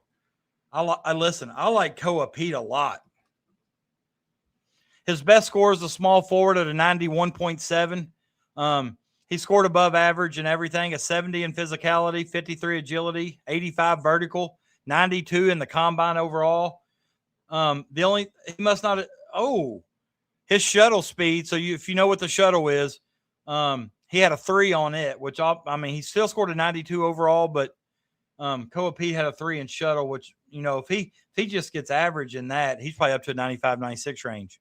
But yeah, I like Koa Pete a lot. Clyde, we'll tell him. I told him I was getting off at 11:45. He told me he'd stay till 11:45, and then 11:45 he went bye-bye, and here I am still. 12:53. Still got 90 people watching. Warner, give me a second.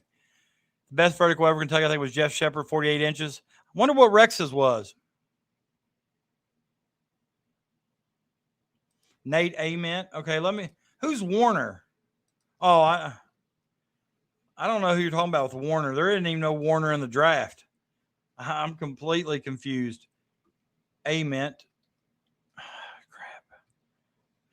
There's questions that Nate Ament may come back.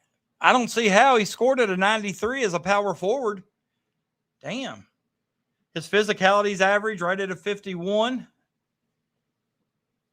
75 agility, 82 vertical, 93 in the combine. Damn. Oh, I think because I was typing in his last name. Hold on a minute. The only thing he really struggled with was his wingspan of 24, his weight-height ratio, and then he also got an 8 on his weight. So needs to put some muscle on, which I'm almost positive he can. Are you talking about Caleb Wilson, not Warner, from North Carolina? He scored a 97 as a small forward. Scored really well. He'll be I just did Caleb Wilson. That's who I think Chuck was talking about. He's a 97, 99 height. The only thing was really bad was his his height weight ratio he got a 25 on that, and he got a 38 on his weight. So if he can put some weight on. Oh, this dude scored 100. Holy moly. Here's what 100 looks like. Kind of surprised me, but I've heard a lot about him. His weight was 11, but he scored 100. Anybody got a guess on who they think may have scored 100 before I share it?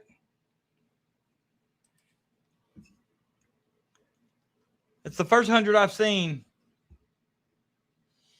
93 in shuttle, 97 lane agility, 99 vertical, 99 standing vertical, 98 max vertical, 70 physicality, Only weighs 184 pounds. So he got an 11 in weight. 94. It's got to be this year's NBA draft class. I think Ament reminds me a lot of Kevin Durant. Not a bad guess, but no. Some of y'all may not even heard of this guy. I'm pretty confident you have, though, so let's check him out.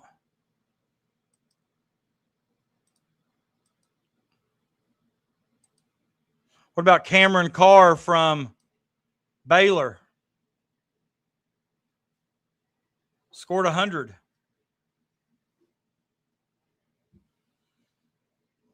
I mean, look at his numbers. 100 in the combine, 99 vertical, 86 agility, 70 physical. His stars are damn near filled out except for his weight. And, you know, I don't think that's any secret with Carr. He's kind of lanky. He only weighs 184 pounds, but as a shooting guard, scored 100. Pretty impressive there. Pretty impressive.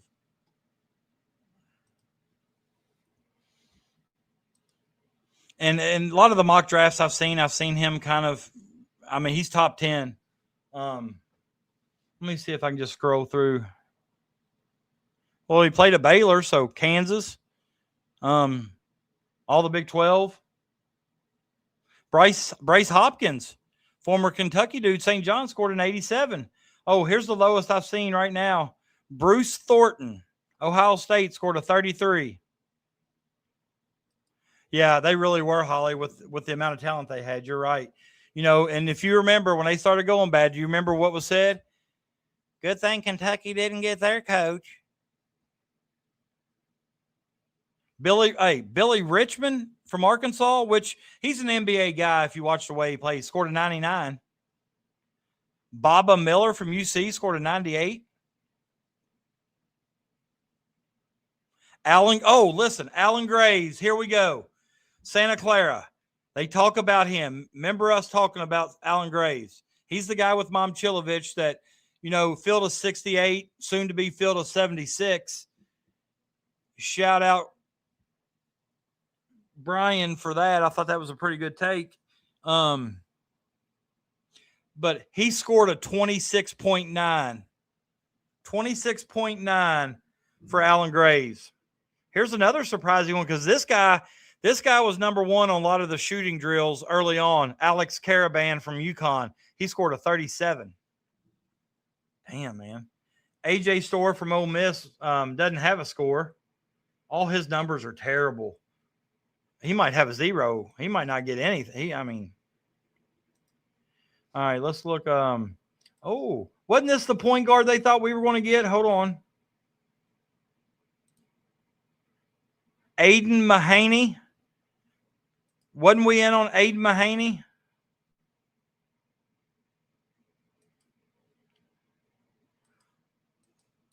You did. I know.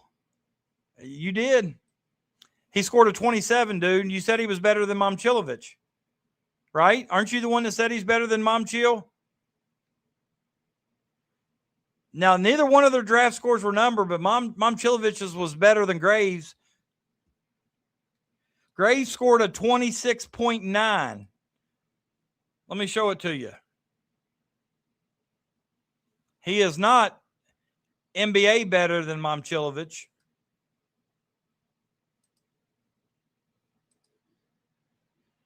Look at Graves' numbers here. 26.9. He got a 34 in his height. So as a power forward, 6'8". That's not ideal in the NBA. 6'8" and only got a 7-foot wingspan. That's not ideal. Very low height to weight, low reach. Man, he was only above average in his max vertical. That's it. Damn, I'm surprised the score's that high. Dude can play too. He must have had a bad day. Hope he gets a chance to redo some of those. I don't know how that works, but let's look here. There's Caravan again. All right, so we got to go this direction. Okay, let me see. Who's that? Is that Cameron Carr? Yeah, I need to close him out. It's confusing me. If you see, hold on. Can I minimize this and still share? Okay, I can see the stat and show. Irrelevant. Hey, man, thanks for coming by. Thanks for stopping. If you're new here, please give me a like and subscribe. I appreciate it. your boy's not scoring very well, Kel, but I think he's a great college player, but we'll see how that transitions. Listen, I know the dude can play. That's a good one. Tyler Tanner. He says he wants to stay in the draft at all costs. He scored a 48.8. His physicality hurts him because he's very small. Ooh, that's a good one. I'll look him up too. Peanut, are you going to become a member yet? Are you going to appreciate my 4-hour stream? Hey, we're 5 seconds from hitting 4 hours. I'll look up Chinaloo here in a minute. Yeah, Tanner's his stuff over here. I don't know what they call it. The athletic testing it does really well on. These other metrics, but he is kind of small. What's his height? He got a 10 on his height. So he's 5'10" and 3/4. It's not ideal for the NBA. I think Tyler Eulis found that out, because I think if you're going to be really, really small, you have to be very talented. Tanner I don't know if he's from Kentucky. He played at Vandy. Look at this guy. You all remember this guy? What about Ugana Onyenzo scoring a 73? That dude's going to be in the league, or G League, I should say. Scored above average in every category. Damn, you go, I go. Damn, look at his numbers. Shout out to Hugo. Shout out. Tanner from Nash Vegas. I don't have any. Oh, is that where he's from? I don't think Graves wants to, Kel, and if he does, he has not mentioned Kentucky one bit. Now, like I said, I hate Duke, but if I'm a Division I basketball player and they set a blank check in front of me, I love Duke. You got me? You heard? I'm just telling you. Hugo is a baller. 6'11", 7'5" wingspan. All right, let me see if I can see somebody else that maybe. Hey, remember Xavion Lee from Florida that we wanted from the Ivy League? If you can see my cursor, if not, can you see? He scored an 88. Pretty solid. Oh, the guy from St. John's, Zuby Ejiofor, scored 98. That's kind of all of them. So, wonder if I can. It says search players across. Wonder if I can see an Anthony Davis. Anthony Davis. Oh, not. So say I bet he scored high. Man.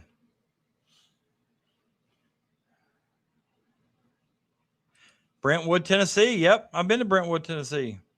Hey, is Tony Delk from Brentville? No, he's from Brownsville, Tennessee.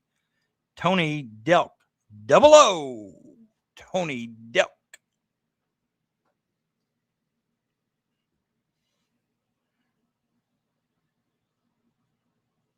Brazil scored 100 too. Who said Brazil a while ago? Shout out. Shout out. Where's some? Hold on. Right here. My man Chuck. He said Brazil was 100. You know what, Chuck?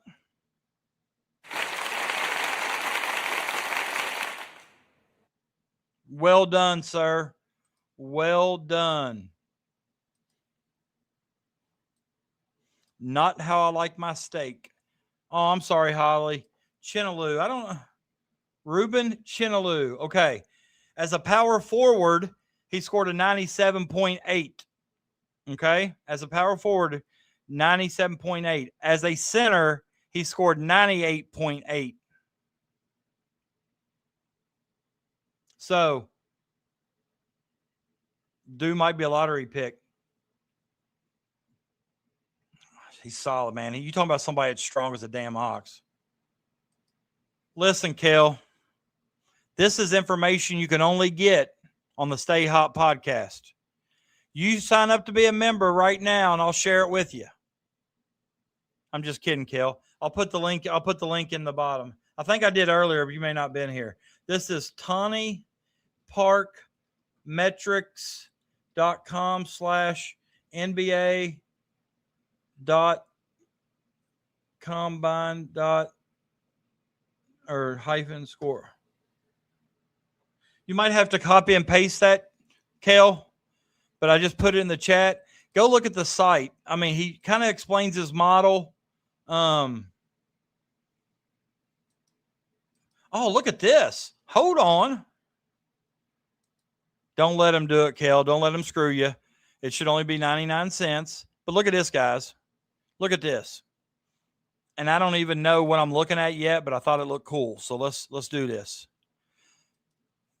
Shout out to Tawny Parks. Shit's stuff he's doing. It's next level stuff here. All right. So I guess this is last year. But for example, like if I click on Cooper Flag, it kind of gives me a bio. You know, here's his player comps. I don't even know who this cat is. I mean, Paulo Banquero, Zon. I mean, then it's got this over here. His outcomes. Man, this dude's tough. But up here, it's got his scores. If you click on his, for example, size, it'll open it up back up and it gives you his size, his height, what his consensus score. Hey, listen, I don't know Tawny Park, but I'm reaching out. I'm going to get him on the show. Asking, this is next level stuff here. I love this stuff here. I kind of thought Con Knipple could have been, I really thought he could have been Rookie of the Year. But like if you click on it gives you his athletic scores. If you click on shot, it tells you percentages. For his first season, he shot 91% free throws, 54% from three. I guess that's what that means. I mean, look at it. Dude's, man. The only thing that's hurting him right now from being really, really good, I think it's his athleticism. But the dude can flat out play. Look at his player comps. R.J. Hunter, Spencer Dinwiddie, Bones Highland, Tyler Hero, Cade Cunningham. Damn, I don't see how he's a Cade Cunningham. He's more of a point guard, isn't he? But seriously, I could go through that stuff all night. Go look at that stuff.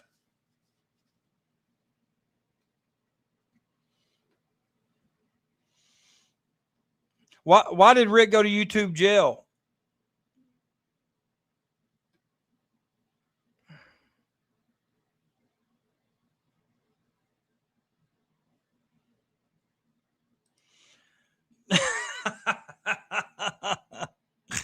Good stuff, Stanley. Good stuff. Would it hurt the perception of the program if you use the spooning incident as a thumbnail for a clip of that part of? I'm not doing it. Not doing it. Wouldn't be prudent.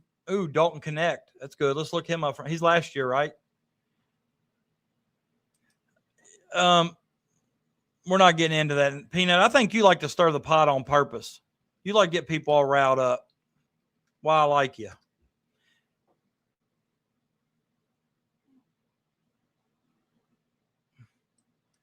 Nothing's nope. Was he last year's draft?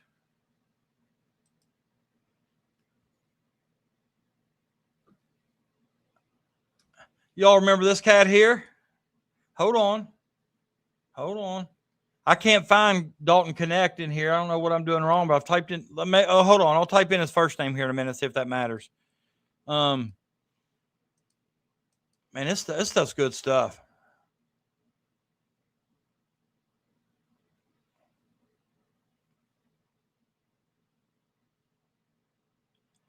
All right. Y'all remember this cat here?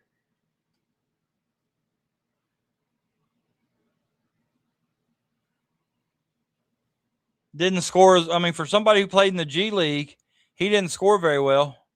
I actually wanted this dude on our team. I'm glad we don't have him now. But look at it. Look at his comps. How can you be a Brandon Boston comp and a Chris Livingston comp? They're two totally different players. And wasn't he a point guard? What's his role? They got him. They got him as a wing. I thought he was a point guard. Hold on. Let me try to get Connect up here. Why ain't Dalton Connect coming up? Who's he play for? Lakers? Hell, they got a. Hey, here's our guy. Damn Arkansas bull crap. Get that off air. He's a wing forward. I'd like to see what his overall score is. How do I see that?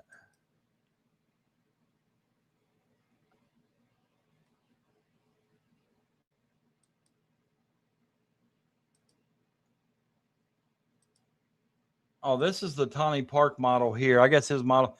Wonder why he did. Was Connect a second round pick? There's Janai Broom from Moorhead. We talked about him. Asa Newell could play. Walter Clayton. Ace Bailey. Wonder what kind of year he had. I need to look him up. They were terrible, I think. My Celtics don't even know who that cat is. Or was Connect the year before, maybe? He might have been the year before.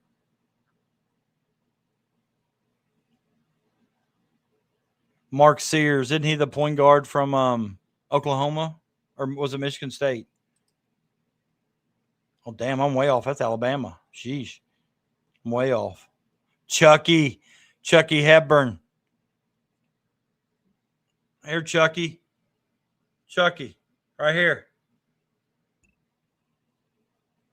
Grant Nelson. You remember that dude for Bama? Did he get drafted? Yeah, by the Nets. He'll be in the summer league this year. I like watching that summer league.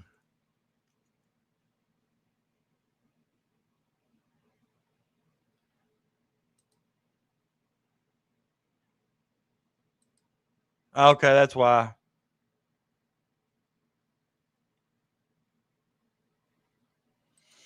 I would go with no. Andre Liggins would be my guess. I'm going with Andre Liggins. What does Peanut? It gives an astro. Oh, you're talking about, okay. What, the Book of Birthdays? Can you find that online?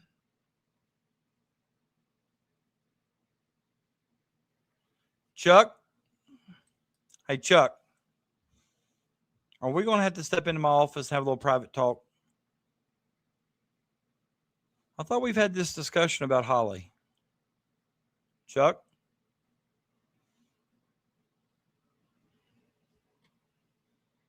Just kidding, by the way, for those that are new. Hell, I don't even know. Do people still use PayPal? I don't know. It's something about when you hit join, you got to link some. I don't know. I've joined others, but I have my credit card linked to YouTube, so my bank card, so I don't really know. Somebody look on their YouTube feed. Is there another podcast that's gone 4 hours on a Tuesday and still going strong at 1:14 a.m.? I know that. Just messing with you, Chuck. You're a good dude, man. I'm glad you're here. You bring a lot to this chat. I appreciate it. Tell you somebody else. What about Michael Kidd Gilchrist? I'm here. Am I frozen? Don't tell me that.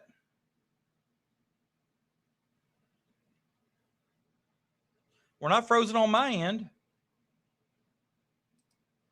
Shit, the trucking network. Go over there and comment and tell them they don't hold nothing on me. Listen, Icon is back. Guess who's back? Bye, Holly. Have a good night, girl.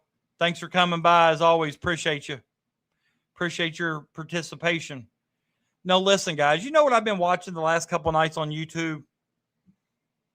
I've been watching people do live door dashes. They're door dashing and they're streaming while they door dash. Okay, see, maybe I'm not frozen. Maybe it just stopped for a second. Sometimes it does that. Guys, I think I'm going to end up going to I'm going to stop sharing because I think I'm going to support Tawny Park Metrics. I think I'm going to give him a little bit of money for what he does. I think he does good work.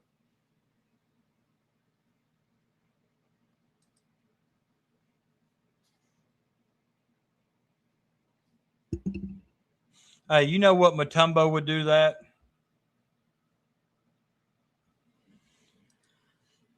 So, yeah, sometimes if there's a lot of people, I mean, not necessarily on here, but a lot of people on YouTube. Um, I know a lot of the time. My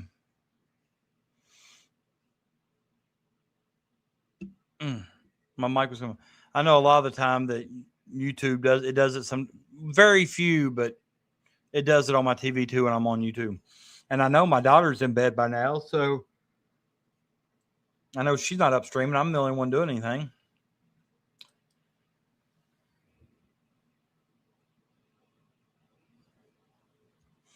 I think I think the concern, if Malachi Marino can get a top 20 pick, can we blame him? I still think if he gets the top 20 pick, say around the 20 range, he's still going to be sitting the bench a lot. I think he'd rather play, develop. If I put out the pros and cons, I may do a Venn diagram. I don't know. But if you put out the pros and cons of Malachi Marino, it seems like the pros heavily outweigh the cons. Like he should, as far as coming back.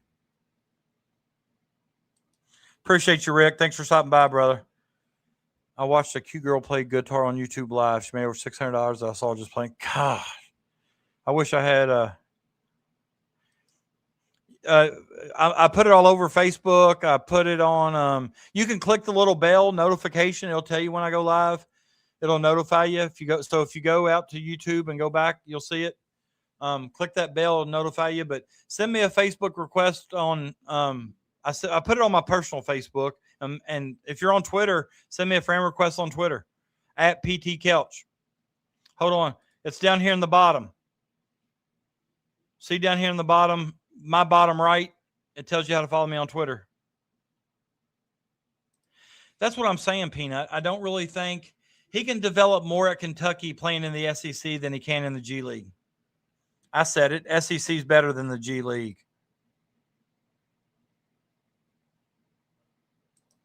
Just me. I don't know how to do PayPal, Chuck. I don't really know how. I just think you, like when you become a, let me see if I can share my screen.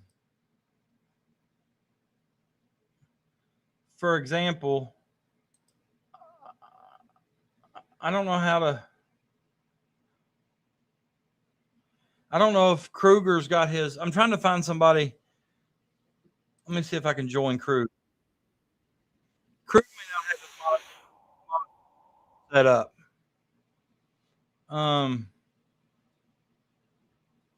Damn, he should with 1,000+ subscribers and 10,000 views. He ought to. But let's go look at I got to find somebody that's monetized. Okay, I know.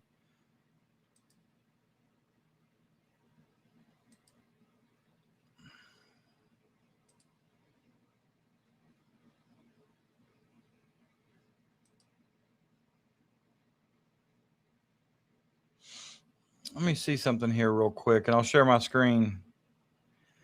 I do super chats. I think you can. Hold on, let me check. You can do super chats. It's something we're going to have to figure out, but I know I signed up for super chats, but let me look here.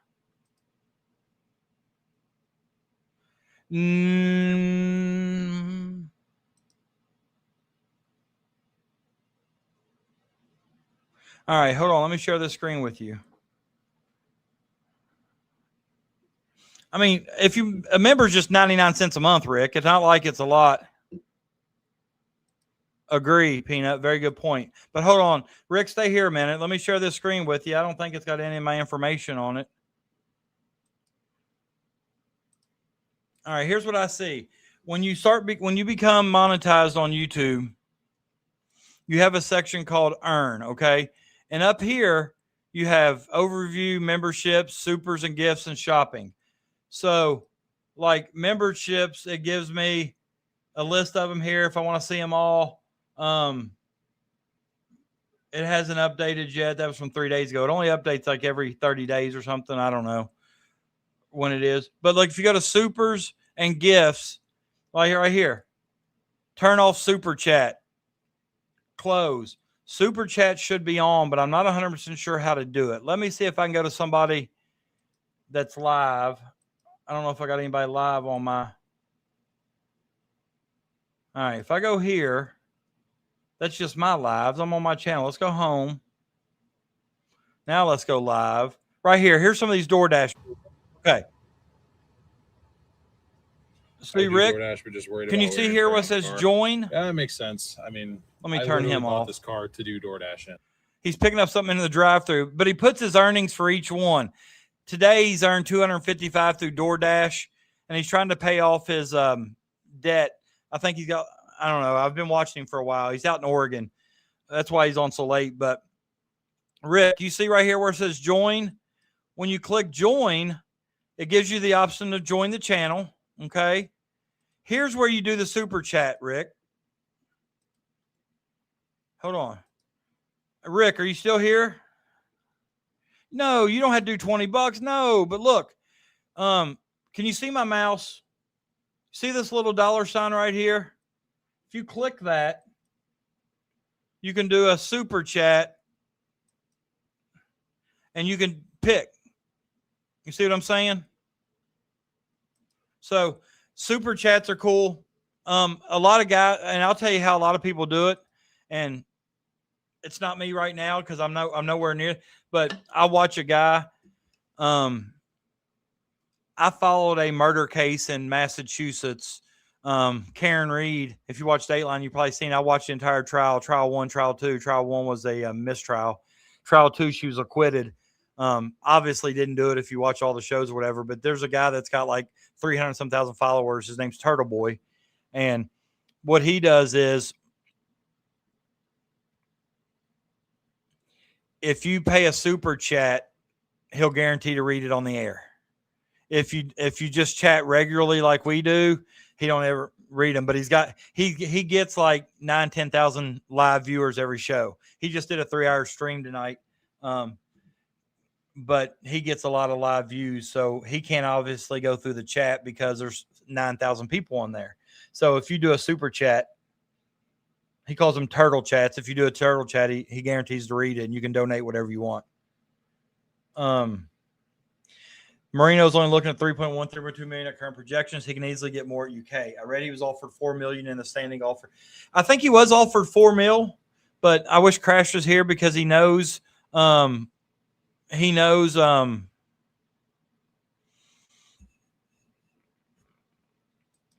not that's Turtle Man. I watch Turtle Boy. But I think he took less money than what they were offered to stay at Kentucky. And I don't know if that could be a bad sign, I guess, knowing he may go to the NBA. I don't know. But if you put a gun to my head right now at 1:23 a.m. and you had to ask me, I'd say Malachi Marino comes back to Kentucky. I don't think it makes sense for him to go pro. Thanks, Rick. Appreciate you, brother. I'm getting ready to get off here too. 6 minutes. Hard stop, 1:30. Peanut, you're good, brother. You're loyal. I know you're here every night. Weenut. Weenut. I love it. Weenut. Wee whittle. Wee whittle weenut. But no, I watch these ignorant. I mean, you can literally find anything on YouTube. I mean, I watch some of the craziest stuff. All right, and we'll go through Twitter, see if there's anything interesting. Okay, here's something interesting. This is from the BBN Hall of Fame group chat. Here we go.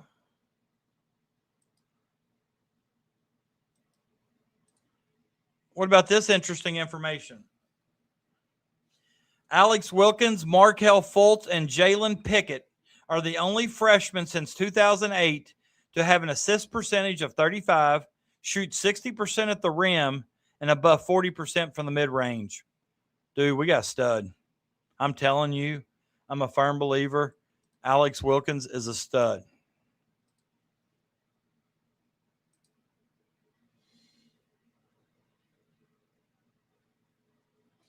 Dude's got a 7'1" wingspan at 6'6", and he's a guard. Daggone.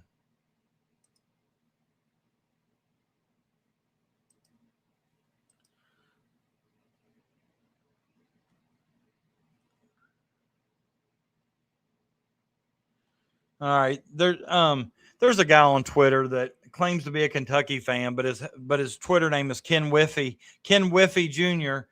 He says Kentucky's floor is 13-19. They're likely to go 17-15. The ceiling is 21-11. He said no matter what it is, Pope gets fired. Just an all-around embarrassing roster with your job on the line. Dude, you're not a Kentucky fan if that's your take. You're good. You're good. You're good. I see him writing all kinds of crazy stuff. He's probably next on my list with Chris Adams.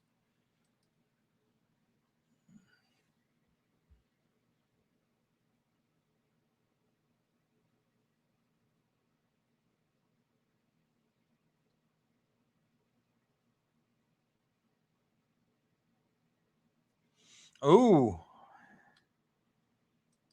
I've heard that, but I've heard that. I can't confirm or deny really, but I have. What about this right here from Fran Fraschilla?